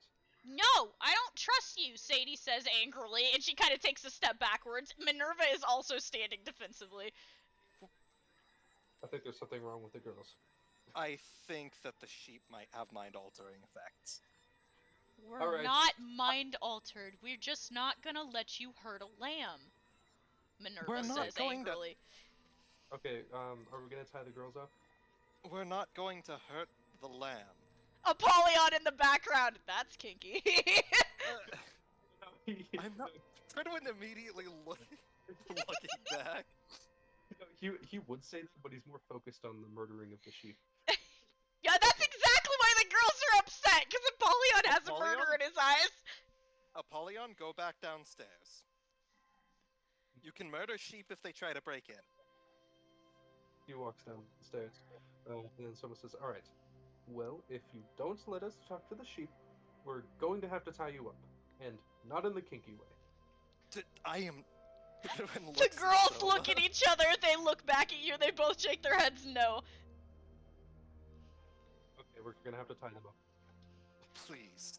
You see Minerva's arm flashes into her blade form, and she glares at you. Pridwin's going to give Minerva a very serious look. No harm will come to the sheep. If it is not attacking us, then it's fine. You We better need not to be look lying at it. to me, she says. Minerva, Don't look at believe me, if it is not a monster, there will be no harm that comes to it. She sighs and slowly starts to walk towards you. Sadie says, Minerva! And Minerva says, I trust Pridwin, alright? She You're up, walks over and stands beside you. all right. Sheep. Sadie looks anxious, and she kind of Sadie, turns and picks something up and turns back around. If you We're want just to going hit to it, you've got to hit me, she says, and she has a tiny lamb in her arms. we are going to examine it. We are not going to harm it whatsoever. I'm going to probably attempt to administer holy water. But if it is a normal lamb, nothing will happen. The lamb is resting in her arms, and its ears flop a little bit, and she says, okay. Pridwin's going to pull out the solo cup and produce holy water. You do something. He is going to step up to the lamb, and he's going to offer the water to it. The lamb sniffs it. And then it looks at you. He's going to try and get it to drink. It doesn't want to at first, but after some pestering, it sticks its nose in the cup and drinks. Alright, at least we know that it isn't some unholy creature. I told Which you, one? Sadie says, stroking it between its ears. As I said, I'm pretty certain that the thing affecting these sheep is the shepherd. Katya, walking up the stairs, looks at you guys and goes, what are you doing? We're examining a sheep because they brought one in despite us telling them not to. She leans around you, looks at the sheep, and goes, oh yeah, that's not one of them. And then turns and starts walking for the ladder that leads up to the roof. What do you mean? Katya, that's not one of them? Katya, could you please explain? Huh? She stops, like mid-step. What do So you mean? how do you are their souls different? Yeah. How so? They just are? Can you Um, describe? Well, The ones that are scary are all red. Okay. Evil So souls. Fantastic. Okay, She so nods. we can kill them. We can kill the evil soul. not that one though. Pridwin points at the lamb. Sadie Actually, but- clutching it close to her chest. That Sadie- lamb is okay. Sadie, you can keep the sheep, Sadie. We're gonna kill the evil sheep. Okay. She's very content with this. All right. You're gonna have We to leave sh- the sheep because I'm gonna need you to leave. But She sighs and sets it down. The lamb just curls up on the floor. Minerva and Liam can be on sheep duty. Why do I always have to be on duty? He says angrily. That is our job. We're always on duty. What do you mean? He says. Pidge just goes, he said, "Duty." Oh my God. God damn. So maybe we can jump through the roof and sort of bomb them. No, we should probably maintain our height advantage. Again, there's swarms of them. Well, I'm sort of a hand-to-hand combat kind of weapon. I mean, I can flamethrower. I can do a flame. That is a thing I Look, can do. we need to find Iger. We can sort everything else out once we've figured out how to rescue him. Right. Someone's gonna start walking up the ladder. I'm glad to hear this. Yeah, Katya has already made her way, like, up onto the roof, and you get up there and join her. Katya is crouched at the edge of the roof, looking around. Pridwin Oh. follows. Pidge had already gone up there. Yeah, Did so we- all of you are crouched on the roof. It is dark now. Pidge, would you mind if I took a look through your scope real quick? I mean, sure, if you can handle it. I can look through the glass, I'm pretty sure. And when he does this, he's gonna look around for Tiger. Okay, quick pause. Are you taking Eon in your hands? No, I'm going to be like guiding Pidge's hands because he's not gonna try to grapple with him. Just want to make sure. Yeah. So you are looking around. The entire town is filled with sheep. They are everywhere. My roll to find the tiger in the car is a 19? 19. Okay, Yeah. he is dead asleep. In the same Oh. spot where you left him. Is he in the car? Driver's seat. He puts down the scope and he says, "Okay, so he is dead asleep in the car. He has no idea any of this is happening." Oh, damn it. Are the windows rolled up at least? Yes. Were they? Yes. Okay. The windows are rolled up. He's completely safe, and it is an He- armored vehicle. I'm pretty sure. So He might be for now, as long as none of them find him. I mean, the whole vehicle is surrounded by sheep, just like everything else, but that's about it. As yeah, long as they don't perceive him as a threat, I think we'll be fine. and I'm pretty sure sheep can't break steel. So I think we should be good. There are. So, Katya, you said that all of these sheep, all of them that are in the town are evil, right? She shakes her head no. Her eyes are scanning. Which ones are evil?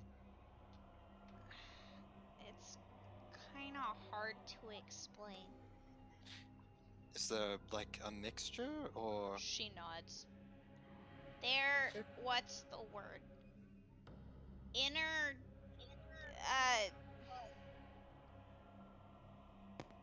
perch. intermingling? That she says. Excuse me. I see. Well, I suppose that makes sense. Sheep follow the flock. Which means the ones that are actually real and the ones that are not are together. Okay, so they're disguising themselves. She nods. How about this, Katya? How are you feeling? What do you mean? Like physically, are you feeling alright? Yeah, why? If we do end up getting into combat with them, maybe you can wield me and use me to slash the evil ones. You, she says, squinting. I'm not very good with you. You- I mean, Katya, I. I had an idea. Okay. Sheep are very fluffy Yeah. until they're wet. Okay. What if you used me to mark the sheep that are evil? Um. Okay. Oh god. That Oh, way. the luck. Oh no. It's about this Oh, time. Soma, you hear something. oh no. There is a rumble in the distance. Yes. Of thunder. Ah. It appears Is a there a fucking storm is coming? beginning to roll in over the mountaintops. Oh no. As he hears this, he's going to look to everyone and he's going to say, I'm going to need you all to get away from me. Soma, I think you should head inside and That would be worse. Now, Soma, please, back inside. I think you should head inside and go to sleep. Probably cover your ears. Literally, please, I'm going to ask you all to go back inside. Why? What's Soma. wrong with you? Katya says, looking very confused. Just please listen to me. Soma, what are you doing? I'll let DM take over from here. So as you're having this conversation, you hear another sound from somewhere below you. You hear a voice calling out, Gideon. There is a slow thud on wood.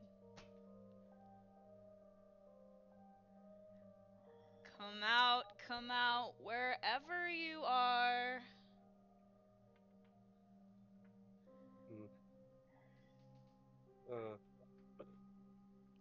I want to say about at this point, Soma's thirst is probably setting in. He's Soma, you haven't seen the lightning yet. You're just hearing the Yeah. thunder. So it's not quite that bad yet. Quite that bad. Soma? Okay. Okay, so he's just hearing it. And just says, so we have company. I'm well aware, which is why I don't want you going out there in your state and doing something stupid. It would be more stupid of you guys to be near me. Soma, Alright, You're not Katya going- says it, she just goes back inside. Soma, See, she agrees with me. Now, You- okay, listen, even if I was inside and even if I plugged my ears, that is still lightning and it's kind of hard to block out. Okay, Soma. I don't know what's going on here, but I'm just letting you know that I am severely crippled once I enter that building again. Goodbye. Promise She me, climbs down. Soma. Promise me you aren't going to get yourself or anyone else killed. That's not usually the plan here, but I'm just warning you, due to certain reasons, staying away from me is in your best interest. Soma, I understand, but you don't do anything stupid. I know that's difficult for you, but I need you to promise me. I will try to promise you, however, whatever happens next in the future, don't blame me. And he's gonna just walk over and look over the edge where he's the voice coming from. Everyone's You going to hear head the inside. voice again. You have something that belongs to me. More thudding on the wood. The sheep are getting louder. He's gonna look at who it is, if he can. You can't tell from where you are. You just see sheep. Can I recognize the voice? Yeah, it's Shepherd. Alright.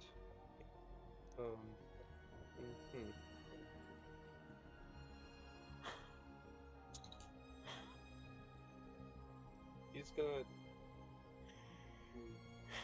text the group and tell them that yeah, we should not have grabbed the sheep.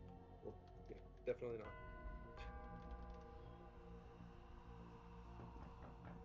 We can hear. I think I already know who this is, but we can hear them talking from inside, right? Oh yeah, this voice is ringing melodically. As you go back inside, you can see Gideon is in the corner of the second story of the room, and he's just in a ball with his head in his hands, his fingers curled into his hair. Everyone's going to message Soma back and say, "You don't say."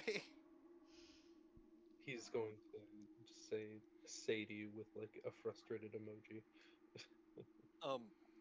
Everyone's gonna go over and try and comfort Gideon.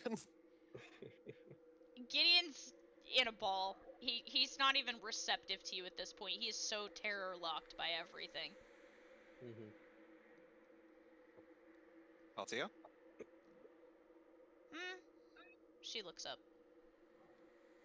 I have a feeling that things are about to reach a crescendo. And you're the only one who can differentiate those souls, so would you like to wield me? Shouldn't you, like, do that with your girl? She says, gesturing to Lunala. Lunala is anxiously standing by one of the boarded up windows. There's a little bit of a crack and she's looking out of it.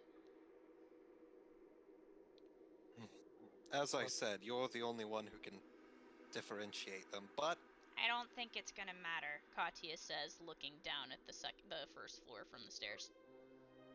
I think you're correct. Is Sadie still with Soma? No, Sadie is, she is in the building with everybody else. Alright.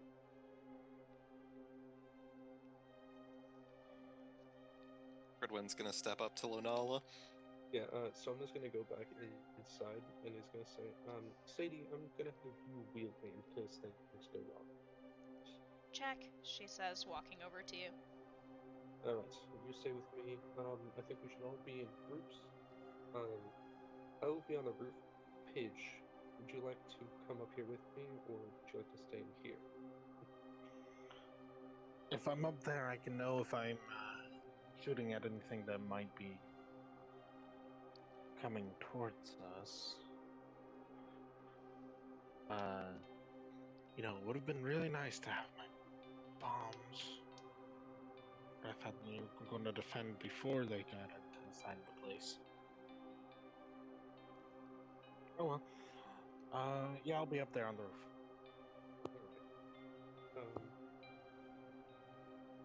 Okay. Soma's gonna walk back in, climb back onto the roof, and everyone else can get into their own groups. So, as you get onto the roof, you notice something. It's been very dark out here. You can hear the distant rumbling of thunder just beyond the peak still. There is a light now in town. It is an eerie green glow. Oh. And as you peer down between you and Pidge, you can make out that it's a lantern.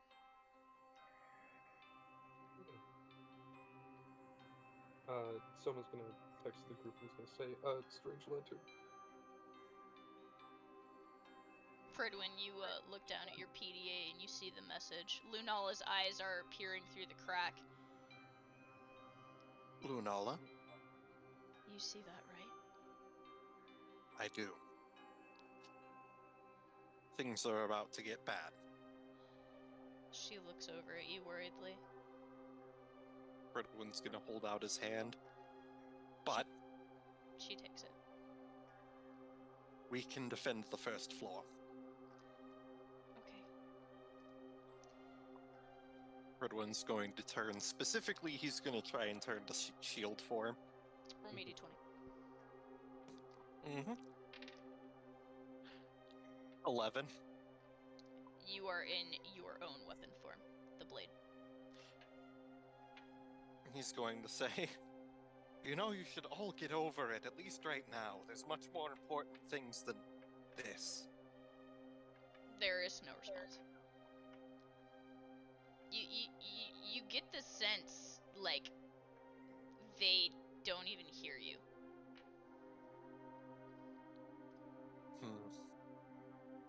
What's wrong? She says to you. I can't turn into my shield form. Is that normal? No. Normally, it's as easy as, well, if anything, easier than turning into my own form.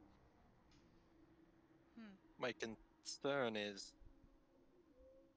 it's always been difficult when you're wielding me, so I'm beginning to think that they don't want you to wield them.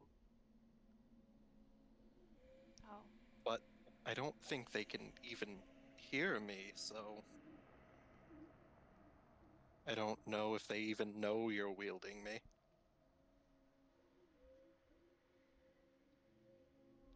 We can worry about that later, she says, twisting her wrist and getting comfortable with you in her hand again. Well, I can do most, if not everything, that they can do, but, well, I can't exactly block as effectively. I'll try to be careful, she says, and you guys are now standing at the top of the stairs. Katya is crouched there, her eyes on the door. Something has been thudding against it, and it seems that beam is holding solid for the moment. And also the door's frozen. Yeah.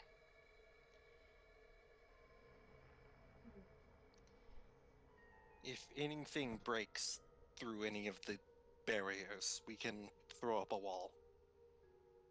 Right. You hear behind you there's a soft argument going on in the corner.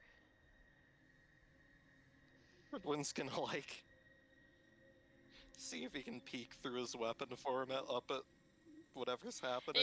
You look at, you can easily see Minerva and Liam are having not a harsh argument, but just a soft one between themselves. You transform. No, you do it. Why do I gotta be the one to do everything? They're just arguing to themselves. Oh boy. Look, I don't know how to use you, Liam says defensively. You think I know how to use you, she says. If I may. They both look at you. What? There's a lot of them. So, perhaps a weapon that can kill many at once? Forget it, Minerva says and transforms her arm into her blade. Liam says, agreed, and you see both of his arms transform into his blades. Okay.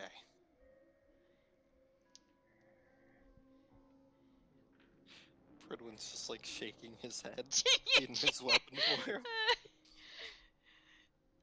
So yeah, you guys on the roof, you guys are seeing this eerie green lantern, and as you're watching, you see that it is being held by Shepard.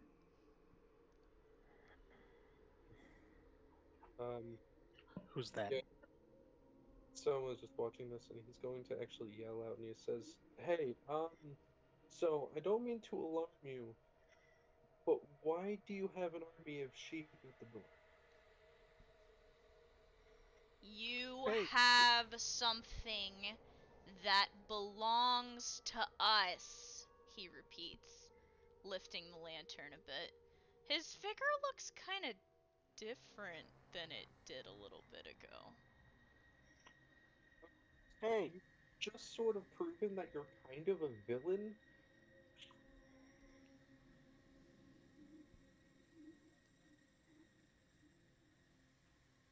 Give her back.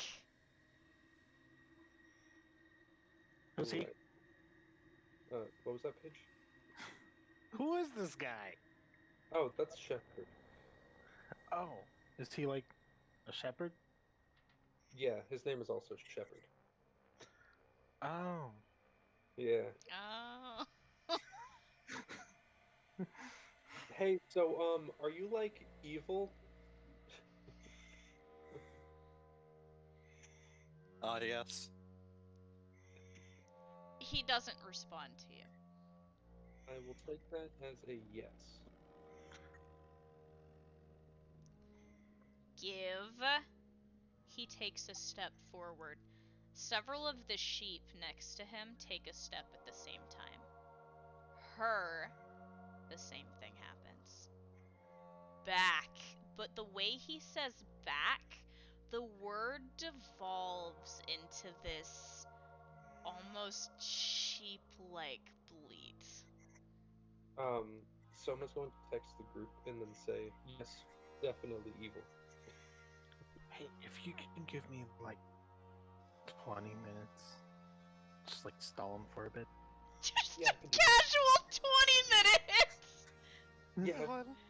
I mean, yeah, I think I can stall him for about 20 minutes. What do you want me to do? I could, like, go down and start, like, massacring sheep, or do you want me to just talk to him? I don't know. I just need to be able to throw this bomb out. Okay, And yeah. there's a bunch of parts just scattered around in front of. The thudding on the door is becoming intense. You see the ice is beginning to shatter inwards. The beam is beginning to buckle a little bit at the braces. Right, Repeated impacts. 1, 2, 3. 1, 2, 3. Okay, Sadie, attack or no? What do you think? It's your call. I don't want to go down there, she says, looking at you. Shit. Okay, do you not want to kill sheep? If so, I could probably have, like, Apollyon wield me or something. I don't want to kill sheep, but I also don't want to land down there in the dark with whatever the fuck that is, she says, gesturing. The dude you were looking at a second ago, it ain't a dude anymore. Oh god, he's very evil. And he's not where he was.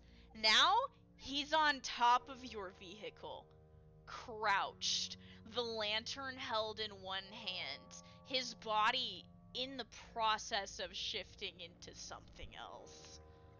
Okay, he's gonna text the group and he's gonna say, send Apollyon up. Fridwin probably gave his PDA to Lunala because he can't use it. Yeah, Lunala looks down at the PDA and holds it up so you can see it in your weapon form. Apollyon? Yes. Soma needs you up top. Ah, of course he does. He's gonna walk up and climb up the ladder. I could distract him. Yeah, as he walks up, he's gonna say, okay, what do you need me for? And someone's gonna say, she doesn't want to wield me, so I'm gonna have you wield me. And he's gonna, what? That's a bad idea, Sadie says, holding her hand out. Forget it. I'll manage. I mean, I'm pretty sure he wielded Liam. Abaddon is very jealously glaring at you. Just this once. You think that I'm gonna let you take my spot? Don't be ridiculous. Apollyon, let's get down there and kill some fucking sheep. Well, he's gonna walk up to Abaddon and he's gonna say, let's make a deal then. I'll let you into my inner room anytime you want, and he gets to wield me this one time. You already made that deal, sucker. I can go into your room whenever you want. You can't make that promise twice. We didn't shake hands on it. You, she says, squinting. So we make this deal. You can enter my inner room anytime you want, and he gets to wield me. The eyes are squinting at you in the scythe. I can't shake hands because I'm a scythe. You think I'm gonna let you trick me again? No, Apollyon, let's go. Apollyon puts out his hand. No, that's not how this works. You're me. So if I shake the hand, it's basically an extension of you. It's not right? the same. He takes someone's hand. You and shakes. can't make a deal for another soul, she says, pouting. We're technically the same soul, just split. That's how we made the deal last time. Downstairs, Katya is watching the door, and she, without looking up at you, Pridwin, she whispers, This isn't good. So, is this? This is are we, good. Are we on actual aggression now? Is it actually kill time? He's on top of Iger's car, so, yes. Okay, click. there is no. a massive explosion from somewhere behind you. It is now raining but it's not rain. Ah, It's blood. And bits of meats and singed wool. As several dozen of these sheep that were just milling about by the paddocks have now been Oh no! blown into thousands of pieces. So many innocent sheep. Wait, are there any red souls among this massacre? You do not see any red souls among them. Oh no! Oh god.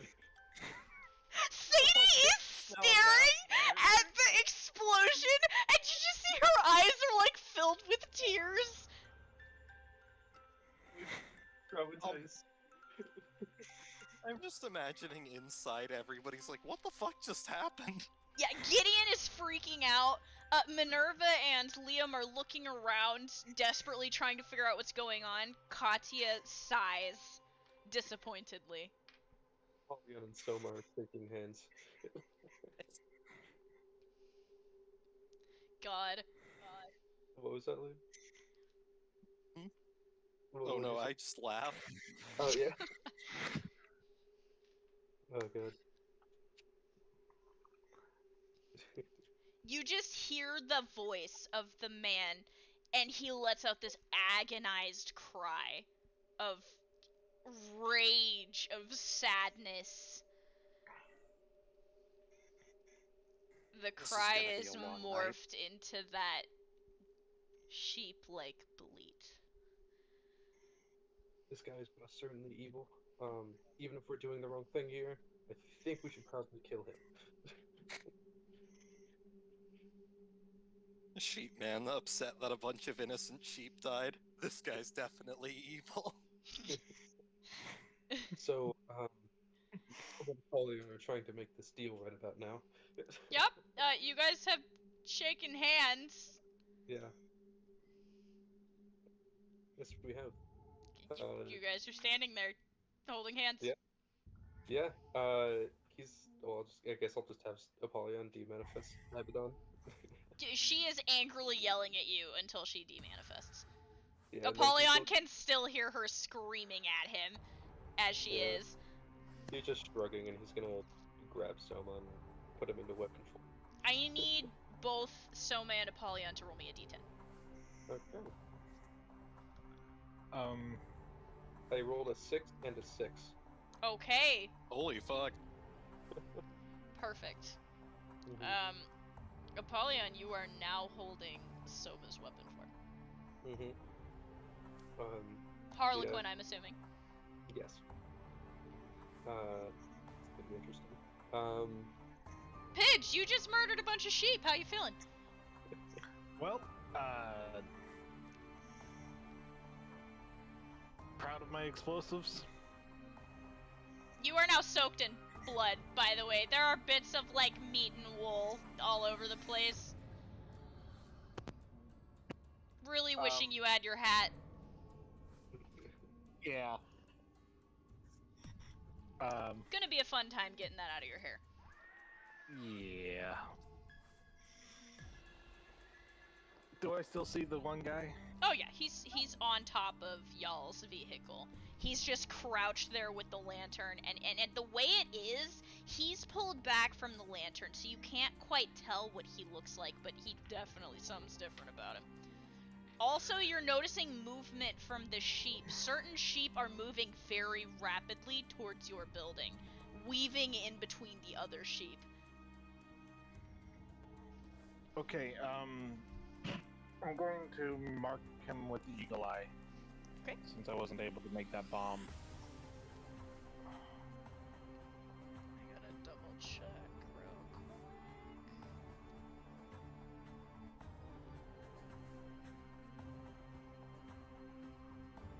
Where the heck is Eagle Eye? Right below Mrs. Meow Meow. I can't wait to actually show you guys that one. I'm just one con point away. Okay, so you can target one enemy per use of Eagle Eye. Yeah. Are you targeting the guy on the car, or are you targeting one of the many sheep that are moving? The guy on the car, just so because he apparently can move quickly. Okay. I'd like to be able to. So here's what happens. For the rest of you, you guys now are very acutely aware that there's a figure. In all of you seeing it in the same direction, it's a red outline, and you can see it through walls. This figure, and it looks less and less human with every second. What is going on out there? What the hell is that? Lunala says. The banging on the door is getting worse. It's now happening with the windows, too. Lunala? I got you. Everyone? I think we should all head up the stairs. I've got a plan. Everybody's upstairs, and you and Lunala and Katya are guarding the top of the stairs, effectively. Katya? Yeah. Don't go down to the first floor. Pridwin's going to, activate Ursula. Okay. How big is the first floor? Because I'm hopefully going to fill the, basically... It's like 30 feet, right? I'll say that you can, coat the bottom floor, that first floor room with water. Alright.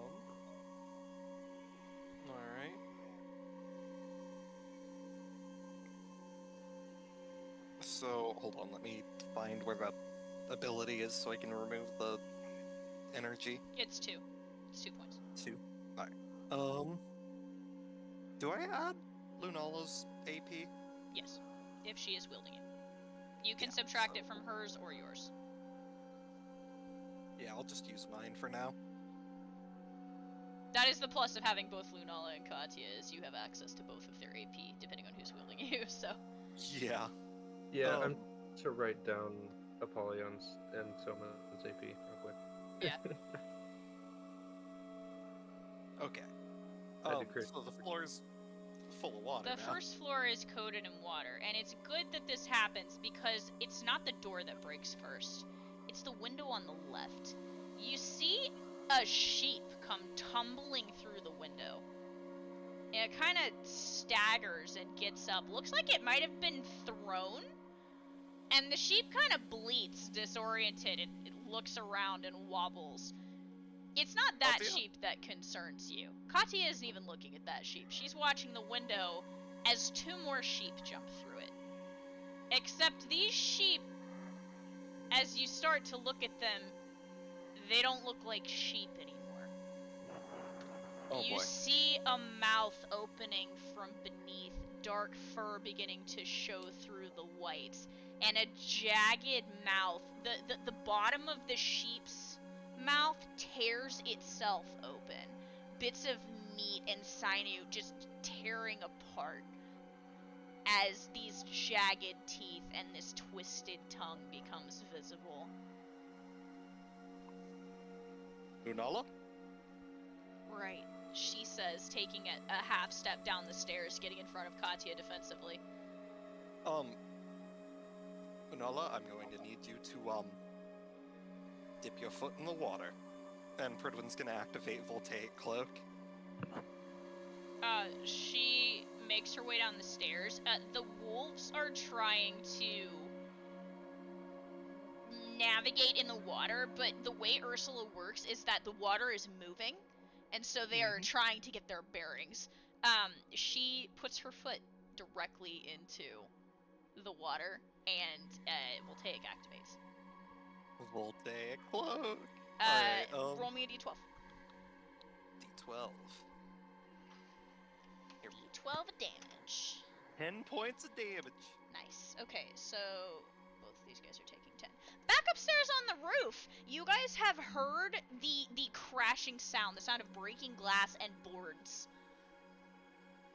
from below. Yeah. You can still see the outline of the figure. Yeah. What would you guys like to do? Soma and Apollyon, When you're gonna need a stats for this, so they're already fighting sheep there. I'm considering going through the crowd and just fighting the sheep.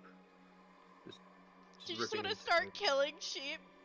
Yeah, I'm thinking of doing that. Literally just gonna lawnmower these I'm just imagining Oh my God. Apollyon leaping off and landing, just swinging you in circles and just decimating a whole Yeah. row of sheep. Is that what you're thinking? That's sort of what I'm thinking. Roll Yeah. me a d20. Let's see how this goes. All right.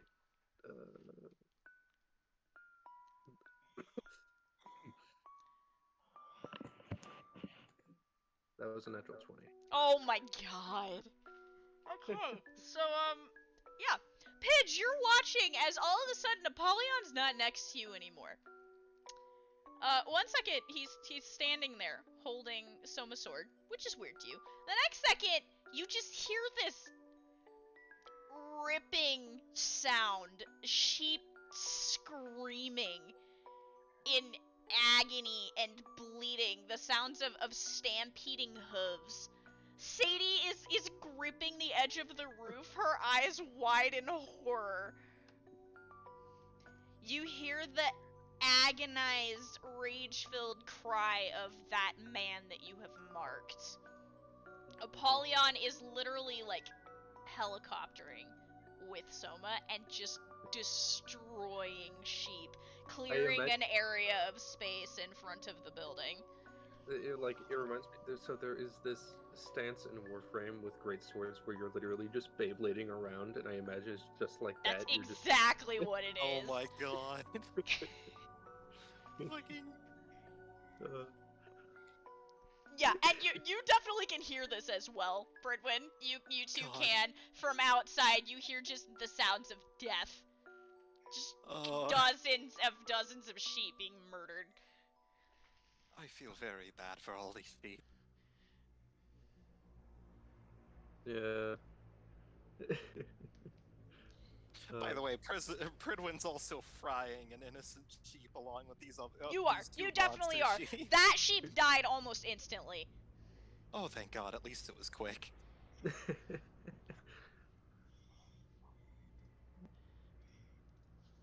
Yeah. Yep. That's exactly what's happening. Yeah. So yeah, you're decimating all these sheep. Pridwin's frying some downstairs. Pidge, what would you like to do? That lantern looks important. Better smash it. Mm-hmm. So I'm gonna go shoot the lantern. Okay, roll me d20. 4 to hit. 4 to hit? 4. Yeah, you aim in on this thing, and it's almost like it anticipated it, and it moves it out of the way as you aim for it.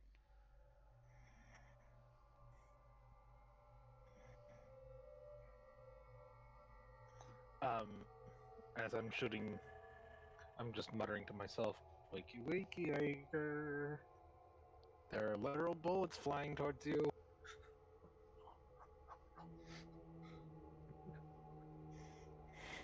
Man, Iger's ability to sleep through anything is truly incredible. Iger was in the military. He can sleep anywhere. Okay. Oh my God. I've only just now realized how compatible Soma and Apollyon are stat-wise. Oh man. God, I haven't even looked Oh, at their no. stats. I'm Here, scared. I'll share you I made a sheet just with their combined stats. Here, I'll send it to you. God, I'm scared to look. Here we go. Sent it to you. Oh God, hold on.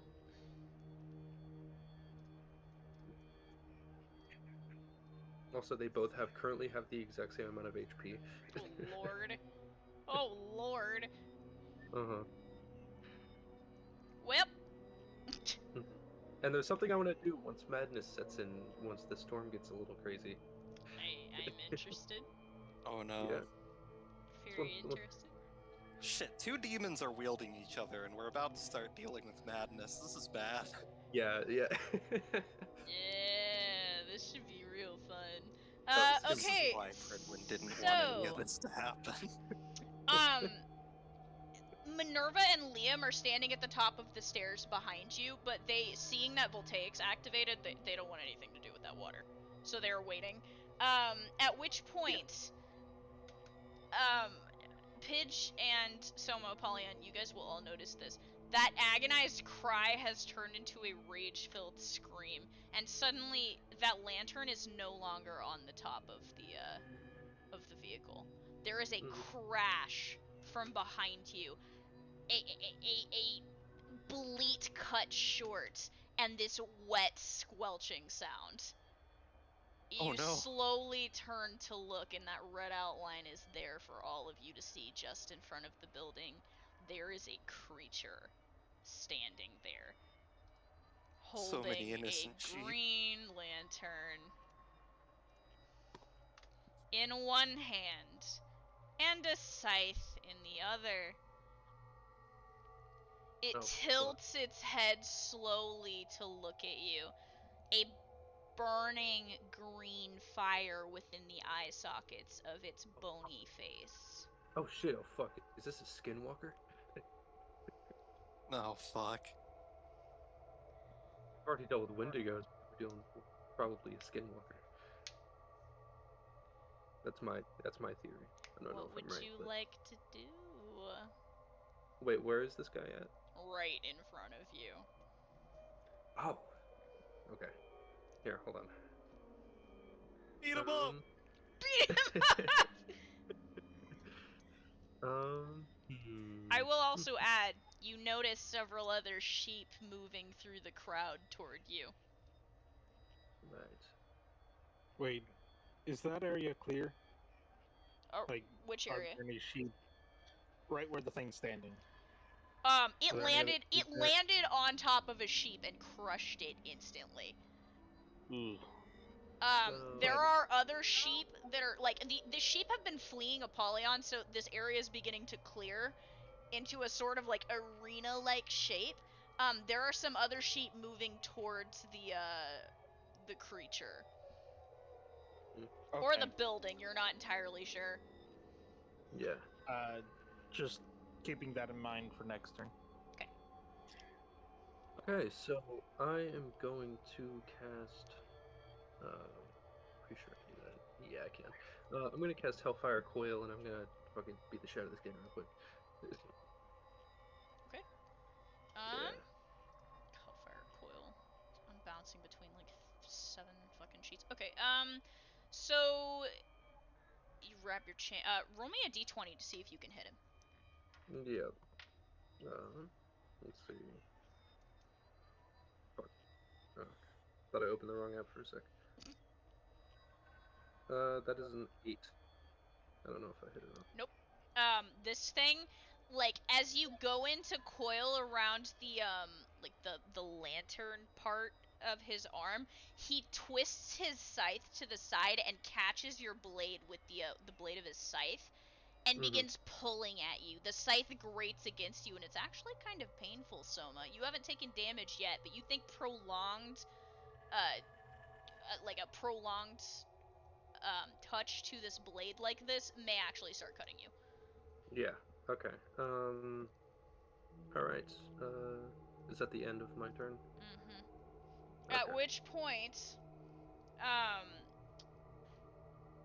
it is going to be the wolf's turn. So, I need Apollyon to make a dodge roll at disadvantage. Alright. That is a 10. I need him to make another dodge roll at disadvantage. Alright. That's a 14. Oh, Jesus Christ. Okay. How much do you like your ankles? I am so-so. He doesn't really think about them that much. You're gonna think about him now. You're not used to using Soma, first of all. This is very new to you. You're trying to focus on whatever the fuck Soma's doing. Now he's coiled around this scythe, and you're trying to pull him back, when all of a sudden you feel an intense pain in your right ankle and calf, as something latches on to your ankle. And then you feel more pain as your left arm, right above your elbow, another set of jaws latches onto it, and you are taking... Jesus Christ. It didn't help that they critted. Oh my god. Hold on, that's a combination plus... you're taking 31 damage instantly, as one wolf has latched onto your calf and the other is latched onto your left arm, and they are trying to tear you apart. Yeah. Inside, Pridwin, one wolf, the closest one to you, is going to leap for Lunala, so make a dodge roll for me, for her. So, the way Voltaic's working, I'm assuming that it's going to be like as long as they're in the water on my turn they take damage? Yes, on your turn. Okay, and this thing is trying to attack us, so... This thing is leaping towards Lunala, yes. 12? Voltaic will go off, though. It will. Do you think he cares? Let's see. No. So, he's going to take 10 damage. And he is going to attempt to bite. Okay, so here's what happens. Everyone's gonna want to take the hit if that's possible. Lunala is going to swing your blade up to try and block, and you are going to take 24 damage. As this thing sinks its teeth into your blade and begins trying to bite at the wrist guard at the very bottom of your blade. So you said 20 damage? 24. 24? Alright, Yes. hold on. God, let me grab my calculator. I really should have had this ready. And then I'm going to need you to make a second dodge roll at disadvantage. Oh boy. These motherfuckers have pack tactics, don't they? What do you mean my batteries are low, you bastard? How do you run on low batteries on a calculator? Okay. And I can't charge it. I don't know where my fuck. Okay, so 24? 24 damage to you. Yeah, 24 damage to me. So that brings that down to... And, that is a 15 on the second dodge? Yeah, that's not gonna work. Fuck. So this thing is, now that it is latched onto you, the second one is going to come in, and Lunala, trying to pull you out of this thing's mouth, has shifted sideways, and it just goes in for her arm. She manages to move her arm out of the way, and it just sinks its teeth into her hip instead. Oh, And jeez. she is taking 13 damage. As this thing, it didn't get a super good grip on her. It was more like the top left part of its teeth, but I mean, it's still, there's definitely blood. Yep. There's now blood in the water. Oh, hang on. Is Lunala...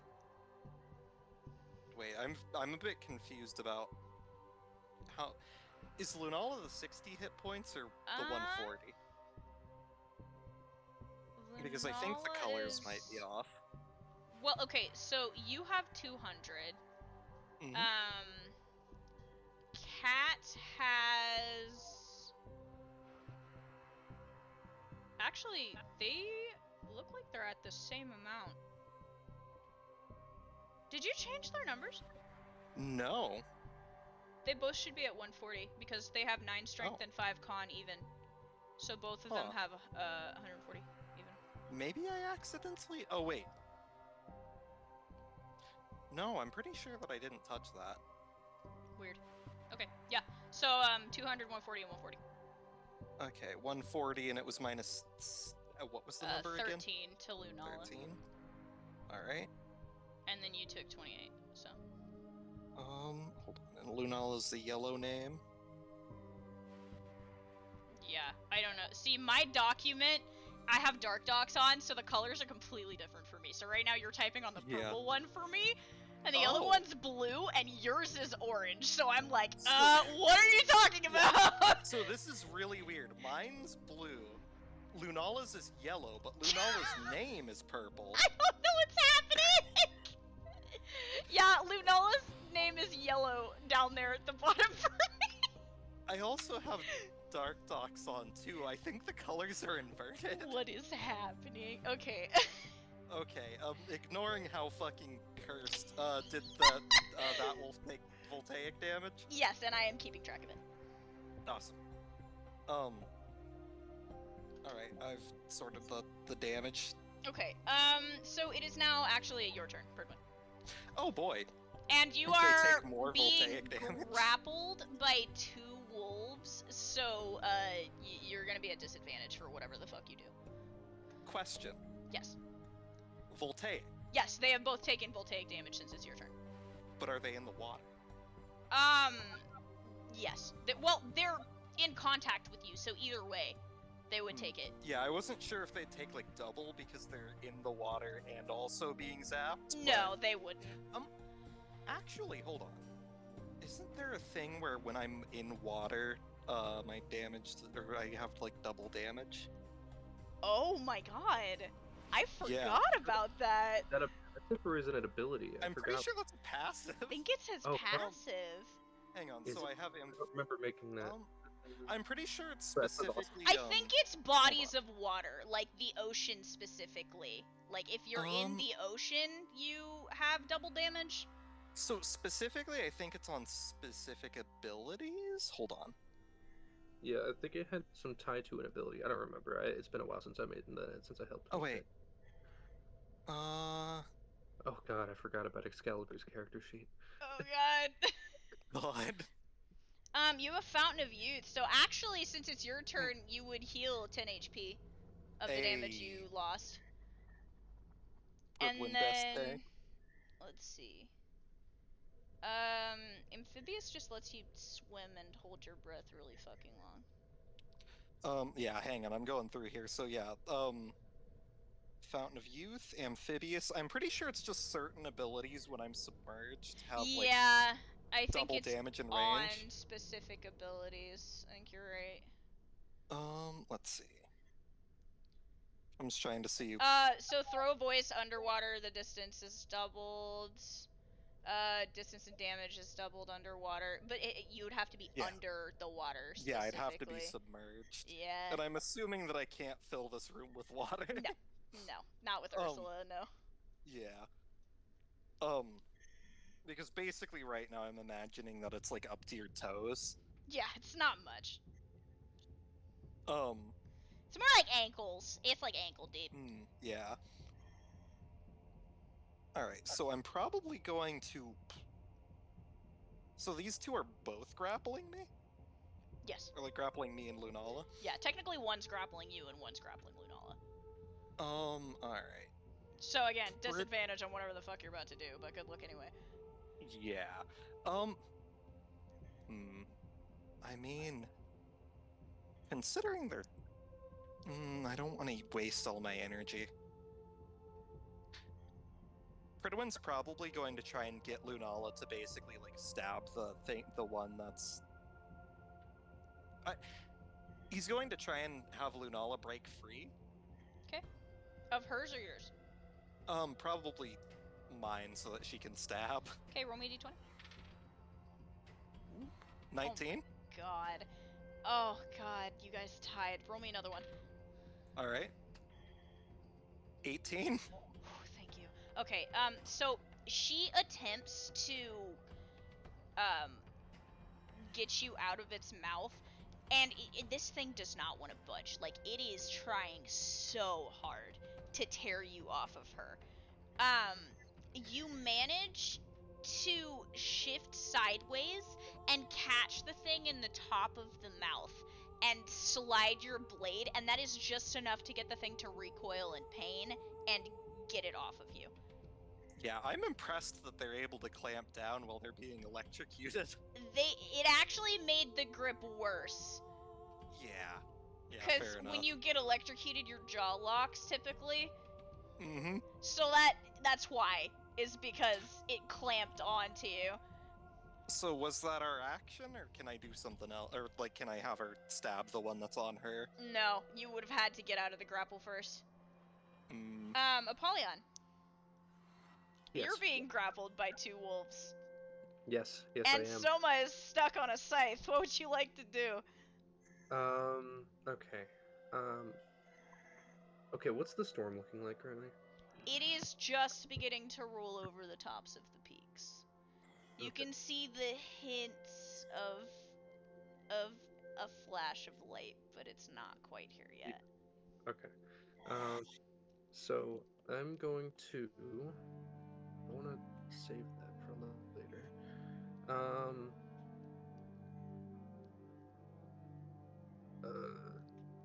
I'm gonna use Ember. So let me get rid of that thing for Mm-hmm. and roll D4 real quick. D4. I rolled max. Awesome. So Damn. So 4 yeah. turns. Yes. And then I want to go for a slash on the big guy's leg. Okay. You are Yeah. being grappled, so I'm gonna need you to roll. First, roll me 2d20. Okay. I rolled a 4 and an 18. Okay, so you will be adding 22 damage for the next 4 turns, so remember that. Yeah, I'll just put it on the sheet real quick.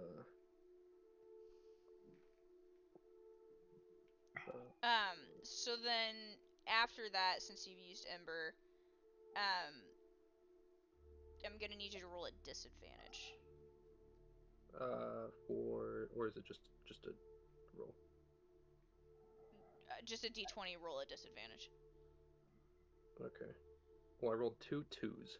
Yeah, okay, so you're still being grappled, you can't manage to get a Yeah. hit off, but you did light your blade up, at least. Okay. Well, that's interesting. Okay. And then it will be Pidge's turn. Pidge, you're Yeah. on the roof. Um, it's a madhouse down there. Mm-hmm. So, haphazardly, I'm just gonna toss her down into that mess. Oh boy. Oh man, you're gonna just toss a bomb at them. Yep. Oh, Okay. not a bomb per se. It's a But problem it will waiting hold. to happen. Yeah. Yeah, it You do is. a sniper rifle, but a bomb will work too. It's not even a bomb. I just think it's funny. Okay, so you yeet him down there. Mm-hmm. What are you targeting? You targeting the big boy, or you targeting one of the wolves? I'm thinking I'm gonna have to target one of the wolves because we need to do crowd control on those guys. Okay. So which one would you like to go for? The one biting his arm or the one biting his calf? Is there any others there, or is it just those You two? do not see any others at the moment. Okay, then I'm going to give the one that's biting his arm. Because. Okay. Roll me a d12. Oh boy.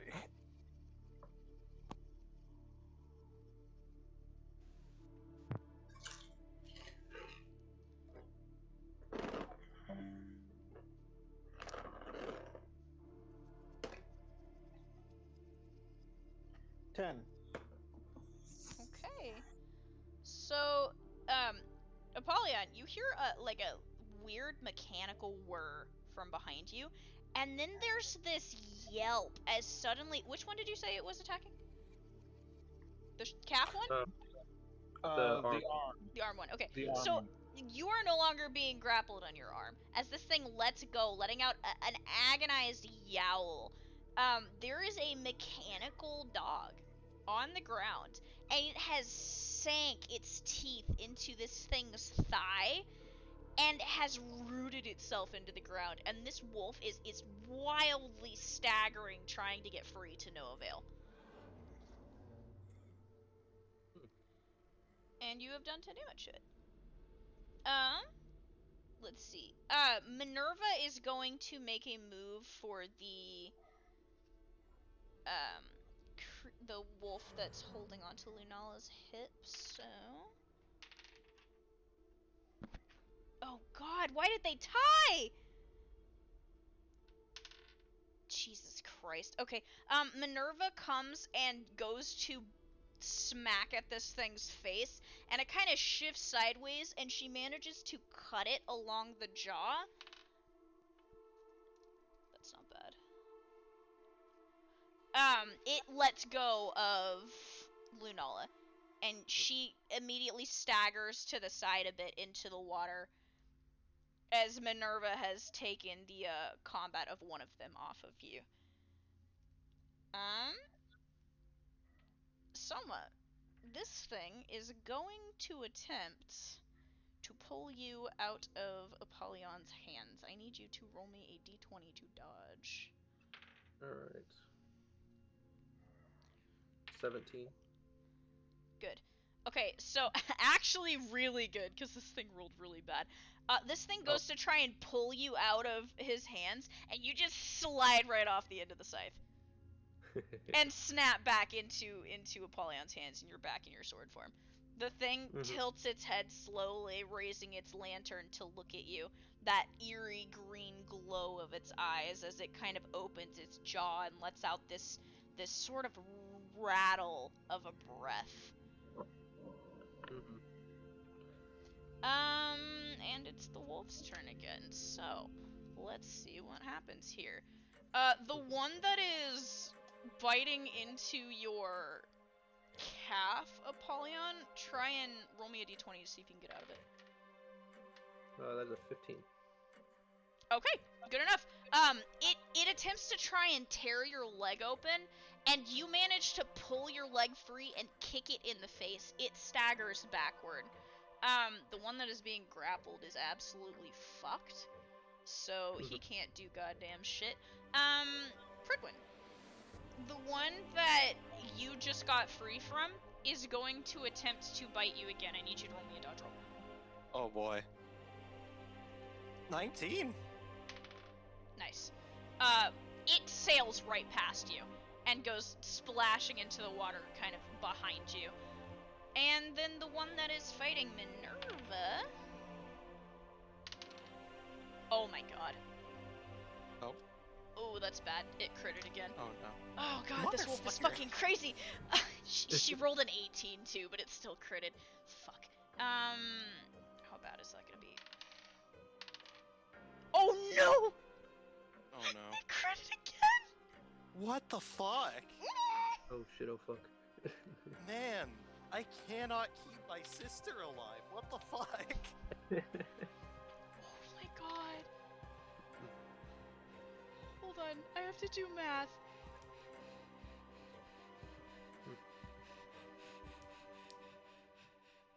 Oh my god. You hear an awful sound from behind you. There is the splash as this thing lurches out of the water. This wet ripping sound and an impact against the stairs. And then you hear Liam let out probably the most apprehensive sound you've ever heard him make. You have never heard him care about something the way that he lets out this shriek. Does Pridwin see what happened to Minerva? No, because you are at the bottom of the stairs, and that the wall that goes up the stairs is blocking you from view, but you see blood beginning to run down the stairs into the water. Oh no. Is it our turn? Yes, actually. So Voltaic on that the wolf that's still in the water. Yep. Actually, hold on. Oh. Okay, that wolf that's in the water next to you is looking bad. Its fur, there's smoke rising off of it, and it is shaking weakly. Its jaw kind of hanging open, its tongue hanging out, its eyes looking hazy. Pridwin's going to say, Lunala, we need to make sure my sister's okay. This one won't last much longer. She turns and makes a move for the stairs, and as you turn the corner, you see Liam frozen for a moment. His eyes wide, just stuck.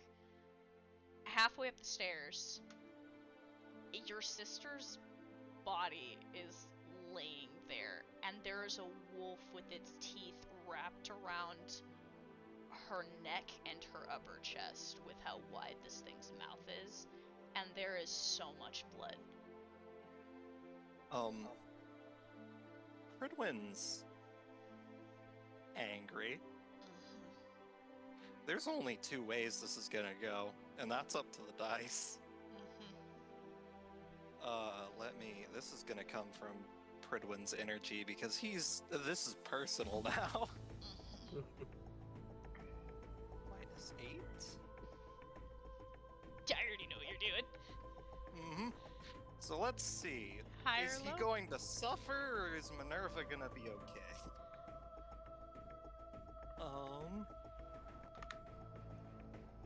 Natural 20? Oh my god. Okay. Up to 3 nearby targets. I am going to target Minerva twice for 60, and then Lunala once for 30. Okay. Which will bring Lunala back up to full.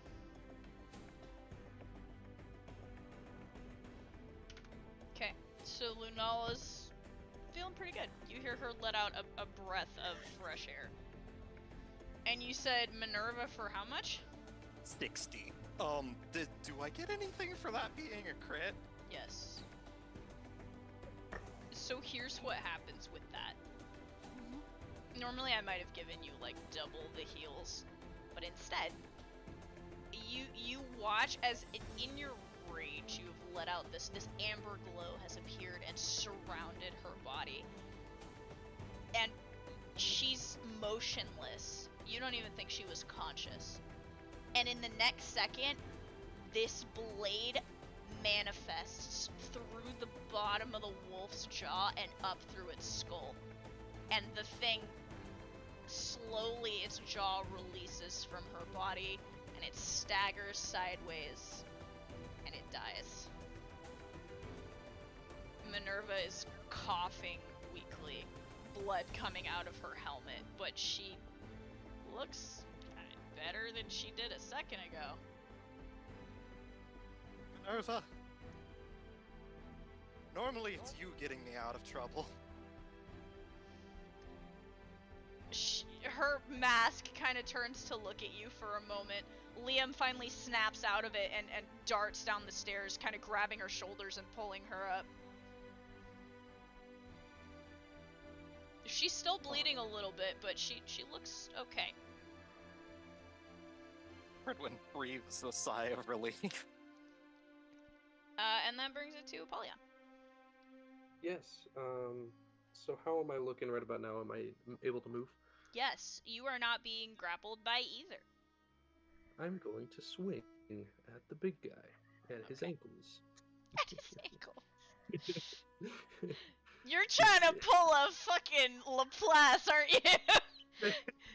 He is God. a goat monster, so that is fair. Yeah. Yes. Reenacting. Yes, so how does an 18 sound to hit? How does an 18 sound to hit? Yes. I want to say that's perfect, but he critted. Oh my Fuck. god.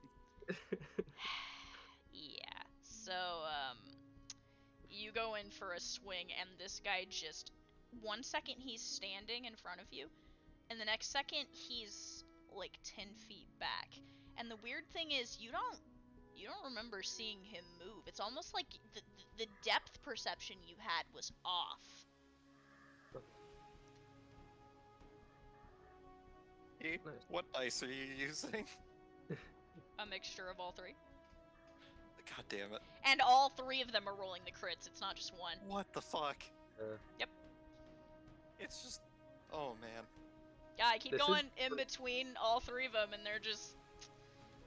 It's the curse of a character's first mission. It always goes wrong. Yeah, probably. That's a good excuse for it. Yeah. Well, cool. He just teleported behind me and nothing personneled me. God. Pidge, what you doing?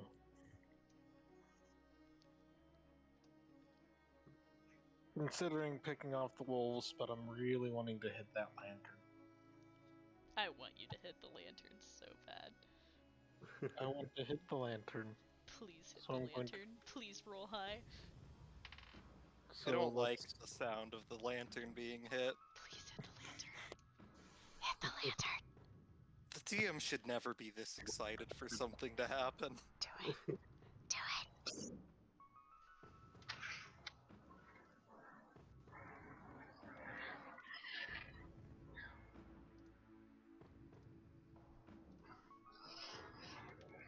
Oh no.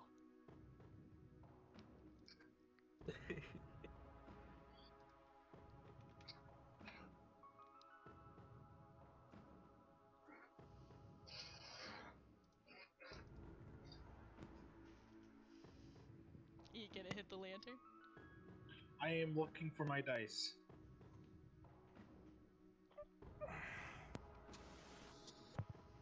Oh my god, we're doomed.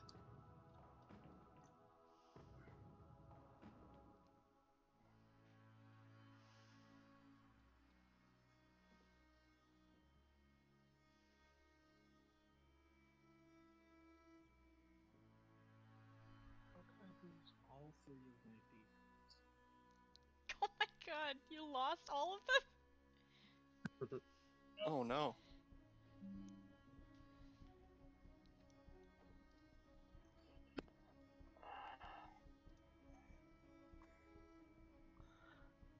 Alright.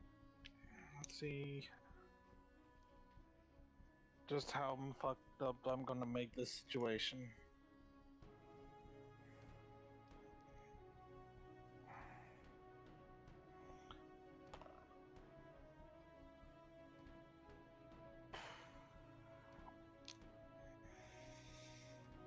Can you guys hear me? Yep. Yes. Yep. I really want to see what this lantern does. Nat 20. You rolled a nat 20. Oh my god. I need you to roll me damage. Which is another There's gonna be- d20. I really want to see what happens, but I'm also afraid of the consequences. I love consequences. Adding whatever bonuses needed to be added, but base 15 roll. I was gonna say, I don't think you have anything to add to your regular basic attack, right? Thought either strength or dex. Oh yeah, strength or dex. Which one do you want? I believe strength is currently stronger. You said 15 base? Yep. So yeah, it'll be So- 15 and 13. Okay, so you aim in on this lantern as this thing has just dashed behind Apollyon. You didn't hardly see it move either. It was a freaky motion, and it just moves right into your line of sight, and you get that moment where you just smile and you say, "Gotcha," and you fire, and that lantern shatters. There is an explosion of light. It's blinding for you almost, Apollyon, as this green flame just envelops this creature with fire. It lets out this angry shrieking sound as this fire covers its body and then all across the ground. And then you swear you see something moving within the flames. You watch as in these different patches of fire, hands begin to emerge. Burned. Black. Clawing at the ground, reaching out. They immediately try to grab you. The closest ones do. I need you to roll a dodge roll, Apollyon. Do I add dex on that? Nope. An 11? Luckily, you managed to sweep back just in time to avoid this half a dozen hands that move for your body. Mm-hmm. All across the creature's body, where the flames are, hands begin to emerge, and it's this horrific image of this demon goat with hands coming out of its body at all angles, its eyes blazing, its mouth dropped open at this contorted angle. Soma, Uh-huh. you're gonna take a point of madness for that. Alright. Which is unfortunate because there is a flash of lightning. Wouldn't I take 2 because I earn a double the ring? Uh-huh. Yeah, okay. And the lightning's gonna make it worse. Yeah, wait, did you say there was a flash of lightning? There is. Alright, so I'm gonna add another 2. Uh-huh. Except here's the thing. Uh-huh. You are terrified of lightning. Uh-huh. So you're actually gonna take 3. Ah. So I have 5. Mm-hmm. So I'm gonna need you to roll me a D100. I rolled a 43. Let's see what that means. Oh no! Yeah? Oh no. Let me read you. Let me send this to you. This is Okay, this yeah. is I really don't know what happened. No, I want to see real quick. Let me see. this is what you got. Let's see.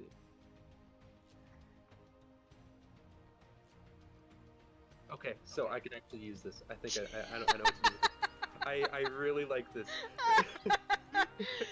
Oh my god. So- Also, you have a plus 1d12 to all of your damage, and you now have disadvantage on all your dodge rolls. Okay, so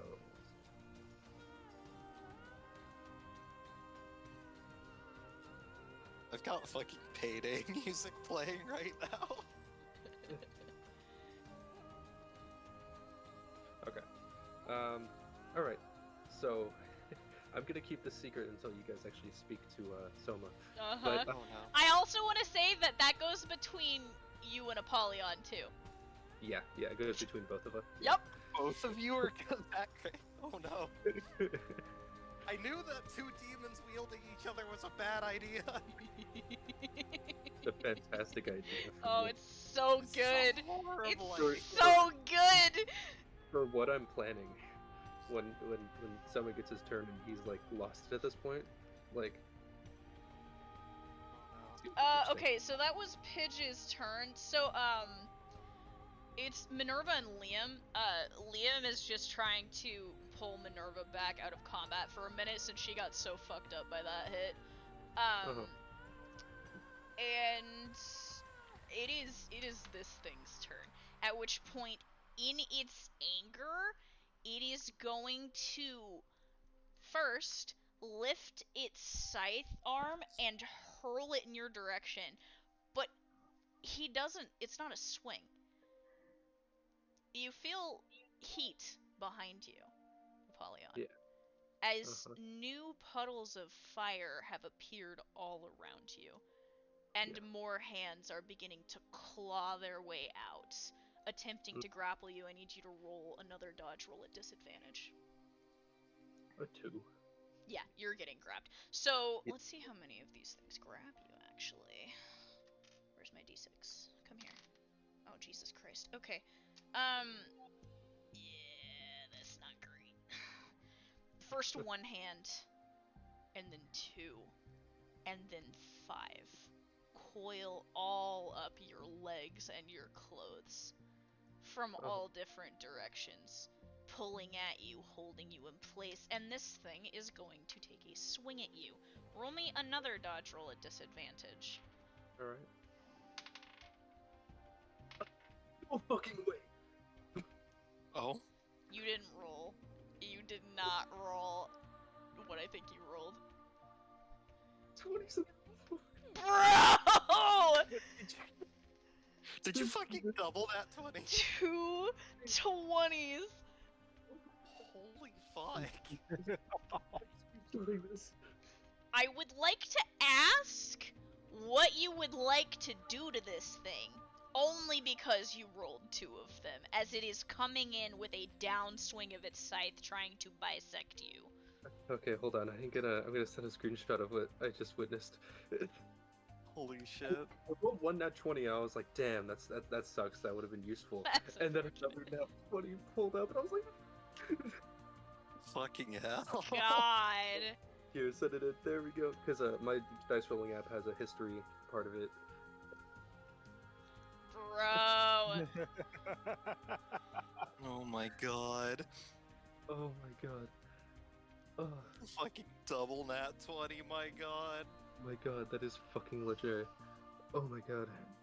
Okay. So, what I want to do. Okay. Hold on, let me think about this. Because there's a lot of things currently going on in both of their minds right now. First there was the hands, then there was the lightning. Now they just went fucking god mode on dodging them. Yeah. Oh fuck. What do I want to do? What do I want to do? Okay, I know what I want to do.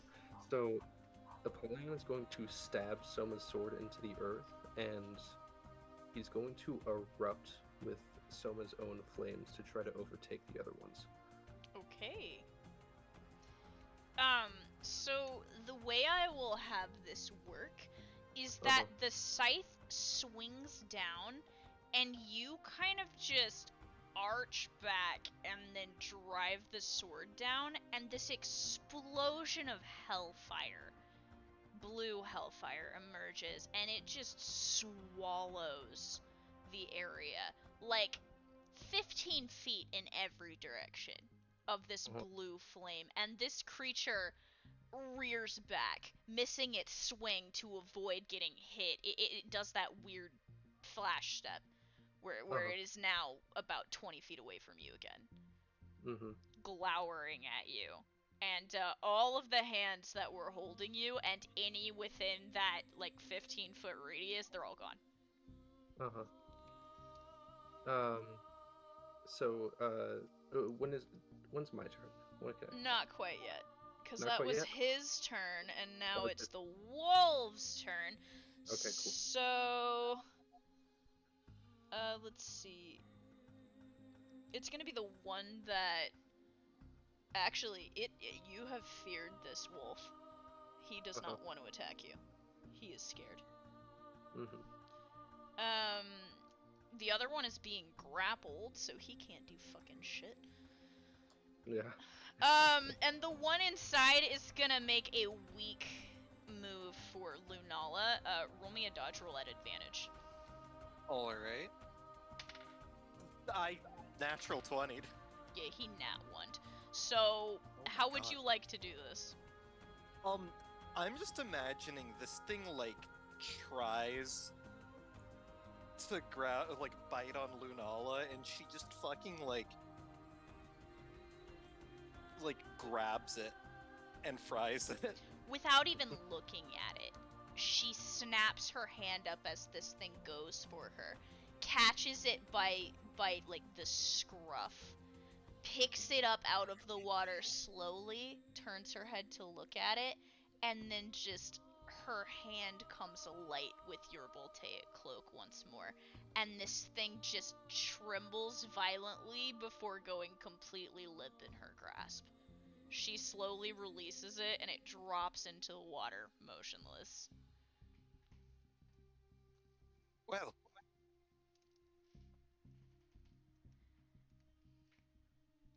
Does it look like there are any more trying to get into the house? Doesn't look like it. There's definitely some fuck shit going on outside, though. First there was, like, green light, and now there's blue light, and there's yellow light from the lightning. Lunala? She's already moving towards the door. Let's go hunting. Right. There is a red soul hovering just beside her. Yeah, Pridwin's going to, Can he consume souls while he's in his weapon form? No. Lunala, can I grab that soul real quick? She, tosses you into the air so you can transform back. He turns back. He's going to not even take any time to, like, savor it. He's just gonna grab it and eat it. And you will notice that the soul on the stairs is gone. Yeah, she earned it. So she's already moving, holding her hand out for you. As you devour it, you can add 1 soul to your numbers. Nice. And it's just a standard soul? Yep, just standard. Awesome. And Pridwin will immediately turn back for Lunala. So she catches you, and you are back in your... Actually, roll me a d20. Oh, right. 11. You're in your shield form.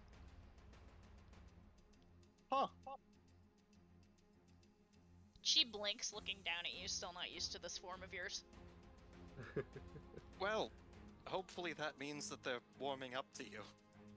I wouldn't count on it, she says, stepping out into the open, and you see everything happening outside. There's blue flames everywhere. There's green flames where the blue flames aren't. There's an angry goat demon covered in hands down the way. You're gonna take a token for that.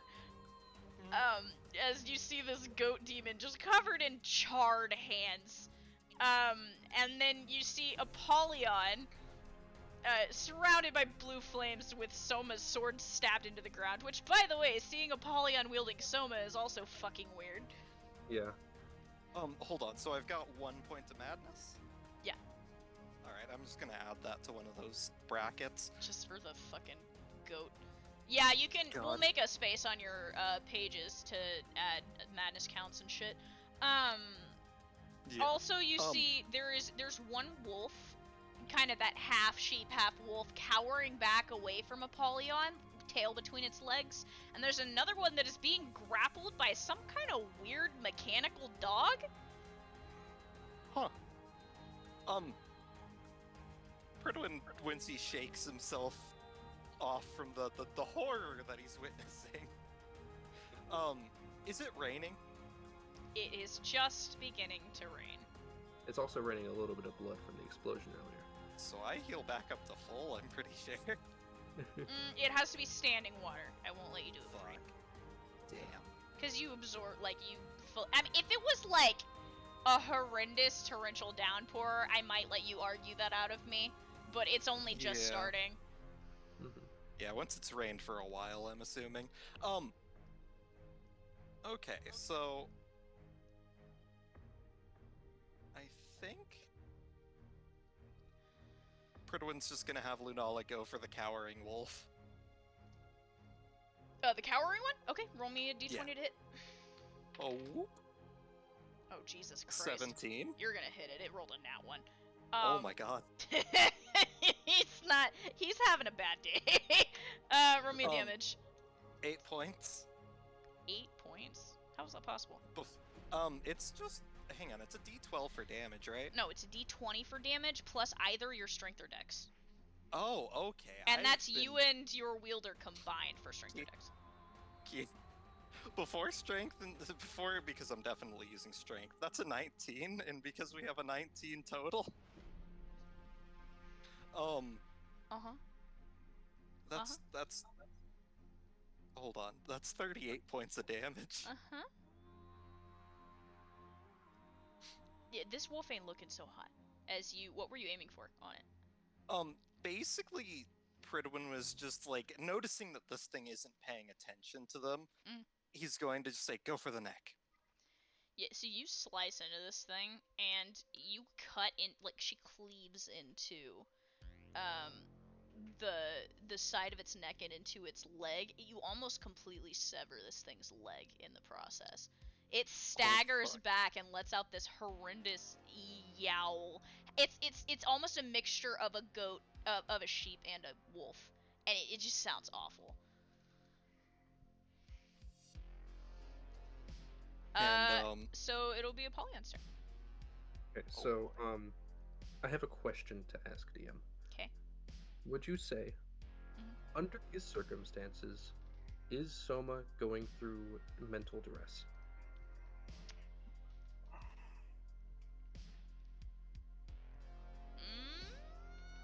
I mean, I feel like that's pretty easy to answer. Yeah, but I need to confirm it. It depends, because it's not the kind of mental duress where you're seeing somebody you care about hurt. So it's not the same effect, but you're definitely scared. Well, yeah, that's what I mean, because that memory I had specifically would have affected me a little bit, because technically those comrades in the memory were my own. So I was curious to confirm it, because if so, there's something interesting that can happen. You're getting flashbacks from the lightning to that creature. So yes. Yeah, and he's seeing a big creature in front of him that is not good. Yeah. I wanted to ask that. And I'm interested to see what you're gonna do, so I think I'm gonna allow it. Okay. Because here's what I wanted to do. So, right now, Okay. So, I want to cast, because I can right now. Where is it? Oscurus. And then, oh my god. Yes. So, yeah. So Pridwin, you're gonna see this as lets out this scream. So here, hold on, I'm gonna read this real quick. So, yeah. So. Do you have enough for Nova? I do have enough for Nova? Do you? That was a question. Oh, hold on, let me check. I was just curious, because Nova terrifies the shit out of me. I don't think you do. Because I think you need 19s. I need 17s. I almost have enough, but I don't. I have damn. a charisma, that's it. But yeah, let's see. I mean, okay, so here, just ask for creativity's sake, because the reason I was asking about the mental duress is because of, where is it? Spontaneous combustion. Oh my god, I forgot that was a thing. Hold on. My original plan was to do the thing and the other thing. However, if there's something interesting that can happen with the mental duress, like spontaneous combustion with that, could theoretically, if I'm upset enough, do the thing below the main thing.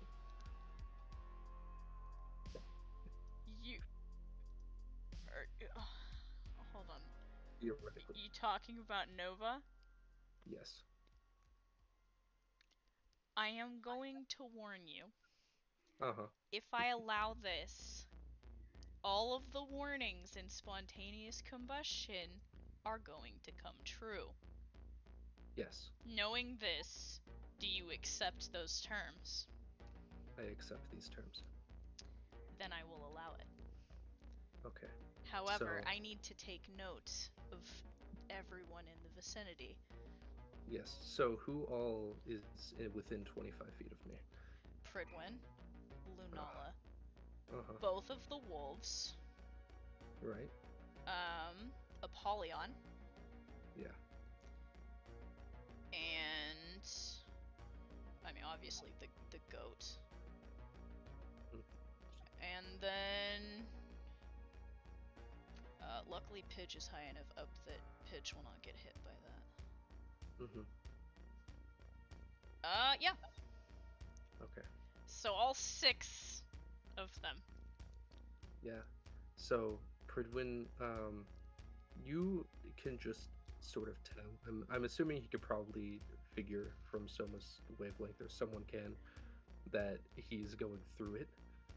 So you guys, the way this works, you're in dual arts together. Like all of you are pretty well practiced at dual arts. You guys can sense each other's wavelengths, and you're resonating together. The thing is, Soma's not resonating with you guys anymore. In fact, it's almost like, imagine a squeal, like somebody running nails on a chalkboard, or a pick straight up the string of a guitar. It's this And- high-pitched, gritty sound in the resonance that is throwing off all of your resonances. I must also add, due to the description of Nova, he would likely be human form as this is occurring. Yeah. Yeah. So you, like, 1 second he's in Apollyon's hands, and the next second he kind of staggers forward away from Apollyon. Mm-hmm. He's looking up and around, but it looks like he's not even noticing anyone nearby. He's just looking through everyone, as if they're not even there. And he just lets out this terrifying scream. And, DM, if you want to take over the description, you can. So, here is what happens. As Soma begins to scream, it starts as this high-pitched sound, and then it turns into almost a tea kettle whistle. This horrendous, just, it almost, your ears are aching. You're so close to it. In fact, you think that Lunala's ears might be bleeding. You can't tell. But your eyes are focused on him because there is a burst of these concentrated blue flames coming out of his horn. And they form into this pillar that immediately strikes this demon goat directly in the center of mass. This thing staggers backwards and lets out an equally high-pitched, agonized scream. And between the two, it's all that Lunala can do but clasp her hands over her ears. Same for you, Pidge. This is so bad. This might be the worst sound you've ever heard. And then you notice something, Pridwin. You're hot. You are burning hot. Lunala lets out an agonized shriek, looking down at her hands as her skin begins to come alight with blue flames. And Pridwin tried to throw Bastion on top of us. You are too distracted by the burning sensation coming over you as your entire blade is enveloped by blue flames. And it feels like your very soul is on fire. You see around you the wolves are also coming alight with it, and Apollyon too, but Apollyon's the only one that looks like he's not suffering. I need you to roll me 3d20. Me? Yes. God.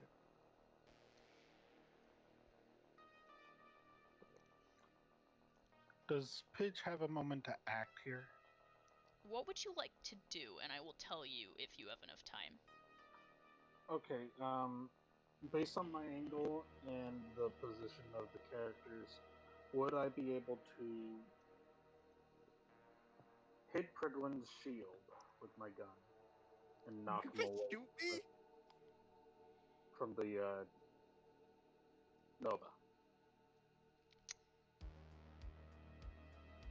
It wouldn't matter, Okay. because both of them are burning. So, I rolled the 3d20, which was 33, and then I rolled the d12, which is 5. That'd be 38. You didn't roll a nat 20 for any of those, did you? No. Not that I... Hold on, let me check, actually. Because I'll check the history. Because, no, I did not. Okay, so you said 38 total. Mm-hmm. Okay.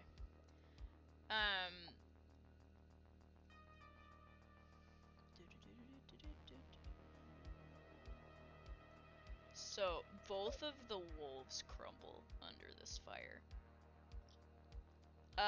This creature in front of you is somehow still standing, but barely.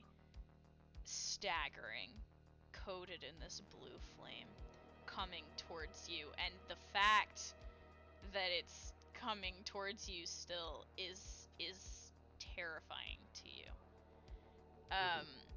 Pridwin, you are going to take 38 damage. Oh my god. And I'm Lunala assuming is that... going to take 38 damage, and both of you are still on fire. Oh my god. The burning Okay. seems to be intensifying. Okay. Lunala just lets out this scream, kind of buckling. Oh wait, fuck. This thing is going to attempt to hit you, Soma. Are you going to try and dodge it? You will be at disadvantage if you try. But I'm trying to think real quick. I'm trying to remember how many turns it's been since I cast Ember as well. Not enough. You still have the effect. I still do? Yeah. Oh, it says damage to my hits. Would that count towards the Oscaris? Actually, yes. Oh no.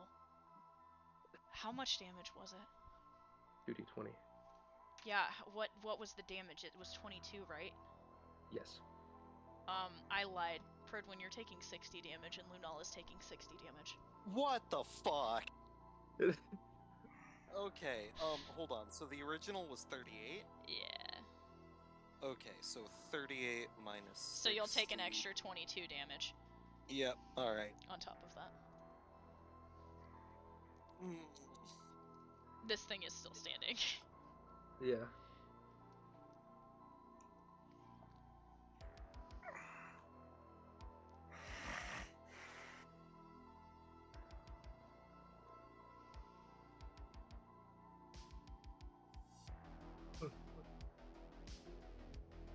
So, Soma, are you dodging or not? Yes, I'm gonna... Alright, hold on, let me think.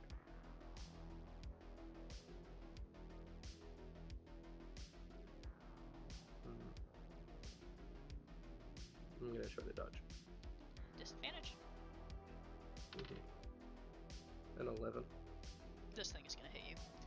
It comes in with this brutal downswing and cleaves into your shoulder. You are going to take 30 damage as it just slices directly through your collarbone and into your chest. Yeah.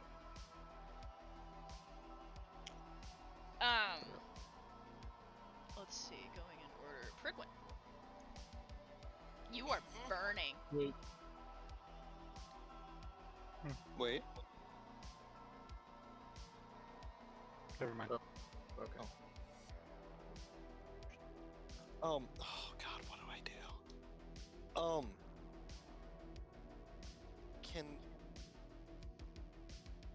I'm assuming Lunala's trying to get us out of there, right? Lunala isn't trying to do anything. She has buckled under the weight of these flames. She is in absolute agony. Yeah, I mean, we both lost almost half our health. Yeah. And the flames are getting worse. Pridwin is going to try and turn back and pull her with him out of the fire. Roll me a d20. 17. You transform back.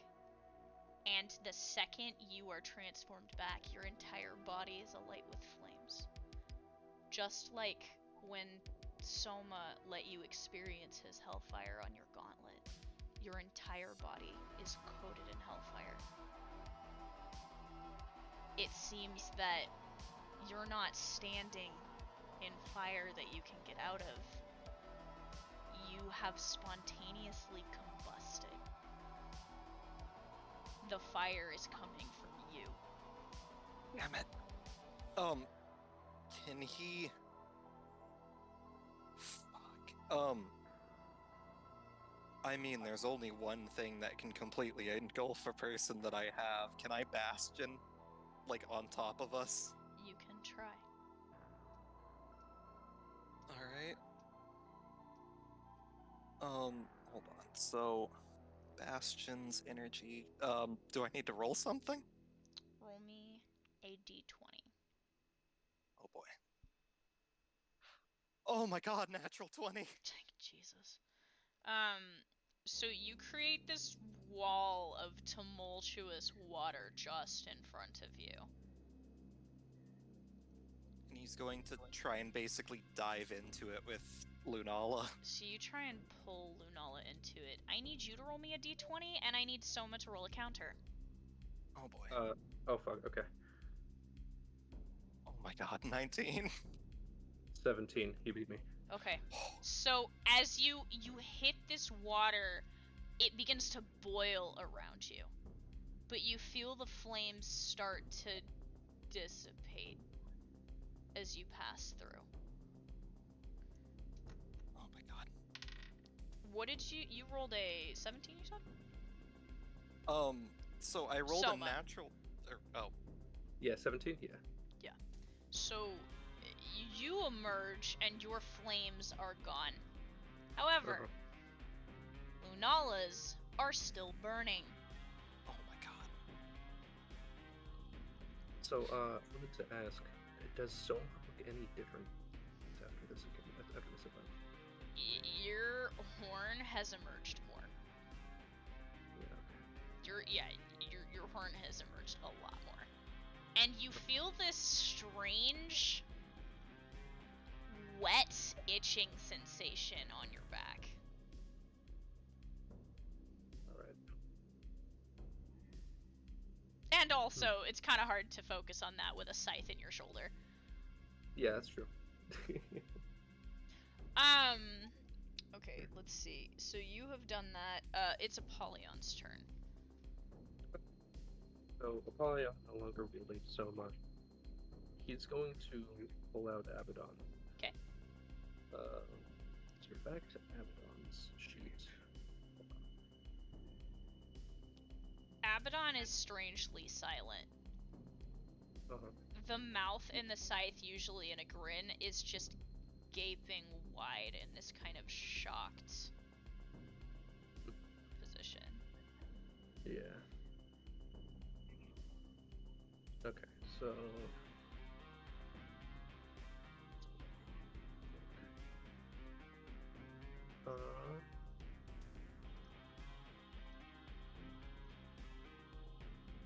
So he's going to turn his blade into the Hades blade.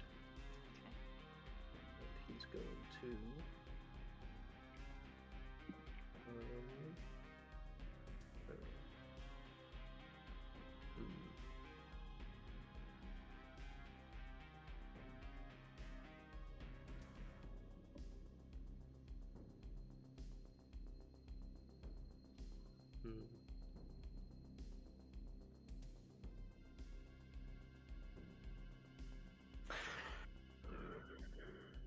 I have a long list here after the 3. Here we go.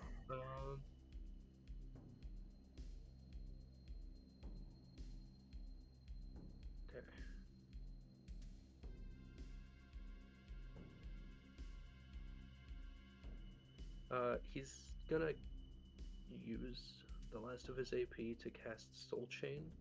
Okay. On the goat demon. Oh boy. And he's gonna go for a swing on the goat demon, if he can.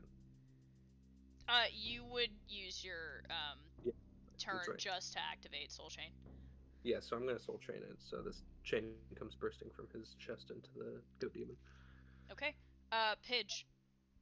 It's bad out here. You just saw 6 different individuals spontaneously combust. The goat demon has sliced into Soma's shoulder. Pridwin is clutching Lunala, who is still on fire, even after moving through a wall of water. What would you like to do? I think now is a perfect time to take a shot. Yeah? Yeah. Okay. I could probably also just shoot the thing and see if it kills it. I mean, do what you want to do. What are we doing? Taking a shot. Show D10, D6. Okay.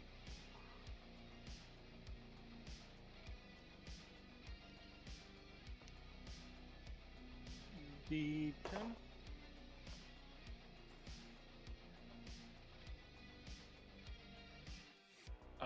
1. Plus 5 charisma. And so that's 4. Is there anything I get for that plus 5 charisma? Not that I unless you know. have charisma-based abilities, or you are trying to convince somebody to do something.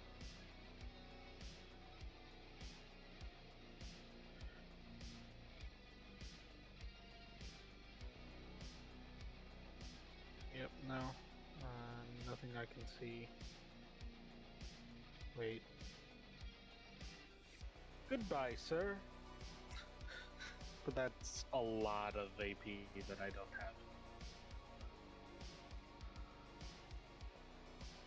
Damn, you can't use it. Depression. I have it, but I don't have the AP.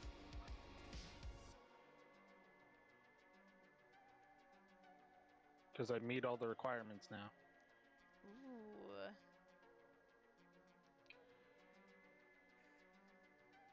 Damn. Damn, that would have been interesting. Depression. Okay. Yeah.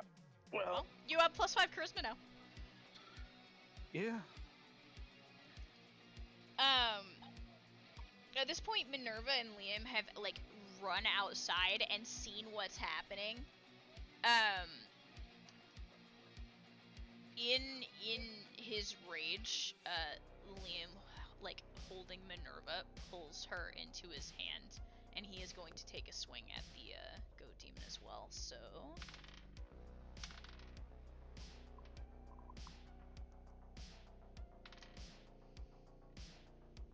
Wow, they fucking tied. Okay, let's see how that goes a second time. Oh my god, they tied again! Stop. Okay, so Liam is gonna come in for a downswing and get this thing in the shoulders as it's focused on you and cleave straight down its spine.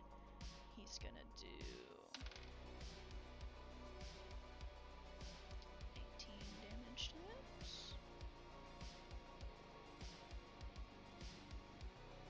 it. This thing is not looking good. Even Yeah. so, it is going to try and cut you further. If it's its turn, It is its turn. It's going to take 20 damage, I think, for the question. It takes the damage on your turn, I believe. Was how we were doing that. I could be wrong, hold on. 20 damage per turn. The user takes half this damage. Hold on one second. User isn't you. Yeah, I know. That's what I was gonna take. Oh yeah, so you would Okay. take. Yeah.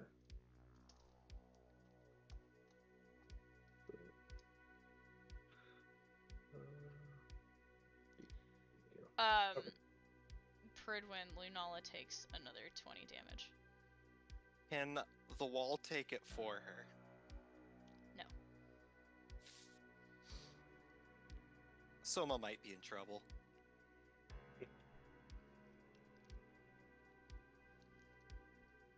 It's not his fault he went a little psycho. Yeah.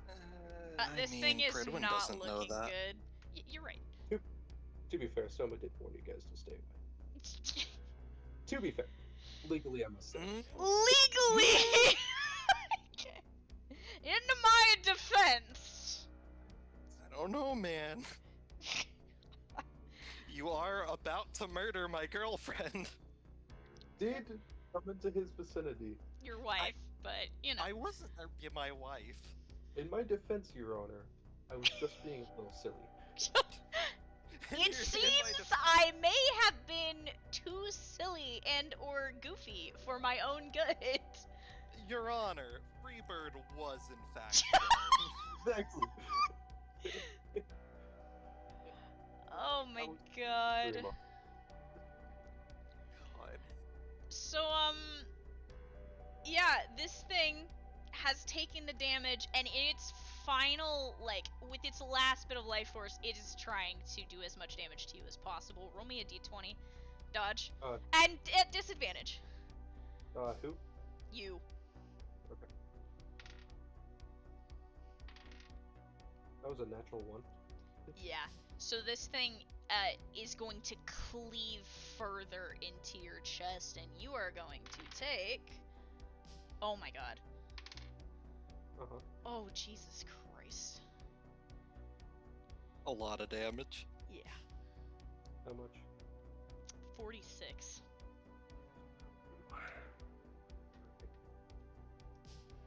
As he just brings the scythe straight down your chest, your torso, into your hip. Uh-huh. How is your health, Soma? I'm alive. Just not doing great. Okay. Yeah. Let's see, that was his turn. The wolves are fucking dead. Pridwin. Pridwin has 8 AP left. Yeah.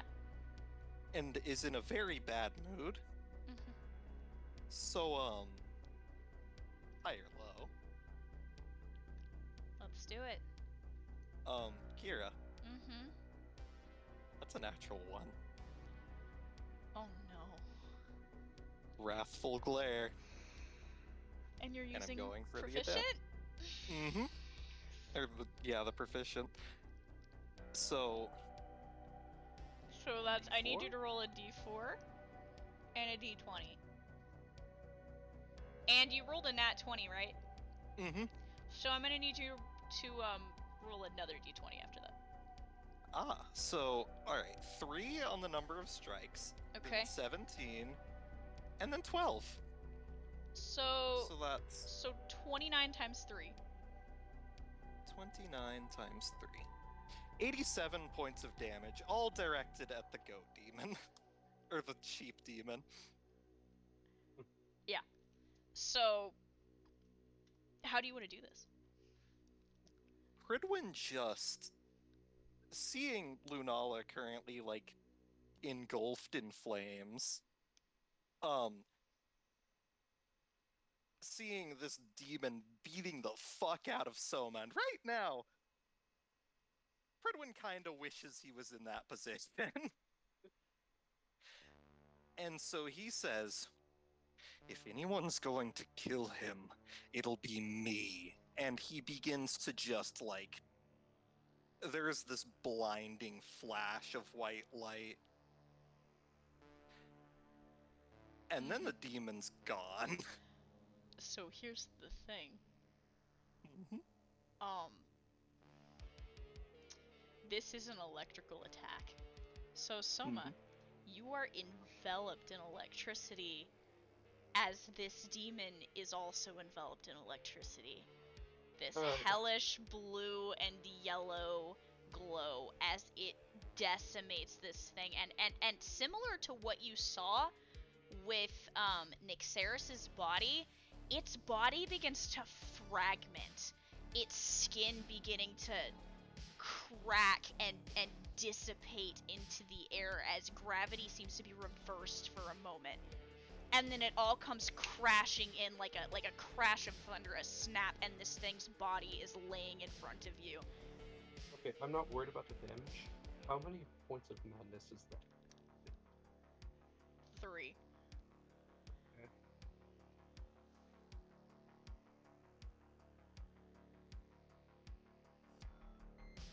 Alright.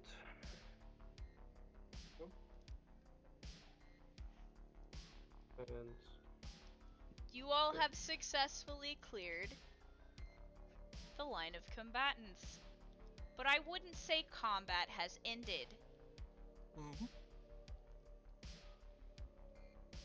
Pridwin, you killed the goat demon. Soma, what are you doing right now? Because, that electricity just enveloped you.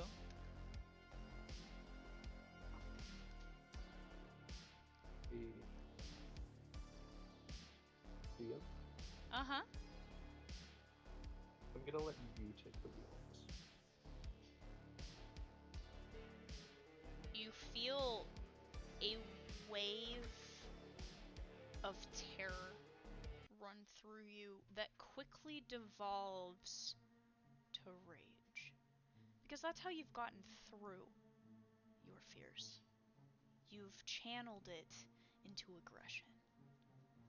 And you turn with what little health you have left, your eyes slowly locking onto Pridwin, who is clutching Lunala, who is still burning. Pridwin, Lunala takes another 20 points of damage.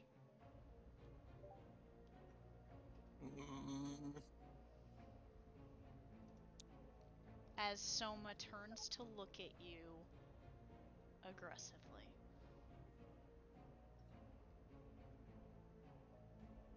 Pridwin turns and looks at him.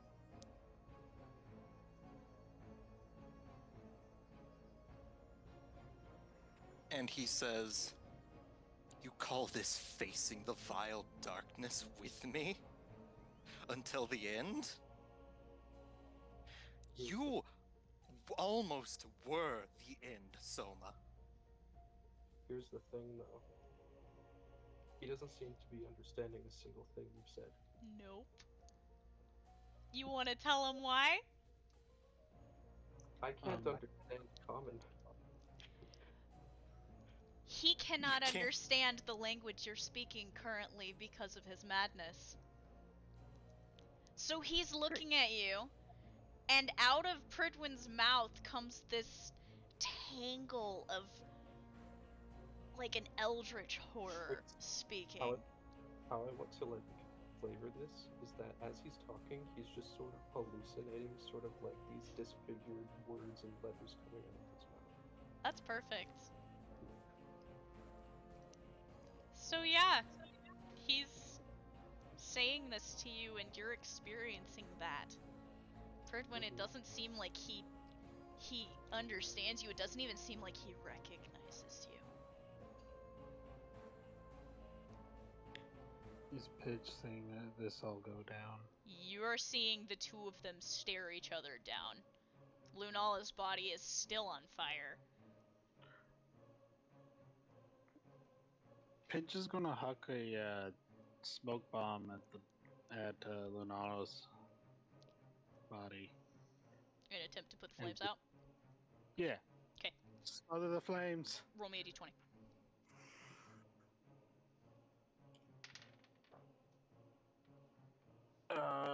Straight 10. Doesn't matter because she critted. You as you're standing there, Pridwin, you're holding onto her, and you're immediately enveloped in just the thick smoke from one of Pidge's smoke bombs. It fills your lungs and you're coughing, but as you look down, you see that the blue flames begin to fizzle out. Oh, She is going to take another 10 points of damage. damn it. As she Pridwin's- coughs weakly, she barely seems conscious at this point. Yeah, he's going to try and pull them towards, like, basically backwards away from where Soma was. Yeah, you dart backwards out of the smoke, trying to catch your breath. Soma, there was an explosion of smoke in front of you. Your target disappeared. What would you like to do? He is sort of in this, like, trance right now. He's not really focused on any one particular. He's not really point, if he sees anyone, he's just seeing. Yeah. So, So, Liam jogs towards you. Soma, what the fuck? right about now, I'd say all Soma's feeling is hunger. He's feeling And what? there are feeling hunger. Oh yeah.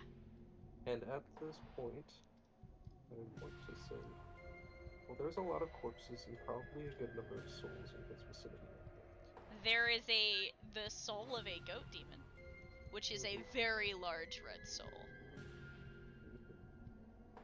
It doesn't matter what he's going to eat, he just wants to eat whatever to quench his hunger. The closest living body to you would either be Apollyon or Liam. The closest dead body to you is the goat demon. He's just going to start, like, he's probably facing a computer. He's just going to start consuming everything.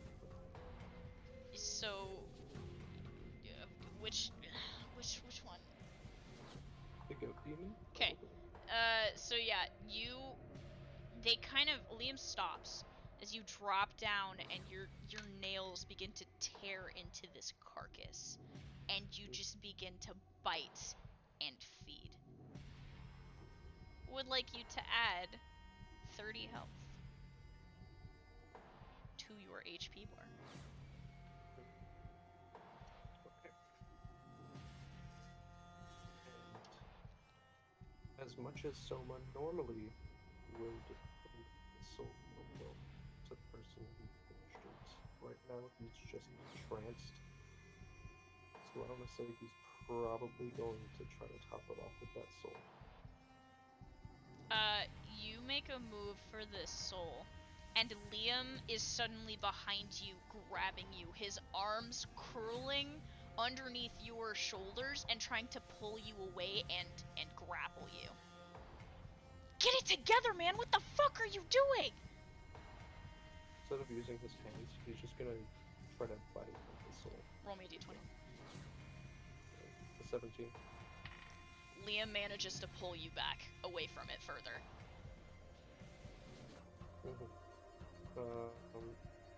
Whatever's happening, he's probably just gonna be trying his best to get at the soul. Fredwin, you have caught your breath, and you hear Liam shouting from somewhere on the other side of the smoke. Fredwin's going to carry Lunala over to them. So you kind of walk around the edge of the smoke, and you see Liam desperately trying to restrain Soma. His face is covered in blood, and his hands are dripping with blood and charred meat.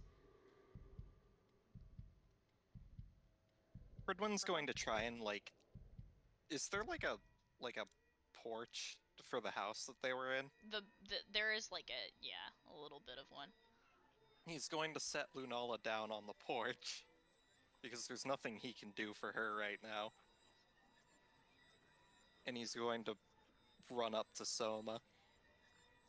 By the time you get there, Minerva's also there trying to support Liam. Soma's just trying to bite any and everything. Soma! He's snarling like a mad dog. Damn it, what's wrong with him? Liam is also sort of in a, like, daze right now, because he also can't understand anything you guys are saying. Yeah, he has no idea what you guys are saying. Yeah. He doesn't even understand Abaddon, who is chattering at him. Yeah. Soma! Fredwin's going to basically start shaking Soma. Roll me a d20. Alright. Soma, roll me a counter. 17. 7. You manage to grab him without getting bitten, and you start shaking him as Liam holds him still. Soma! Fredwin's going to...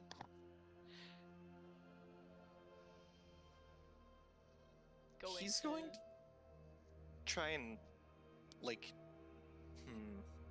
Can he do, like, a check to see what the fuck is currently happening to Soma? Roll me a d20. Let's see if you can discern anything. 15? There's a crazed look in his eyes. It's a mixture of rage, of fear, of desire. It's a swirl of violent emotions.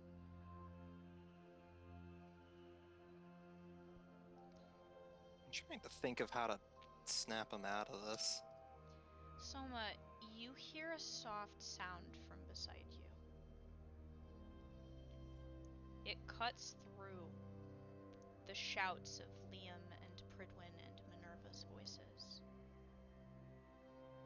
And it's a sound that you somehow do understand. Uncle Somi? Katya's voice calls to you through the madness.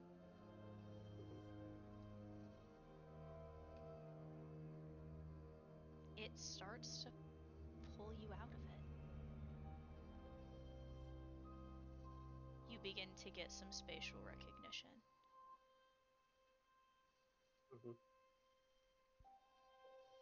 He sort of like, not really snaps out of it, but he's become more lucid, and he's just looking around confused. So you see that look that you're staring at as you look into his eyes, Pridwin, it just goes to confusion. Soma. The letters floating around his mouth are beginning to make sense.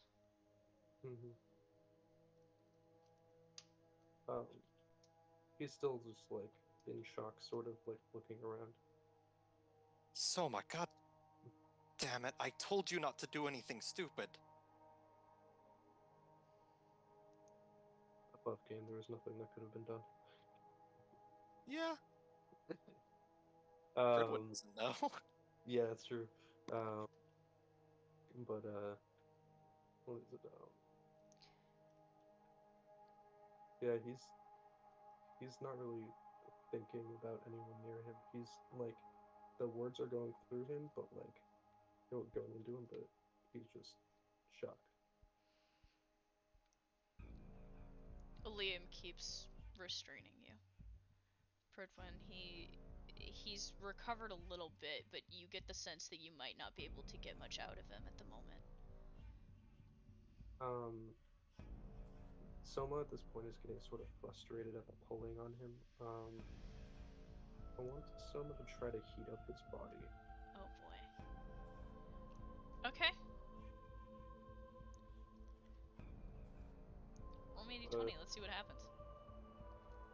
17. Flames begin to emerge along your body. Blue flames, and Liam shouts and staggers backward, gripping at his arms. At this point, Soma just sort of like collapses forward and disperses the flames. So you see this act of aggression, Pridwin, and then just as you think he's gonna charge you, instead he drops to the ground, the flames disappearing. Liam, are you okay? Liam is cursing under his breath. Minerva's kind of holding him from the side, anxiously looking up at you. Katya. Katya is standing on the porch beside Lunala, looking scared. Pridwin's going to head over to them. Katya? Yeah? I'm going to need you to wield me. Okay, but Uncle Somi's not okay, and I think I can help. Here, he's out right now. We can tend to him. Currently, Lunala is in seriously poor condition.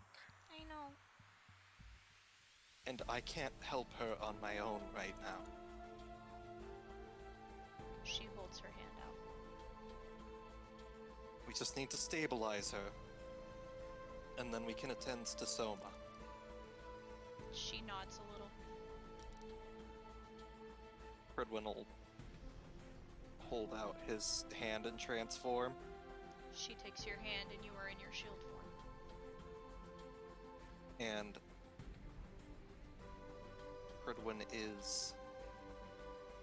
Let's see, is he gonna... Yeah, he's just going to have her make water. Oh? Healing water. Oh, okay. Since Pridwin is completely out of energy. But she is not. Mm-hmm. So you generate healing water, which will restore 20 HP. However, Lunala is unconscious. And, I mean, he's administered it to unconscious people. It just takes effort. Yeah, you're gonna have to try and force it on her. Yeah. That's a 15. Good enough. Yeah, so you managed to get enough in to restore her health by 20 points. So She that's still her- looks bad, but I mean, better Alright. than she was. I think that is enough to stabilize her.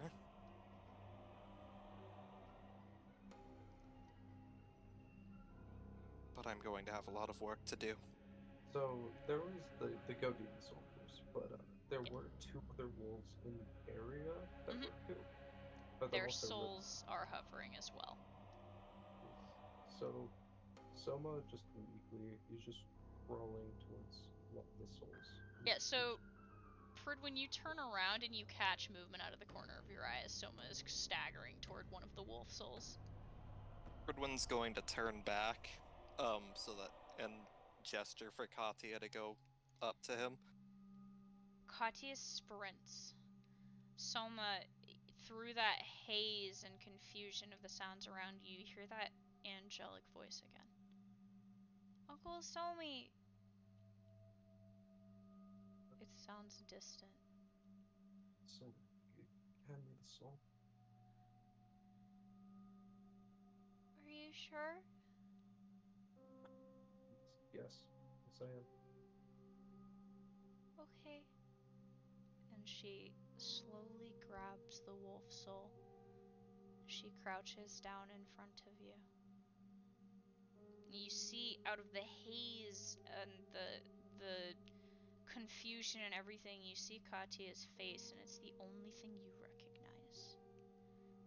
You see her crouched in front of you, holding a glowing red orb. Going to take it and eat it. You devour the soul. You may add 1 to your sheet. Katya is looking at you worriedly. She hesitantly reaches out a hand and brushes her fingers across your forehead.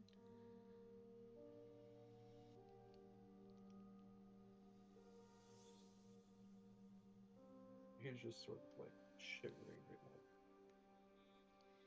She kinda just grabs you and pulls your head into her lap and starts to stroke her fingers through your hair, humming to you. The sound is soothing. Mm-hmm.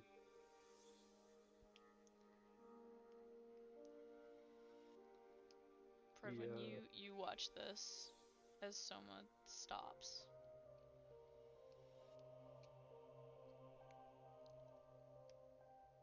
What are you doing, Soma?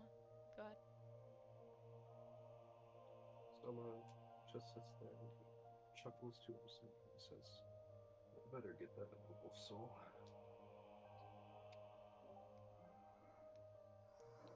Is sort of coming back to still only recognizing Katya. Pridwin, there is a soul of a goat demon hovering nearby. The goat demon that you killed. Would you like to get it?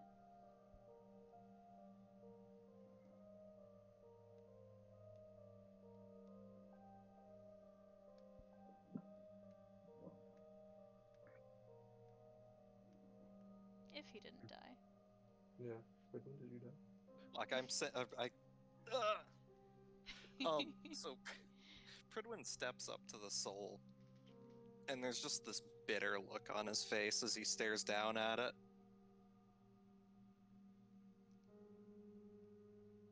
But he takes it,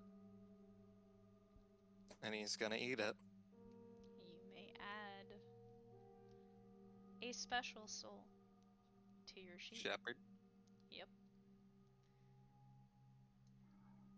And in parentheses, you can put that. Yep.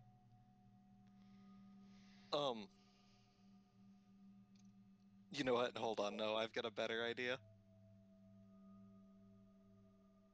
Oh, what are you doing?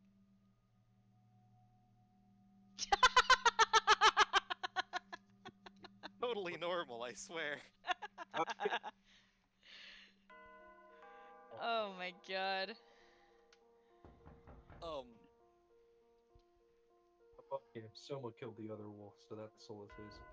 Yeah, Pridwin's going to, like, head over to the soul and, like, take it towards Soma. Mm-hmm. Katya grabs it and holds it out to you, Soma. He takes that one as well.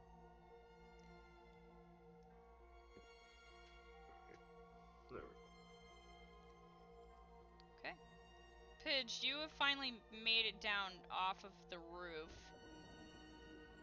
The whole street is just coated in blood and gore. And ash. Yep. It smells horrendous out here.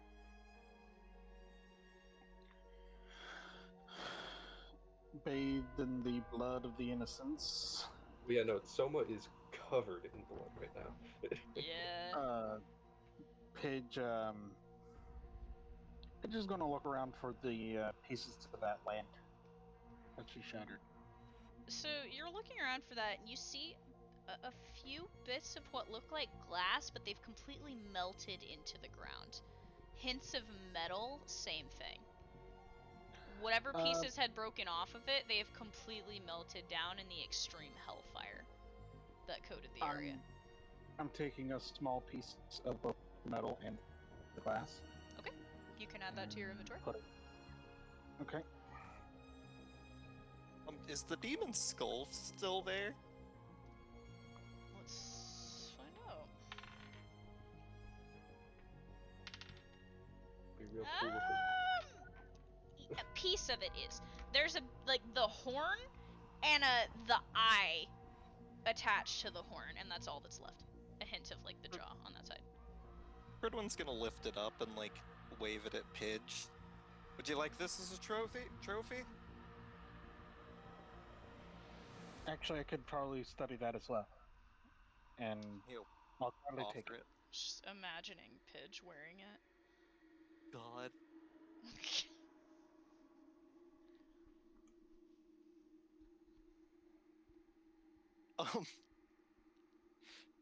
Pridwin's going to head back to the house, and I'm assuming opening the front door, water just pours out. Yep!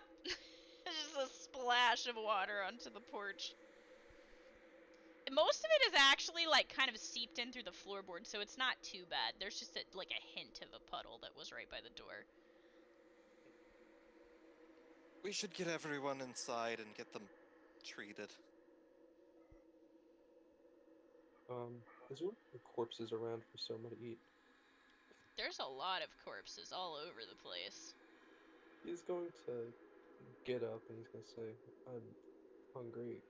And he's just going to kneel down and try eating one of the corpses. Soma, you feel arms on you again. It is both Katya and Sadie this time, pulling at you. Oh, stop it. I know what I'm doing. Soma, at least You're wait for it to eating a corpse! It's not the first time. I know you probably have never seen me do this before, but... Soma, at least cook it before you eat it. For some reason, it's better this way. I don't ask questions. Soma. Pulls out a notepad and starts taking notes. Jesus. Soma, just go along with it. I don't think it's a good idea to feed on raw flesh, especially if you've got a Wendigo in you. Oh, that's- Indigo. Okay. If you- Sadie and Katya are trying very hard to keep you from this carcass. You guys are Soma, you told me to trust you, and you almost killed my wife and me. To be fair, I told you to stay away from me. I tried. You didn't Clearly, have to. I wasn't far enough away. Yeah. Maybe next time you can tell me what the rough proximity of your Pridwin, like, gesturing around him, whatever this is. To be fair, I wasn't entirely myself when that happened.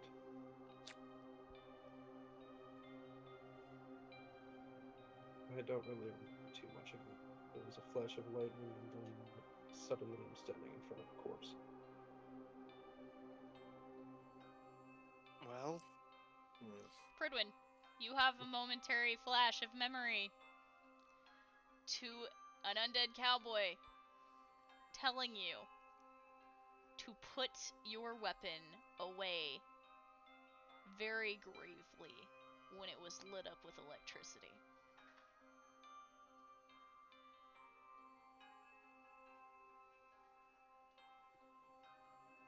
there's a lot of mixed feelings. Like, you can see there's definitely rage on his face, but there's also this kind of, like, understanding. You feel a hand on your shoulder, Pridwin. Liam is trying to pull you away. Come on, it's not worth it right now. You're Your right. wife needs you. You're right. Pridwin's going to just head inside. If Lunala's still out, he's going to take her in. Yeah, you pick her up and take her inside.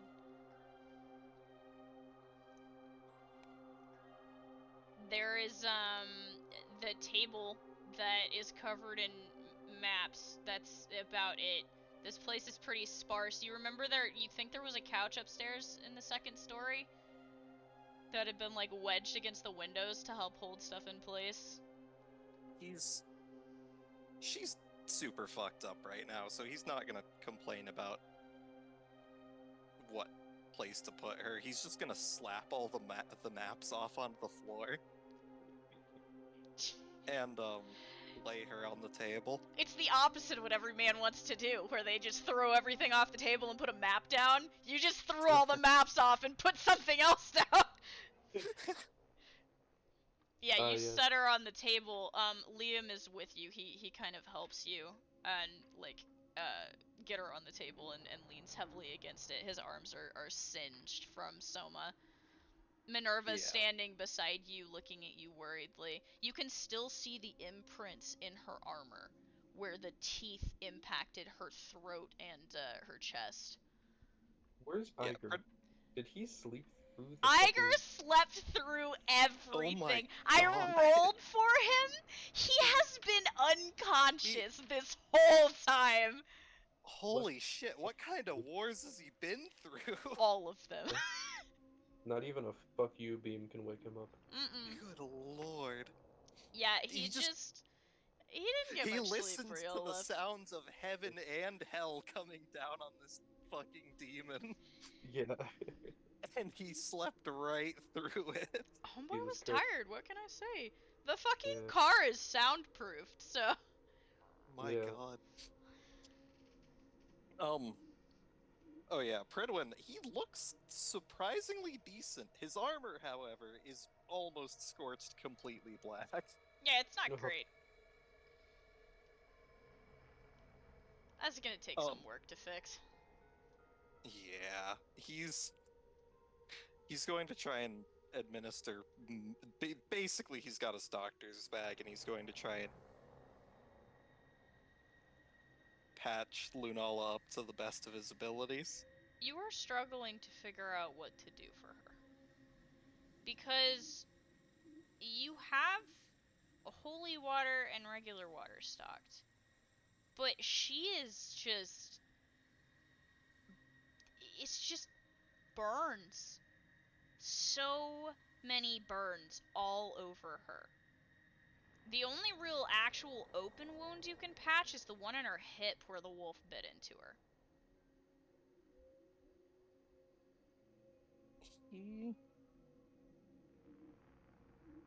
He's going to take her hand. You look down and you see the ring embedded deeply on her finger.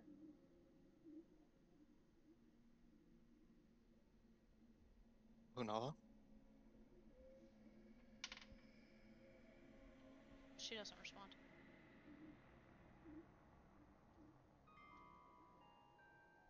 He's just kind of... And he's got his gauntlets off. He's like looking down at her hand, trying to figure out how to do anything. Yeah, you are tired. You're so tired. Liam he has a hand on your shoulder and he's looking at you worriedly. He doesn't know how to help. You know, when I found her,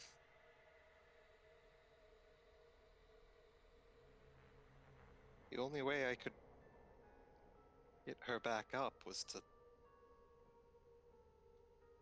sacrifice some of my life force. But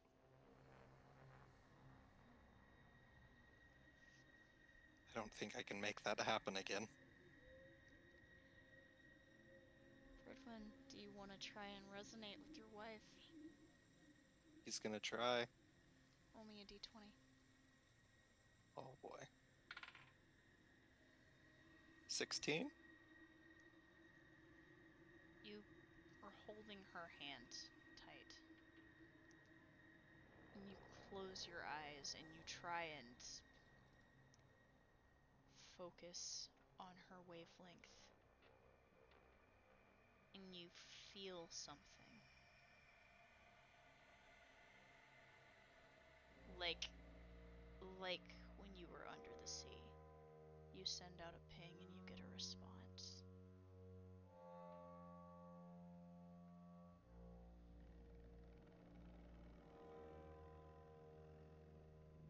Her hand shifts slightly in yours.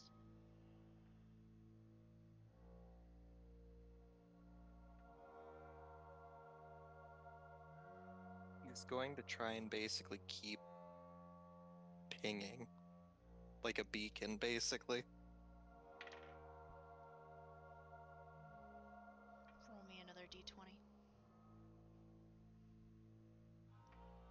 17? The hand snaps to your wrist. Her nails digging into your flesh, except they don't really look like nails anymore. They look like claws.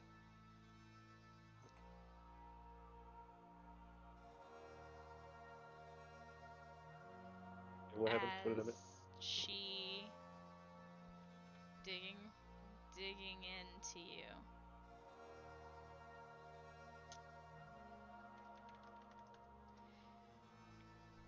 You begin to feel your life force draining. Liam, get me water. Oh no. Liam looks around frantically. What? If there's a well or something, I need water. I don't fucking... He runs out the door. Minerva reaches to grab her wrist, watching you worriedly. I'll be fine. Her hand hesitates just over Lunala's wrist. You don't have to do that. Minerva shakes her head and tries to grab for Lunala's wrist to pry her off of you. No, it's fine. It's not, she says, looking at you. I can take it. Fredwin. I have survived. Far worse. Just as your conversation is happening. First 20. than 40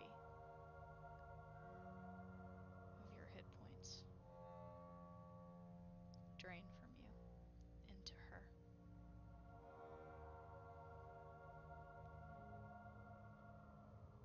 The pain is horrendous.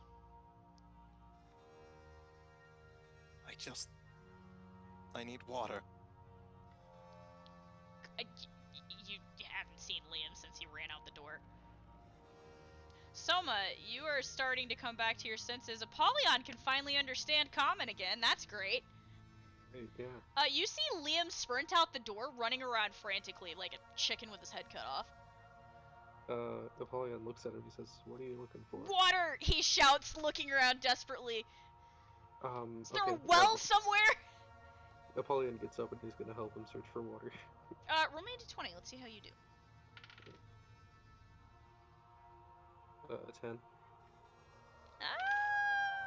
That's enough. There is a well, near one of the paddocks. Okay. He's going to gesture Liam in that direction. Liam sprints that direction. Yeah. And help him grab water. Okay, so you two are, between the two of you, guys begin to like get a bucket full of water out of this well. It's one of those like handle pump ones too that goes into a trough. So you manage to find a bucket and you start to fill it. Soma, you are. How you doing, buddy? He's alive and he has enough health. He's actually pretty decent on health now after eating the goat corpse. Yeah, he's just laying down. He's exhausted. I have like very low AP, so. Yeah, Sadie and Katya are kind of just holding you. Yeah. Still trying to keep you away from the other corpses, but also trying to keep you comfortable. Yeah, he's just laying down. Okay. Yeah, so Pridwin, as you're standing there, the claws dig in deeper into your wrist. You can feel them like piercing through your tendons and your veins. I will be fine. Minerva looks at you frantically. She's pulled her helmet off, and you see this desperation in her eyes as she sees you weakening. As you Minerva, take 20 more points siphoned listen from to you me. to her. I've done this before.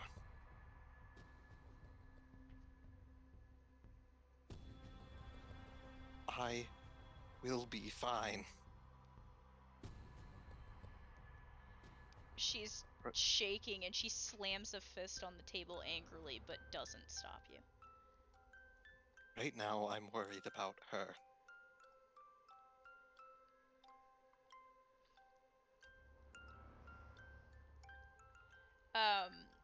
Apollyon, you and Liam run through the door with a bucket of water. Yes. And you see what is happening inside of the room. Lunala's body laid out on a table, a clawed hand digging into Liam's wrist, blood spilling onto the table and the floor. Minerva watching helplessly. Yeah. Goodwin's. Set it on the table. Okay. He puts it down on the table. Pridwin's immediately going to put his other ungloved hand into the bucket. Okay. You begin to absorb the water. I might need more.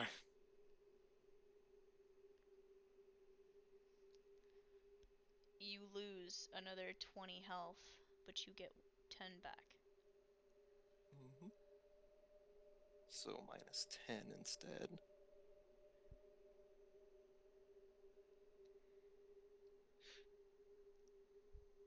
How much have you lost total? Fuck, hold on. Let me... Because you were at 134 when we started? Yeah, 134. Down to 114. And then down to 90, so that's 40 hit points? I think you've had 70 total 50. between there and here. Yeah, I'm pretty sure that's 70 total. Yeah. So, finally, the claws begin to loosen on your wrist. Like I said, I'm fine. The hand looks more human once more. The fingers slipping from your wrist and dropping to the table. I'm assuming Lunala looks a bit less burnt. She does. She has that glow about her again. The glow of a celestial. Pridwin breathes a sigh of relief. She's still unconscious, but she's alive. And you don't feel so bad. There is once again a stream of blood slipping from your nose. From the toll. I need to, is there a bath here?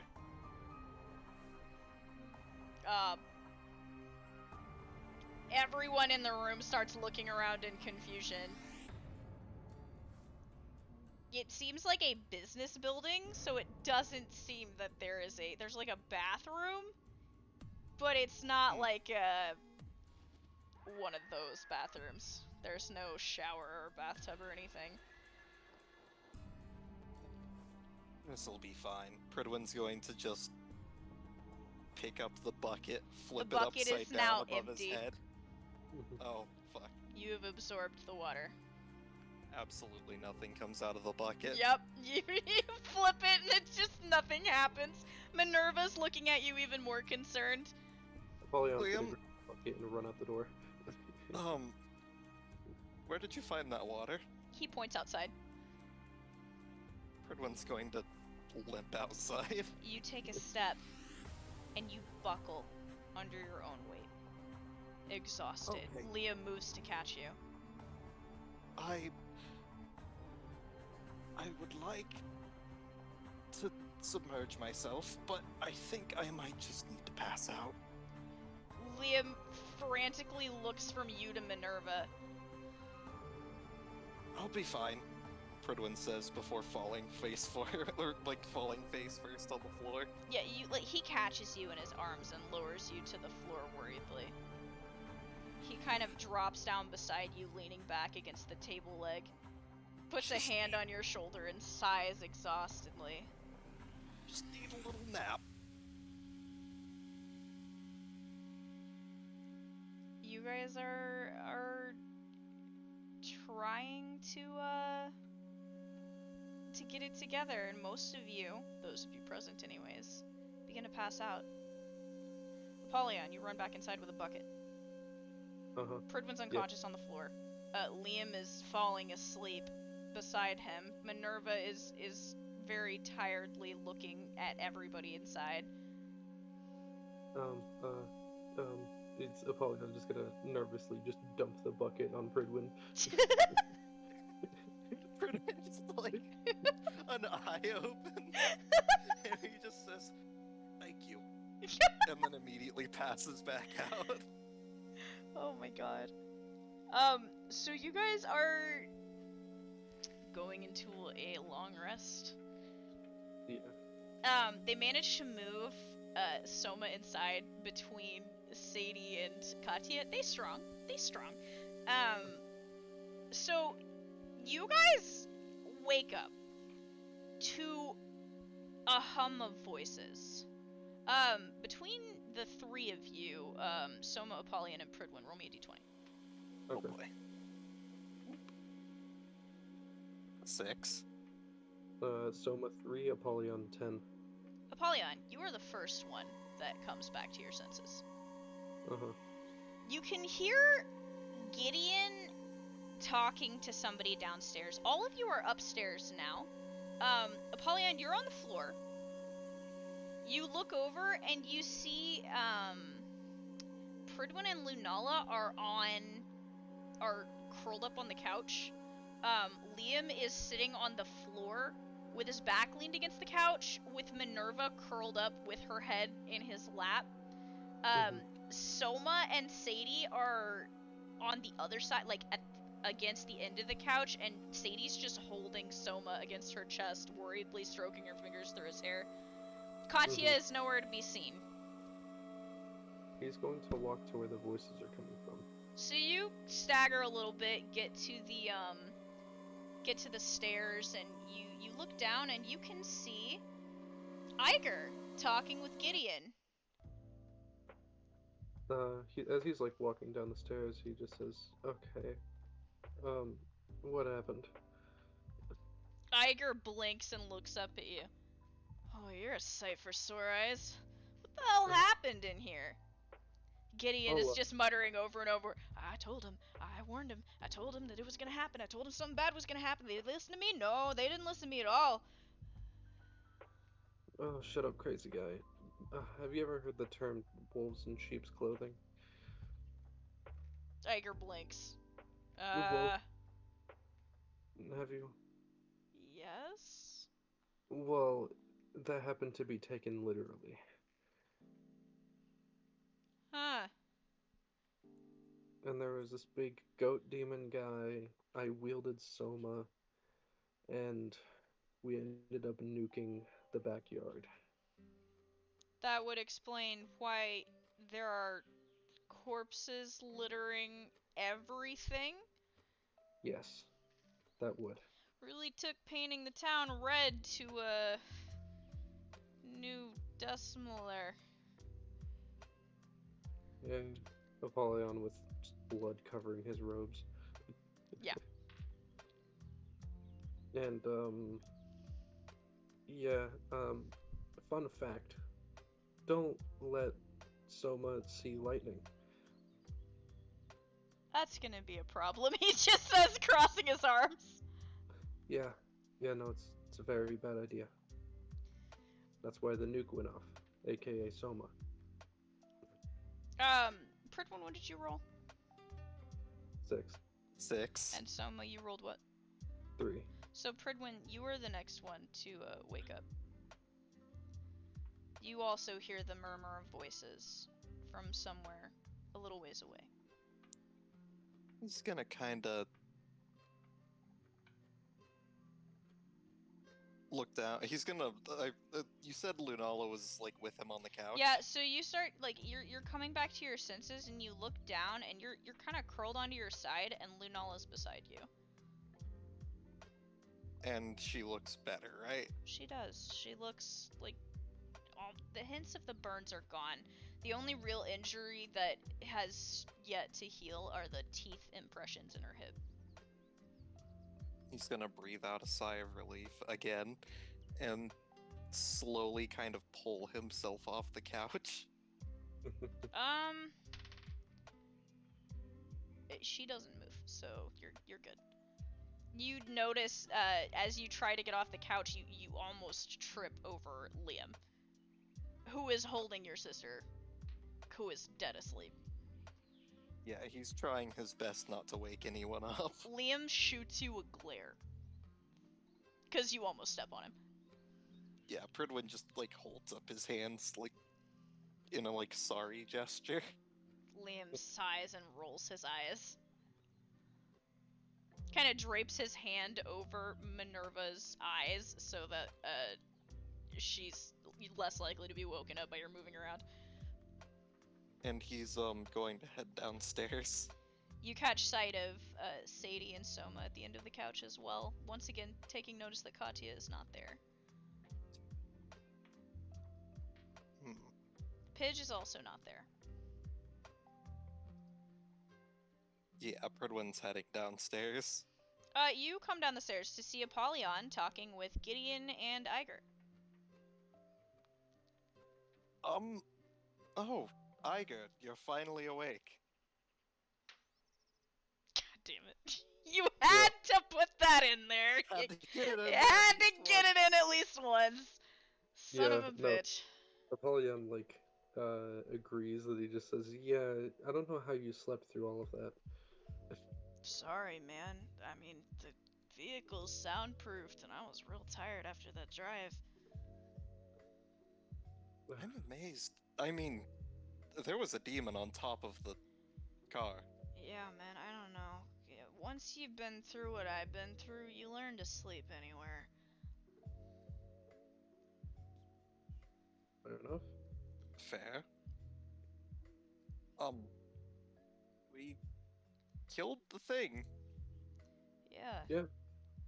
I'm wondering if maybe we should, like, not do this other mission, he says, glancing down at the information. I mean, it is a good, like, 6-hour drive away, so I mean, you'd have time to rest on the way, but like... I mean, I got a good look at y'all, and you're looking a little rough. Perhaps we could return to the academy and get the others. That would probably be a good idea.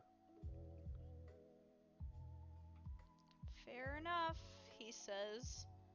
Well, when you get everybody up, we'll, load back up and head out, I guess. That's a good idea. Yeah. By the way, do you know where Cat and Pidge went? He kind of just gestures a thumb towards the door leading outside.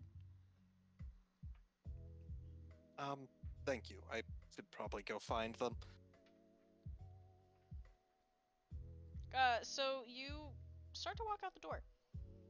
And, you instantly see Pidge sitting on the ground just outside the door with a bunch of things spread out in front of her. It looks like she is working on something. You don't know what. You can't make sense of it. She looks up at you and acknowledges you and just instantly continues working. Pridwin just nods in acknowledgement also, and, Pidge, have you seen where Katya's gone? She shrugs.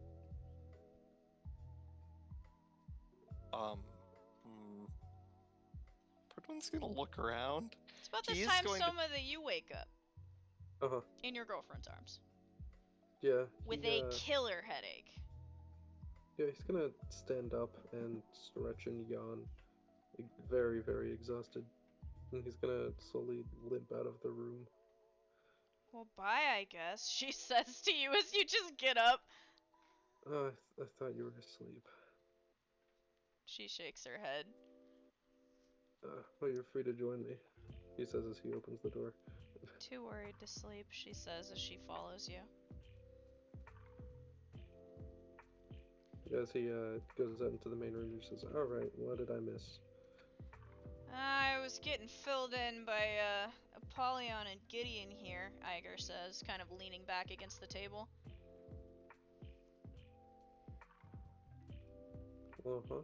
Looks like literal hell outside, he says, eyeing you, Soma. What the You fuck don't- happened to you? Well, see, there was a storm, you know. And then I heard lightning. And then everything after that, up until I was standing in front of a corpse, I do not remember. Yeah, that's not good, he says under his breath.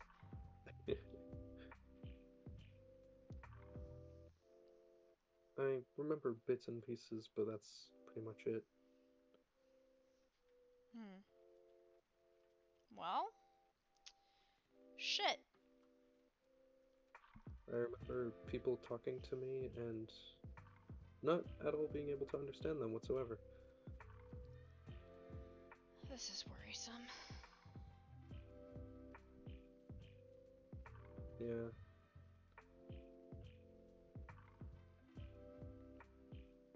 I wish I could say I knew what to do for you, but I really don't. I mean, back in the war, we had people who would snap, you know, and kind of lose it. Sounds to me like you did the same thing. Except we didn't really have a cure for that. Most of the times they just... He kind of glances down and you see his fingers gripping the dog tags around his neck.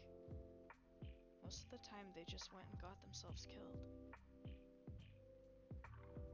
Well, with my team, I'm sure we can avoid more casualties. Gideon is looking at you with this half-crazed look. And Gideon, You were right. Thank you, he says.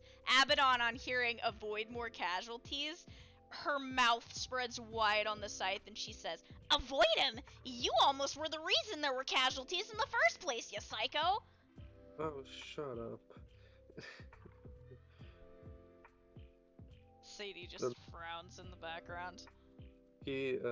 Soma walks up and he just sort of like pats Abaddon and he says, "Good to see you in better spirits." And he just walks downstairs. Well, you guys were downstairs, to be fair. Well, Soma was like on the edge of the stairs. Oh, okay. Yeah, and so was Apollyon. So yeah, he just does that and then like walks downstairs out the door. Okay, so you go out the door and you see Pidge. Pridwin, you're looking around. Where would you like to go?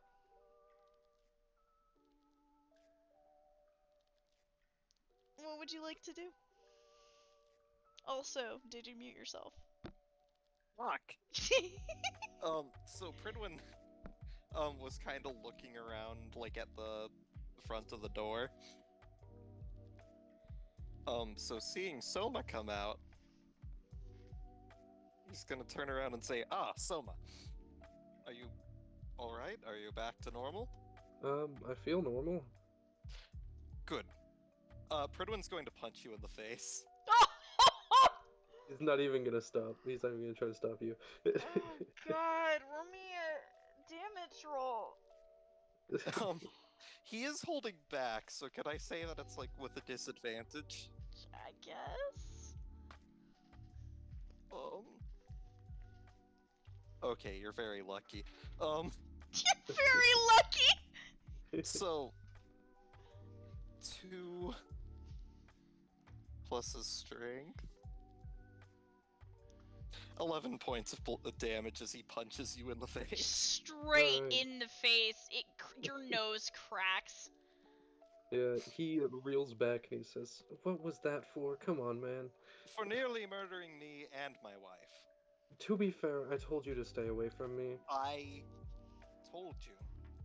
I tried. But you didn't tell me how far. I didn't know how. I didn't even know what I was gonna do. You practically dropped a nuclear bomb right in front of that building. He didn't With do it all on of us purpose, inside. Sadie says angrily in his defense.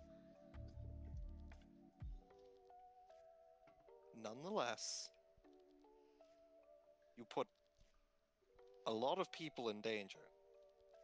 It wasn't the plan. I was just hoping no one would be around when the lightning struck.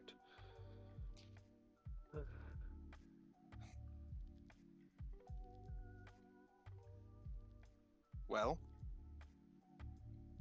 now that I've gotten that out of the way, Pridwin pulls out a solo cup, a different one this time because there were animals drinking out of the other one. Fair. Fills it with healing water and offers it to you. You're forgiven, and he takes it. Excuse me? You recover 20 points of health. Alright. You still have not seen Kat anywhere. Yeah. Have you, and either of you two seen Katya? I just woke up. I swear, if she ran off on her own again, I'm going to be very, very mad. This is Katya we're talking about, Sadie says. I know. She Chances definitely ran off on her own again. Chances are she's probably on the grazing field or something. I'm assuming that I don't see her near the stables or anything. Nope. Not in the paddocks. Yeah, she's probably down at the field. Well, I'll leave you to it. I'm exhausted. I'm gonna go to the car. By the way, Huh? is that lamb okay? He's asking Sadie this. Sadie says, I don't know where it went. Huh. Pardon? Oh, wait. No. Liam and Minerva were watching it. And they were not conscious, or at least one of them wasn't when you got up. Yeah. I wonder if Kat has it. Maybe. We'll see. Anyway, good luck. I'm gonna go to the car. You sure you don't want to help me find Kat? I don't have the energy. And also, I'm Fair probably enough. Ugh. Ugh. Yeah. With Soma heading off, Pridwin's going to head up the path towards where the sheep pasture was. And as you do that, I'm going to make my leave. So I will see y'all later. Later. Good night. Good night. Pridwin, you're walking up a path alone. And you start to get towards the sheep fields when you hear a sound.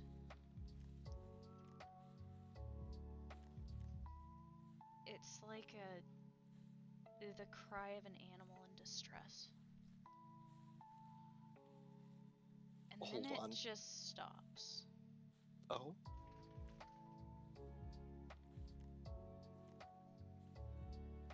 Pridwin's gonna run towards it.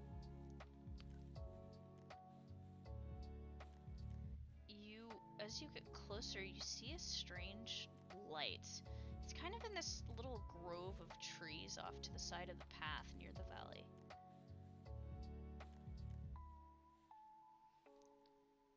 It's this faint purple glow. He's gonna try and get closer. Roll me a stealth check. Presence Oh boy. check. So that's a 16 total. For a moment, the faint sounds you're hearing stop. And then they continue again. Katya? There's no response. Pridwin's just gonna keep heading towards it. You come around this little bend and you see a figure crouched in the darkness, a purple glow around them. You recognize the red hair almost immediately, the yellow hoodie. Katya. But you hear a voice come out of her, one you faintly recognize, that impossibly old voice. Leave.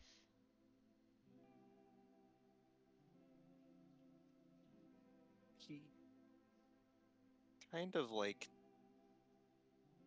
He looks like he wants to stay, but he's just going to say, fine. But I'm going to be close by. You can see there is a pool of blood beginning to trail around her knees. What are you doing? I'm working. To what end? My own.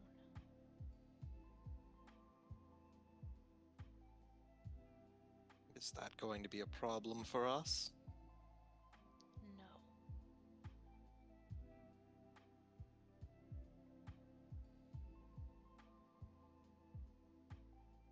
Bring her back safely. You'll have her momentarily. Be ready. She won't be pleased. The blood is pooling around her. One's going to just back off towards the trail. You back away slowly and you hear this wet, squelching sound again. A faint mumbling, but you can't make out what she's saying. And just when you think you might be able to, you don't understand the words.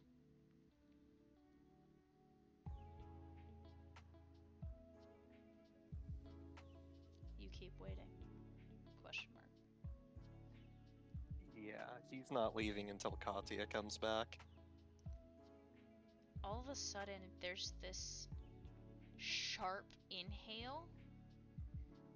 You hear a soft, huh? What? A scrambling sound.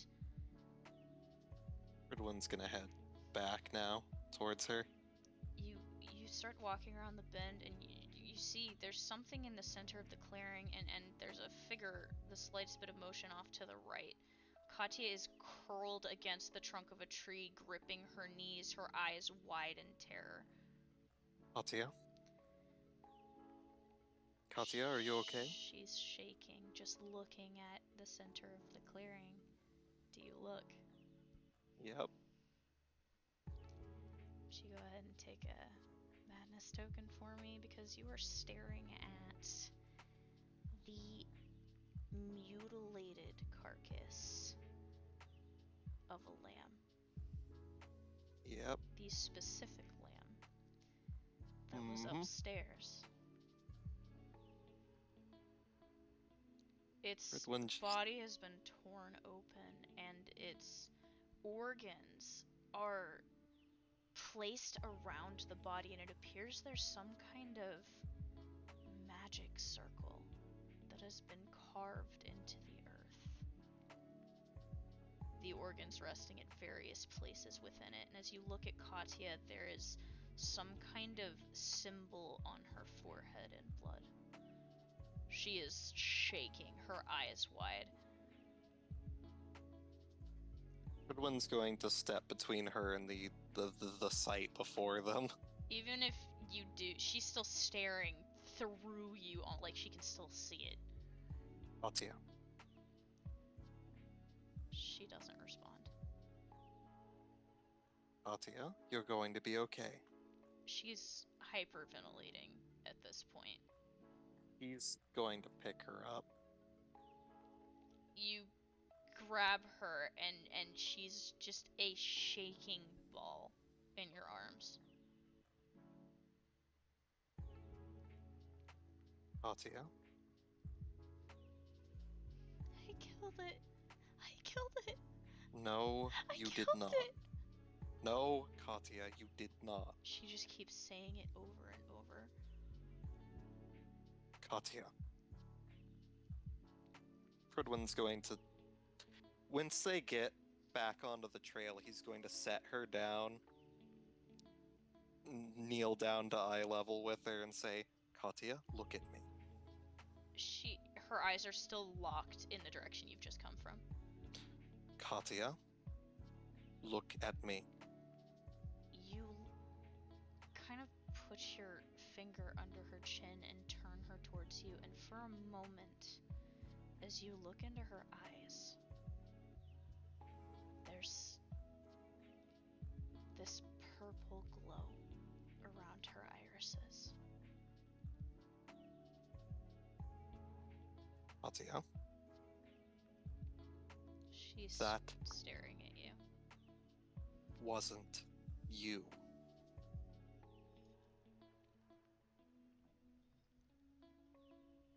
She doesn't believe you.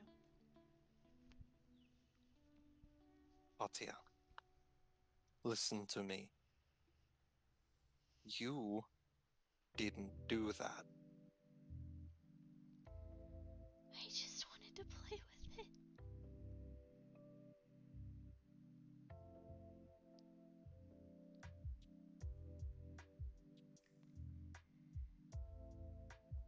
Katya. She grips a hand into her hair, stumbles back away from you, looking around. What's happening to me?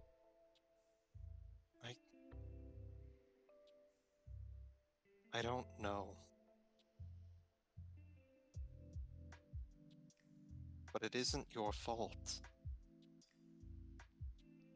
You see for just a moment, the edges of her eyes begin to blacken.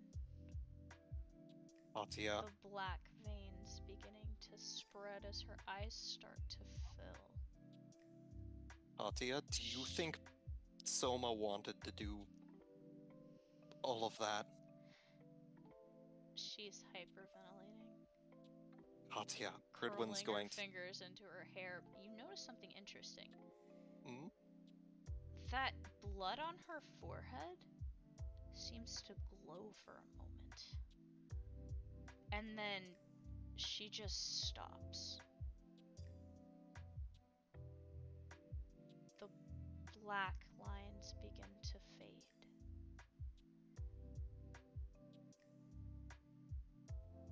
Katya, A trail of black blood emerges from her nose and trails down her lip. But her eyes are clear once again. Katya.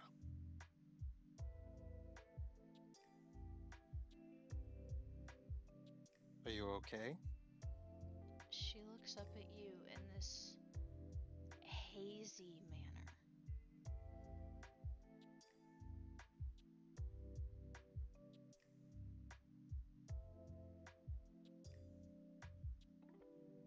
Katya, Where are we? Katya, we're in the middle of the forest right now. She puts a hand to her head, staggering a bit.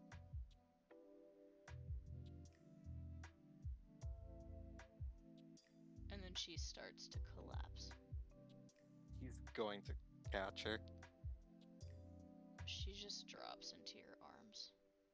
The black Katya. blood still trailing from her nose, that red symbol on her forehead pulsing once more before fading. Katya, are you okay? Do you know what's happening? Her eyes roll up in your direction, and for just a moment there's that purple glow around the irises again. And then she passes out.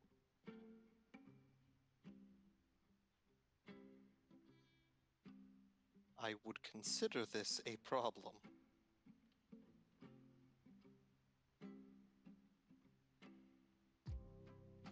He's going to carry her back.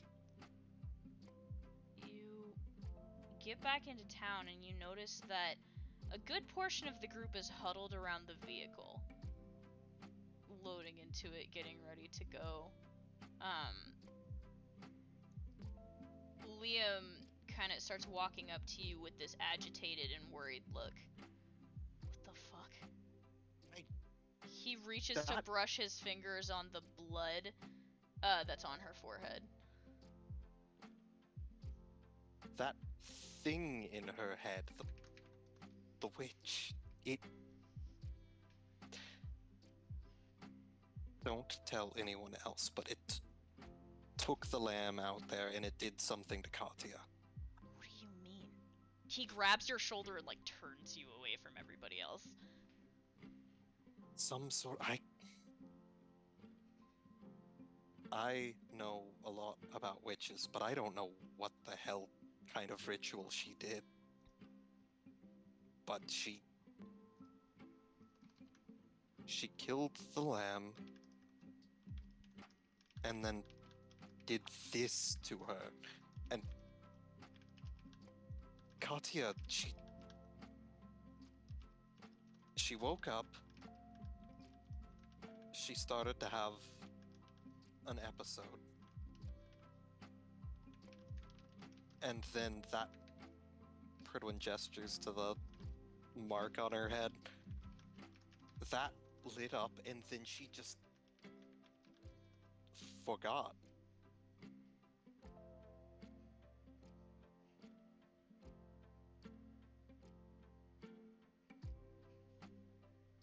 We can't have two people in this party this close to losing it.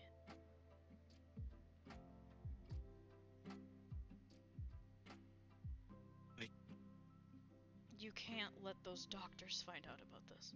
You can't let my dad find out about this. I know. She is in my care, and I know damn well if they find out what's happening, it Liam, won't be good for anyone. once again, you see this look of fear cross his eyes. I can't lose her, Bridwin. Not while Douglas is gone.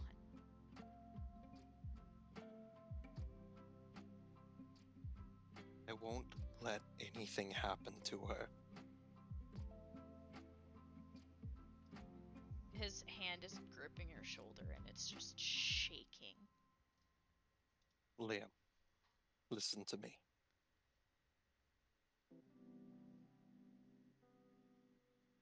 I vow and have vowed to protect her. And for as long as I can, I will.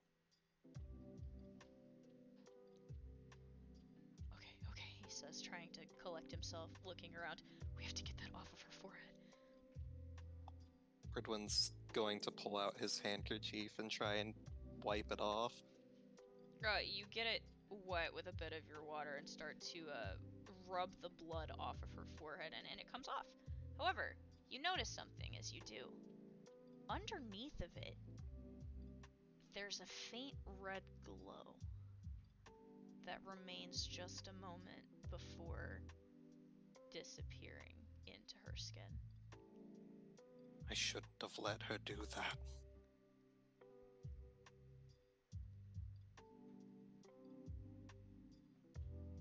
You watched.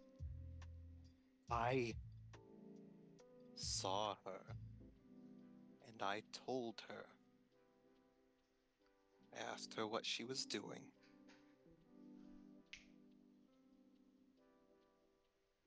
And I asked her if it would be a problem for us. And she said no. And I decided to trust her. And I am realizing now that that was a mistake.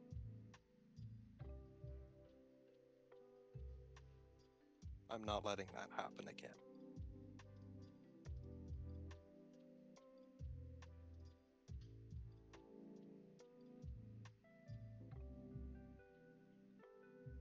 Shit.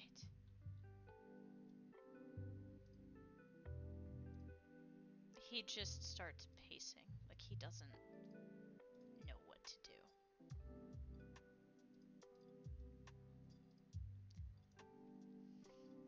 Come on, he says, holding his arms out. I'll take her back to the car with us. Okay, everybody's ready to go. I didn't grab Lunala yet. I figured you'd want to do that. I'll go get her. Pridwin will hand Katya off to Liam. Liam takes her delicately in his arms. For just a minute, like you get this moment where you're like, damn, he'd be a really good dad. Just with the way that he holds her. He starts walking back for the vehicle. Pridwin's going to head back to the house to get Lunala. She is curled onto the couch away from you. He's going to just pick her up. You do so and you start walking downstairs and you hear her mumbling under her breath.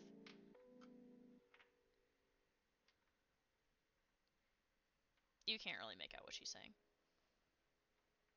Yeah, he's just gonna keep walking. You make it back to the vehicle and Liam and Minerva have crawled into the back and Liam's just cradling Katya. There are glances being exchanged from the lot of everyone as they are like loading up as well. A lot of eyes falling on Katya, and Liam is just kind of shielding her from their view worriedly.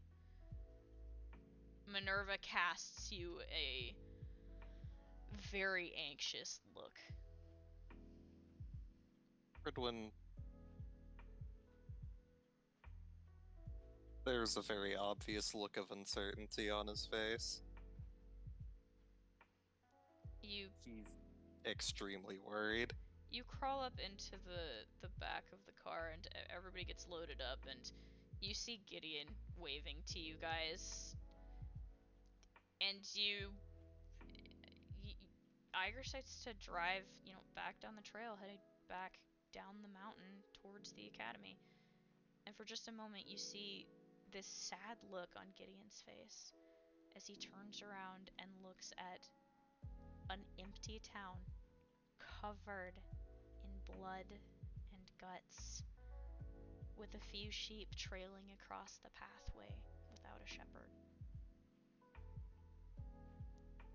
Then you turn a bend, and it's gone from your sight.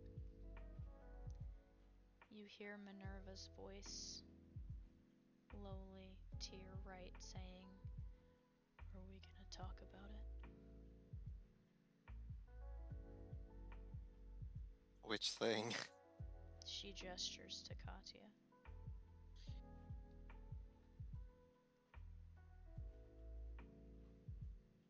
We all know there's another person in there. You see the rest of the group is mostly asleep. Pidge has headphones in. You can hear music thrumming from them, so she's not really paying attention to you.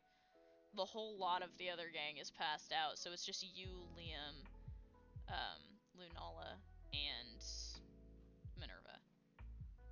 And of course Iger, who's driving. Oh well, he died.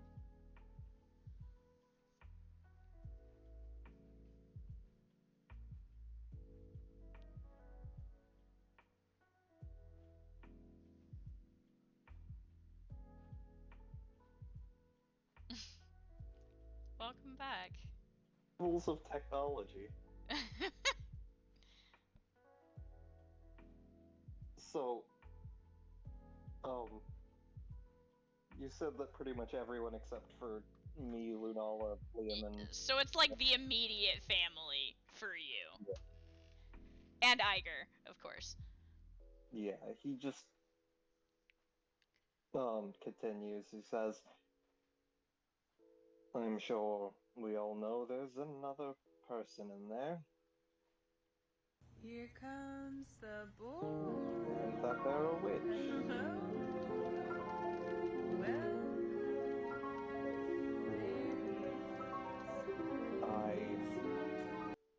don't trust her." I don't think any of us do, Liam says under his breath, still clutching Katya close to his chest, looking at the spot on her forehead where moments ago there was a blood magic circle that has now disappeared. I want to figure out what she did.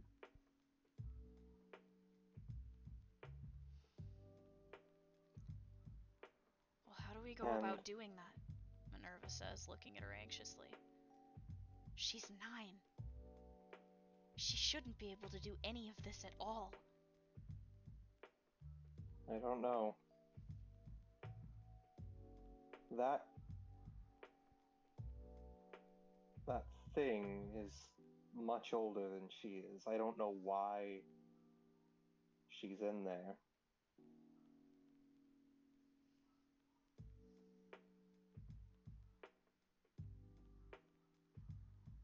If I may, Iger interjects quietly from the front where he is driving. Yes. I found something concerning. Or rather, Gabriel did and mentioned it to me. What was it? You said that thing's old, right? Like, how old are we talking? I don't mean, even can know. you make a guess? Ancient. He grimaces. You can see his eyes flash up into the rearview mirror to look at you for a moment before he looks back at the road. I mean, witches live for centuries. But here's the thing. Most witches retain their youth. Haven't you noticed that? Most witches, even hundreds of years old, still look like they're in their 30s, 40s at the most. They love their youth. They cling to it.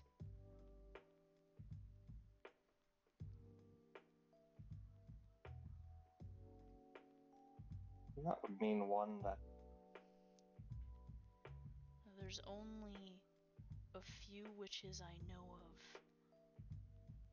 that were proud of their age, or they had no control over its effects.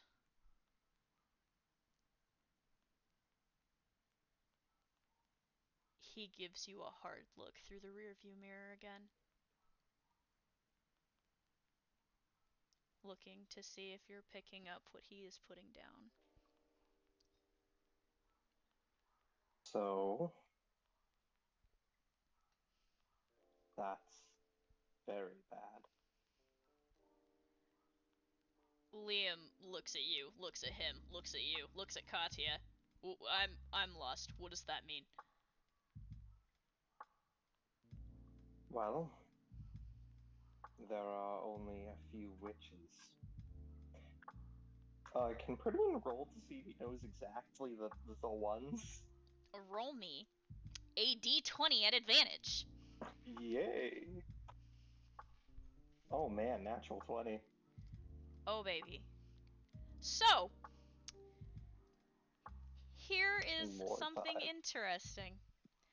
Just like Iger was saying, you can confirm that witches and warlocks most commonly like to cling to their youth. There were only a few witches that are so old they cannot control their appearance any longer. And the two of them that you can think of are currently locked in hell. And the only reason that they can't control their appearance is because they are over 1,000 years old.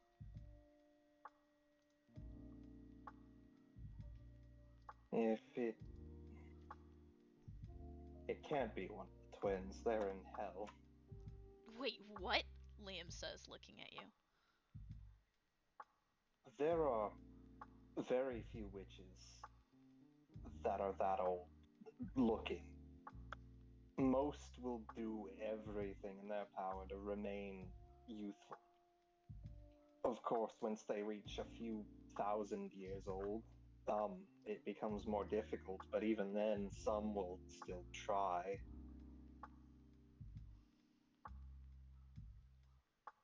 The twins,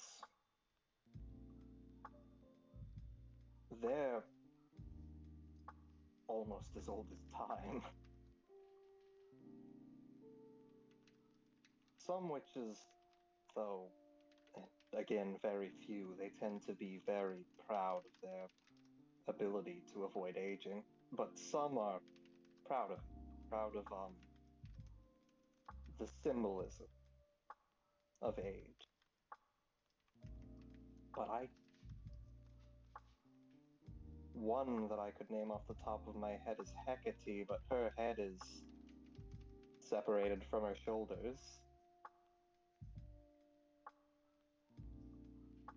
So I don't know who this could be.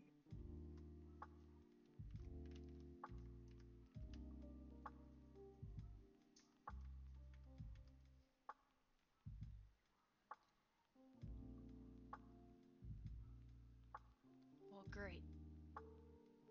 What are we supposed to do with that? Liam says, looking at you. The fuck does she want? Well, I don't know, but if anyone knows about witches, it's my family, so I can probably find something. At least clues as to who this might be. And she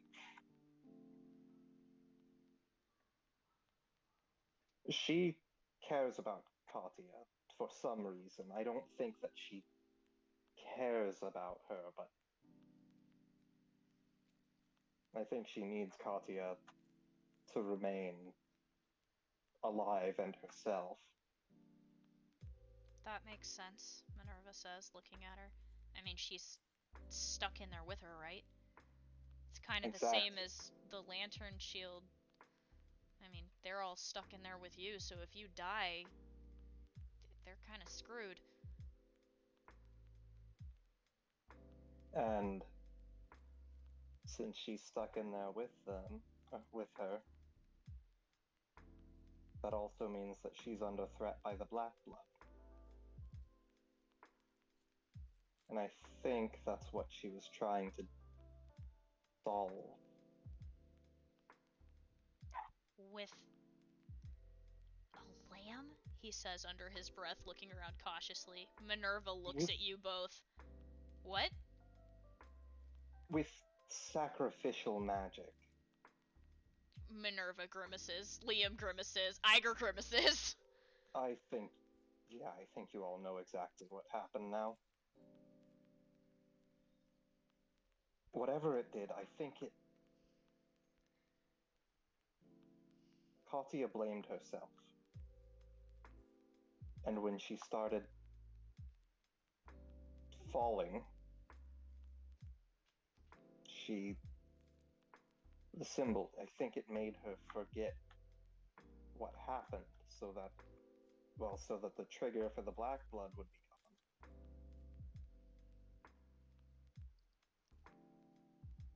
So that's good, Liam says unsurely. That is not good. I mean, think about it. It's bad, but it's also kind of not, because she didn't go crazy, right? She didn't, but I mean, it's only going to get worse until we can figure out how to treat her properly, and I can't even do that if she's forgetting what's even causing the problem. Well, did she really forget? Maybe we should wake her up. I think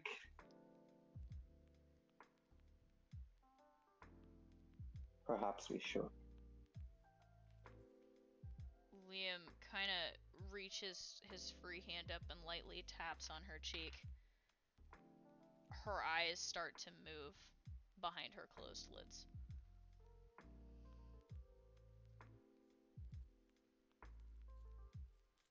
You see Minerva cautiously move closer.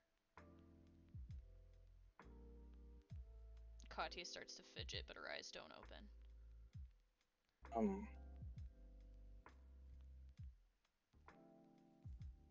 The Pridwin's going to kind of also move over Katya. She opens her eyes a little. Katya, are you feeling alright?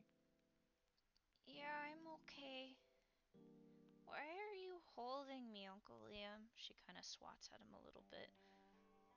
Liam is very upset, but you see, he can't keep himself from smiling at that. Katya,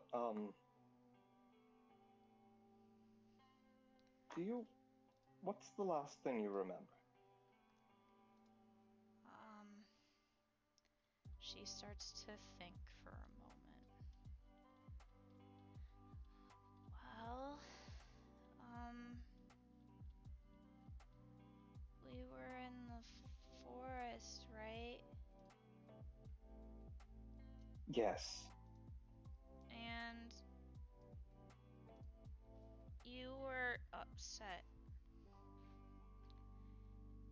Because she stops. Her eyes get wide again. Katya? Cause I killed Katya, you didn't. Cause I killed it. Her eyes begin to darken again. Katya, Pridwin's going to pull her into a hug. Katya, you didn't. It wasn't you. You pull her into your arms, and the black lines begin to darken across the sides of her face. Her eyes begin to darken, and then a red symbol appears on her forehead. Katya's eyes widen a bit, and then they get that glassy haze over them once again. Pridwin, she says, and then she passes out in your arms. The So it doesn't make symbol her. pulses a bit and then fades. So it doesn't make her forget. It just knocks her out.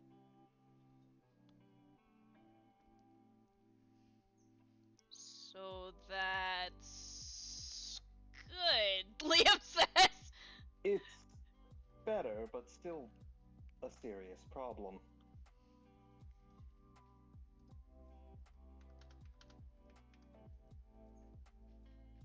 Well, Liam says, looking at her in your arms, I don't know what to do. I work on computers. I don't know the first thing about magic or anatomy or... Ugh, he gestures. Well, I'm not sure how to... Her demon, it feeds on guilt.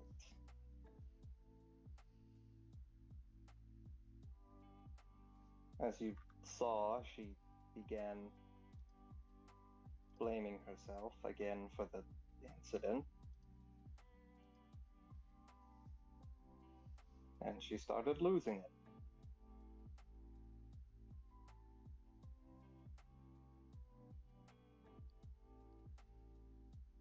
And then she stopped.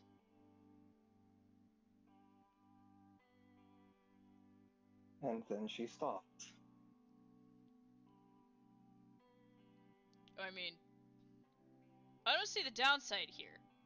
Besides her not being conscious, you know. I mean... You said you understand computers. Let's put it like this. She could theoretically get caught in a feedback. Oh shit. He says. Precisely. If there was something that set her off and she couldn't stop thinking about it, every time she wakes up, it goes off again. And so she gets knocked out, meaning she could be caught effectively in an endless loop. So... I mean... Shit. There's gotta be like a back door or something where you can break the cycle. There's gotta be something we can do.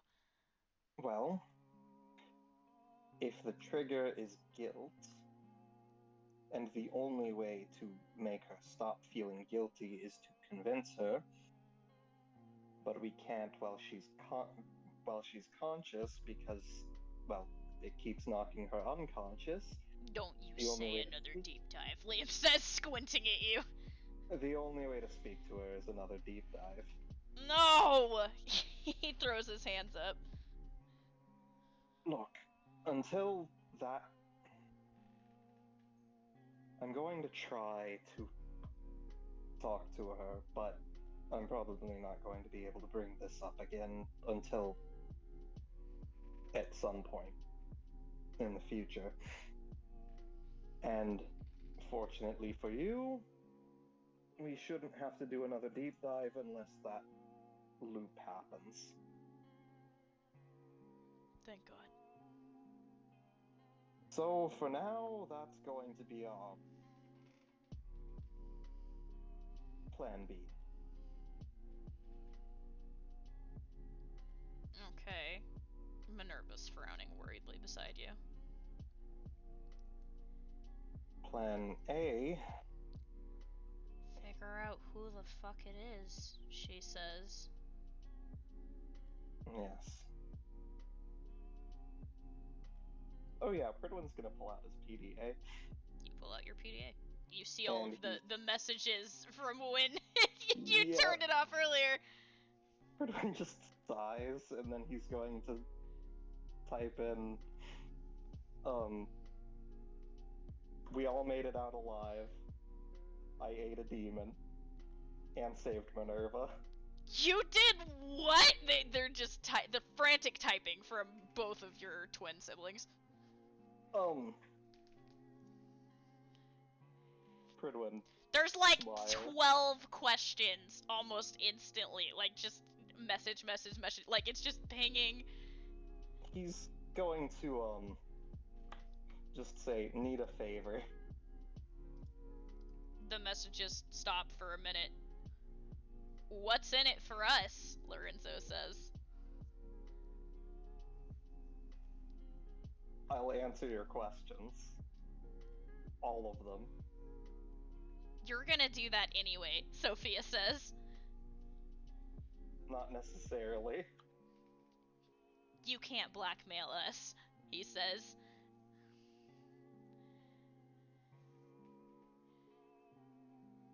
Just need some information.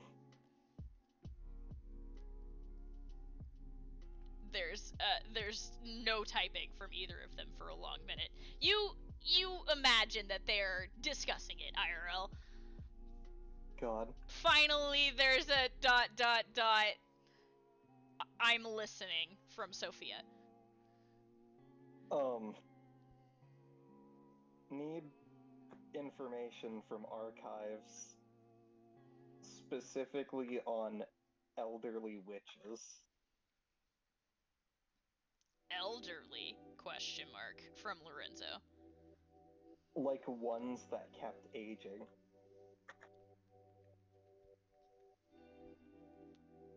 The super old ones. ... Weird but okay from Sophia.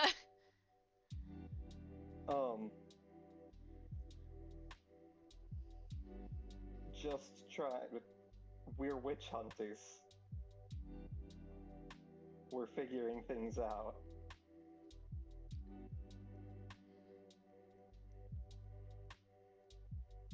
Fine, you get from Lorenzo. You owe us, Sophia says. Pridwin just responds, yes, I do. They both of them stop typing.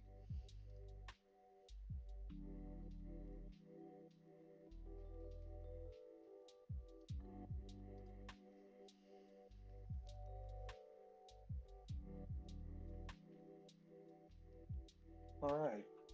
Hopefully, they'll be able to help us out. Fingers crossed, Minerva says. Until then, what are we gonna do about... She gestures to Katya, and then she gestures to Soma. Well... Soma's recovering from his bout. I think all he needs is some rest and a chance to decompress.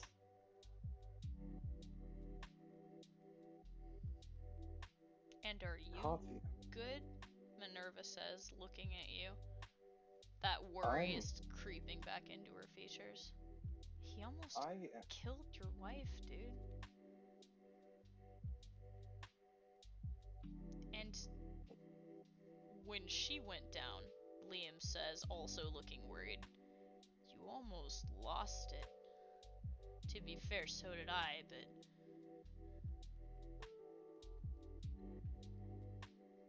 I understand. He didn't want to. He was not in control. And I already punched him in the face. That's fair, Liam says. So...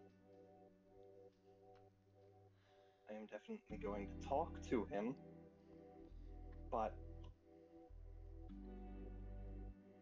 as long as Lunala can forgive him, so can I.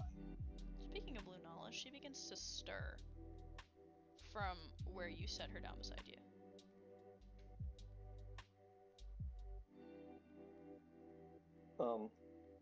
Pridwin looks over. She is Lunala? grimacing a bit and putting a hand to her head. Are you doing alright? Where are we? We're back in the car.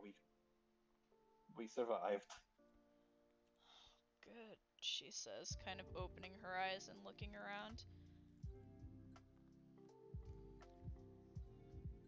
Thankfully, Soma's back to normal.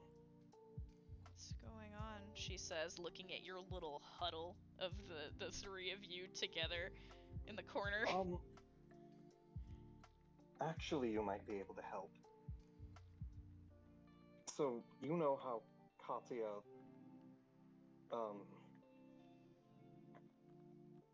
channeled a different person to cast that soul protect on, right? Her eyes were like purple and weird. Precisely. That's a witch. Like, she's sharing her brain with a different person. That makes sense, because they were purple. Kinda is our color. You see that purple swirl in her eyes for a moment as she says this.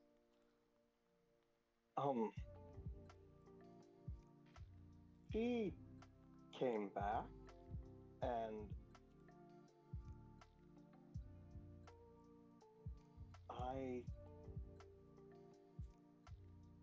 she took the lamb into the woods and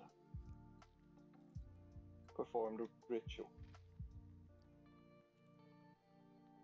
Lunala kind of blinks.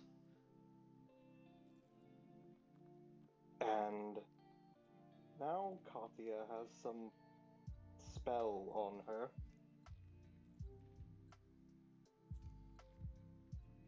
Don't really teach me a lot of spells. I'm not sure how much help I'll be. Well, what we're trying to figure out is more so who this witch is.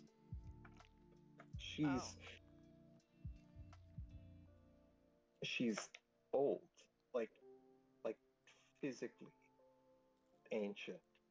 She kind of wrinkles her nose a bit. What do you mean? Witches don't really do the old thing.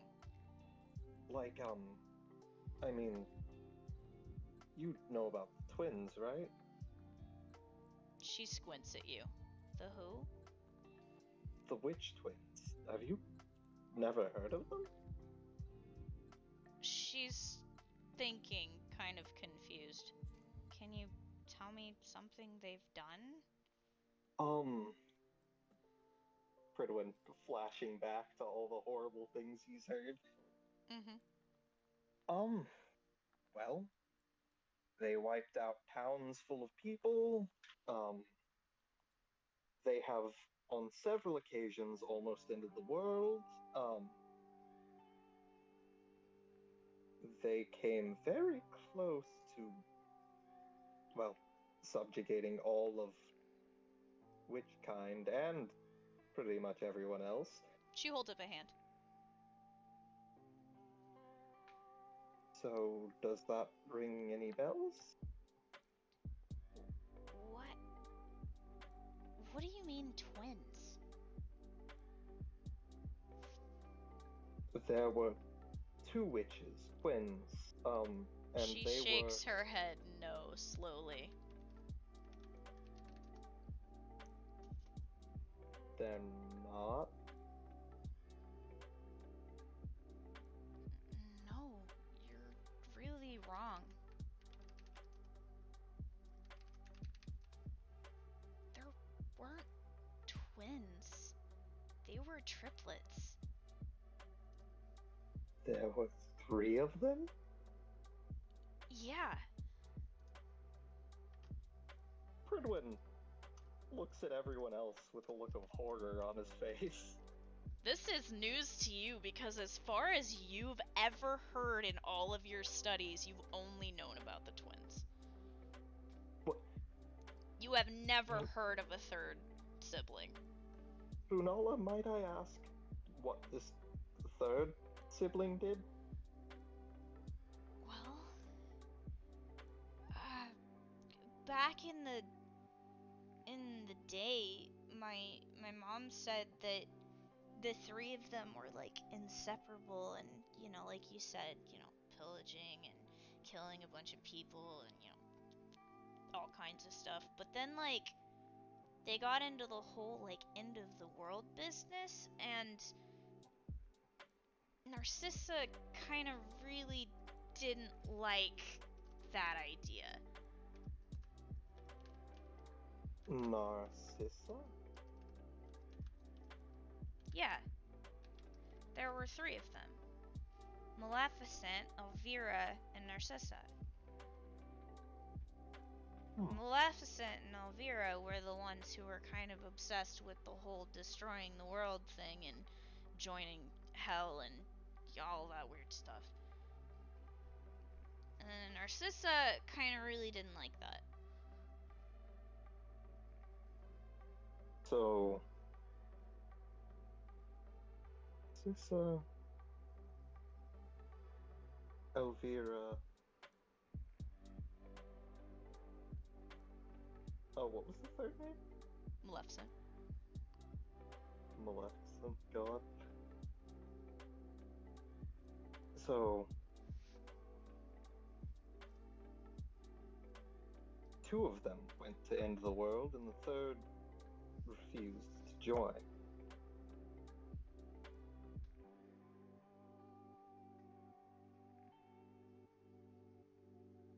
So I think we found our third.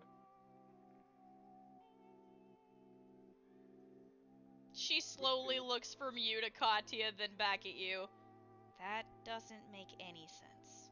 It doesn't, but that is the only living. Pridwin kind of throws up air quotes. Ancient witch that I know of. I mean, unless you know more. Not really.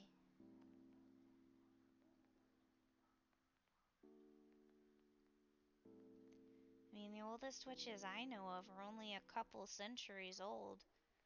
Witches don't really last that long. Thanks to, your family and the academy. Yes. That's So, why Mom didn't let me out very much. hopefully that can change.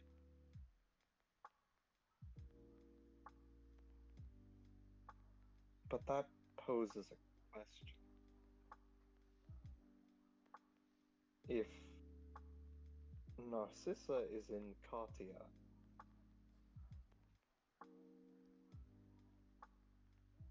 first of all, how?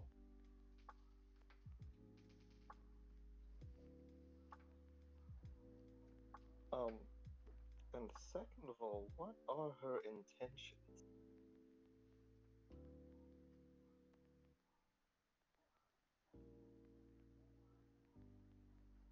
Lunala shrugs helplessly.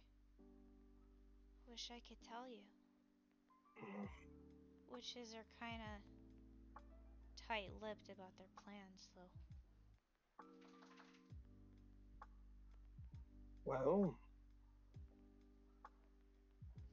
wish we could actually talk, but she's definitely not one for talking. I mean, you've talked to her before, right? It was less like a conversation and more like her trying to shoo me away.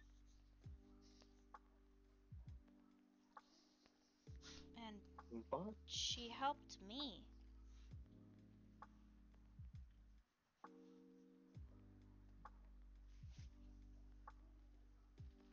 that, well, as far as we know one thing, and that's that she doesn't want to help her sisters. And in this case, the enemy of my enemy and all. Hopefully we can talk and reach some sort of agreement.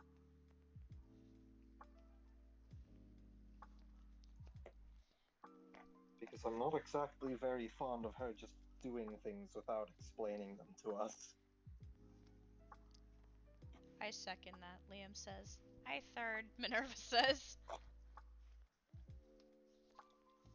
The question is, how do we get her to talk to us? Liam says, if you say deep dive one more time. I know. Katya seems to be able to communicate with her, so we might be able to get Katya to try and convince her to talk to us, but if she doesn't, I mean, that leads us right back to brain diving. maybe we can bribe her. Bribe her? What do we have that she would want? I don't know. There's gotta be something she wants, though. I mean, trapped in a 9-year-old's body? Fair enough. Certainly, a witch who has plans and very little ability to carry them out. She would definitely want a helping hand. My only concern is, what are the consequences for helping her? Precisely, Iger says, chiming in from where he's been listening to your conversation. I'm not keen on you kids making a deal with a witch. Even if it is a witch you're currently stuck with. We need to know more about her intentions. I don't want to help her do anything until I know for certain that her plans won't involve further catastrophe.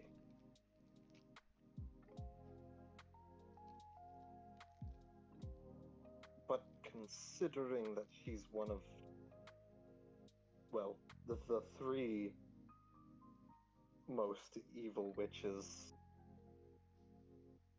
I have concerns.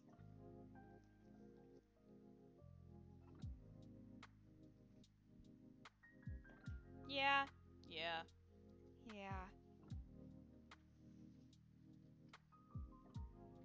So it looks like our only two options are either she comes out willingly or we go in there and talk.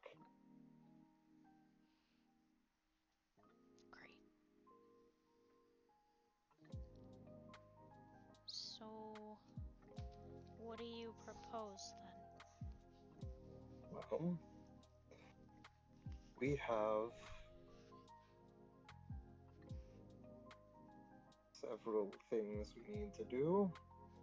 First and foremost, we need to figure out how to help Katya deal with this,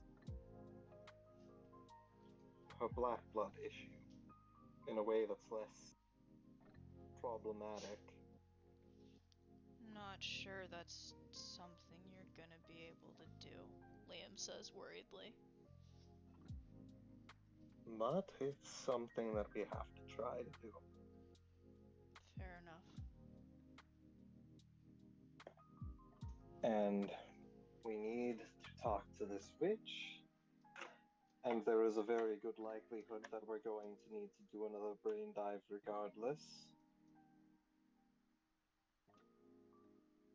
And we're just going back to the academy to pick the others up and then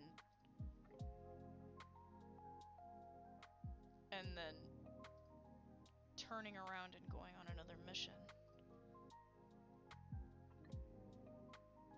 We should think. What's more important? Right now, I would say Katya's well-being. So how about this? On the way over there,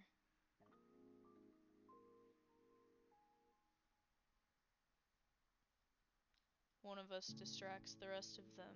They do their thing, have some conversation, and then we act like we're sleeping, and he sighs.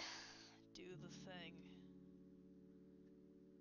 I suppose that that's something we can do. I do have a concern. One concern, Minerva says from beside you. Well, there are many, but another to bring up. Among the many concerns that I have, Katya is infected. However, she hasn't spread it to anyone, to my knowledge. Yeah, that's how Eliza was, Liam says. Really? You don't know about the deal? I'm afraid I'm not too familiar about all that. I'm a little hazy on the details, but apparently her mom, nodding to Katya, and her dad made some kind of deal with the thing inside of her. Made it agree that if it wouldn't spread to anyone else, it could have them. So it's under contract. Which means no matter how much it wants to, it can't infect us. Well, that's how it was with Eliza's anyway. Kat, I'm not sure. I don't know if it's under the same contract since it's a different entity, so to speak. But then that raises the question. I and a few others have dived in there before. Granted, Soma and Apollyon are, I believe, immune. But that leaves me. There's nothing about me that would make me immune. What if it's her? Minerva says.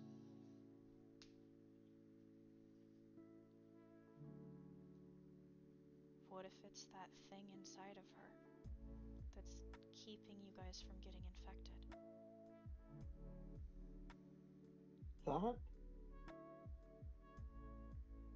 That would make sense. I mean, from what we know of her so far, she's been trying to avoid Katya dying or being in danger. So if one of us were to get infected, the ones who resonate with her, then she'd be even more in danger, right? The people closest to her would become threats, and her protectors would be unable to protect her. It's like a symbiotic relationship, Minerva says.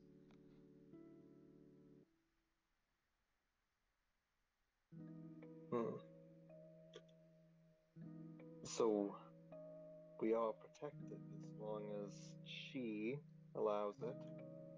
My only concern is if we go in there and talk to her and we manage to somehow upset her enough to change her mind,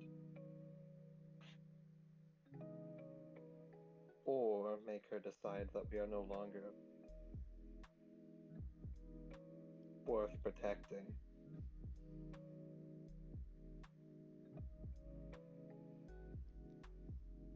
Right, Liam says.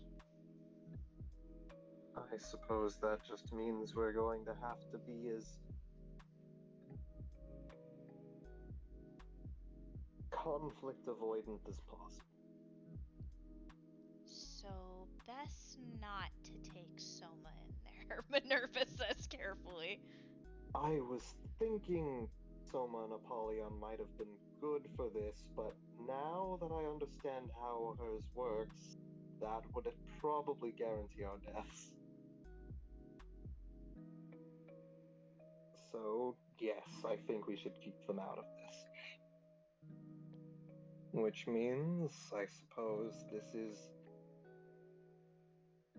the one time that we'd actually be able to do a brain dive without him barging in. Right. Well, And so, we have our plan then?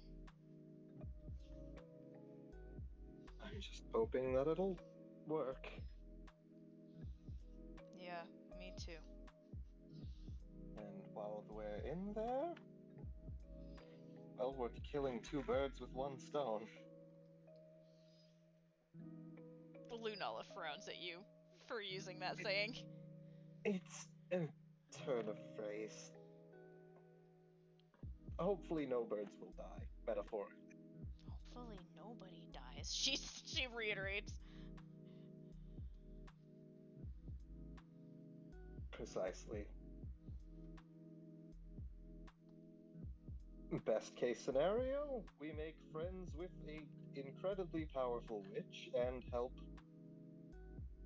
Katya control her black blood a bit more. Worst case scenario, we may all wind up infected or worse. Oh, good. Iger says from the driver's seat. But in the interest of ensuring Katya's safety and figuring out what this witch wants, I'd be willing to take the risk.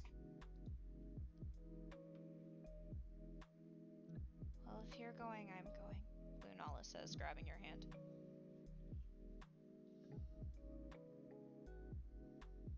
Facing it all together.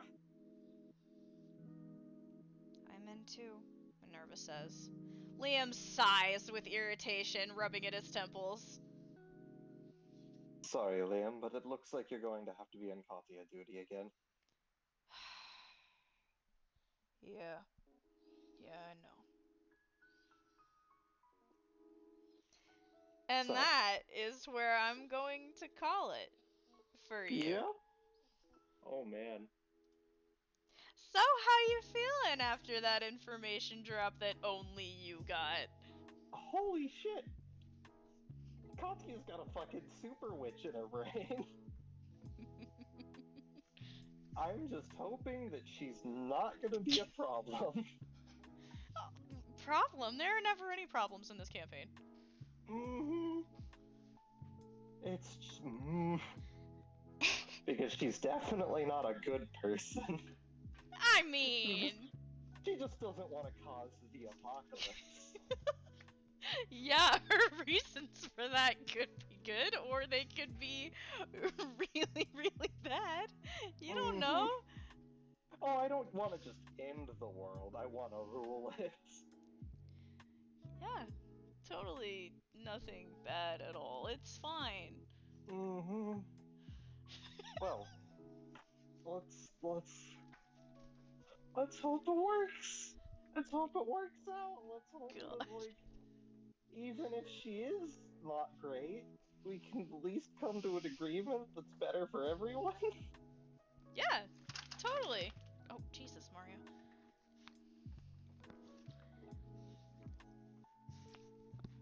I'm surprised you stayed awake this long. I mean, you've done a very good job at keeping me awake. What with almost murdering me and my wife. Listen, I was not expecting Soma to go supernova in my defense. Yeah, I don't think. I mean, I knew he really wanted to just go apeshit. Yeah. But, like, Jesus fucking Christ. God. Oh man, yeah, I'm assuming Pridwin's gonna have to hold on to those 2 points of madness for now. Yes. You are not going to lose. You only lose them after your short term kicks in, or your long term, and you finish the effects of that. Yeah, and until we have time to recuperate. And Yeah, weird. you We're have not pretty afraid attempted about to it. recover. Oh man. Yeah. Man, I'm excited. I will say, I was not expecting you to actually like encourage us to do a brain dive so early. This was not me encouraging a brain dive. I mean, you presented the option, which means you definitely allowed it. To be fair, brain dive just means entering an inner room.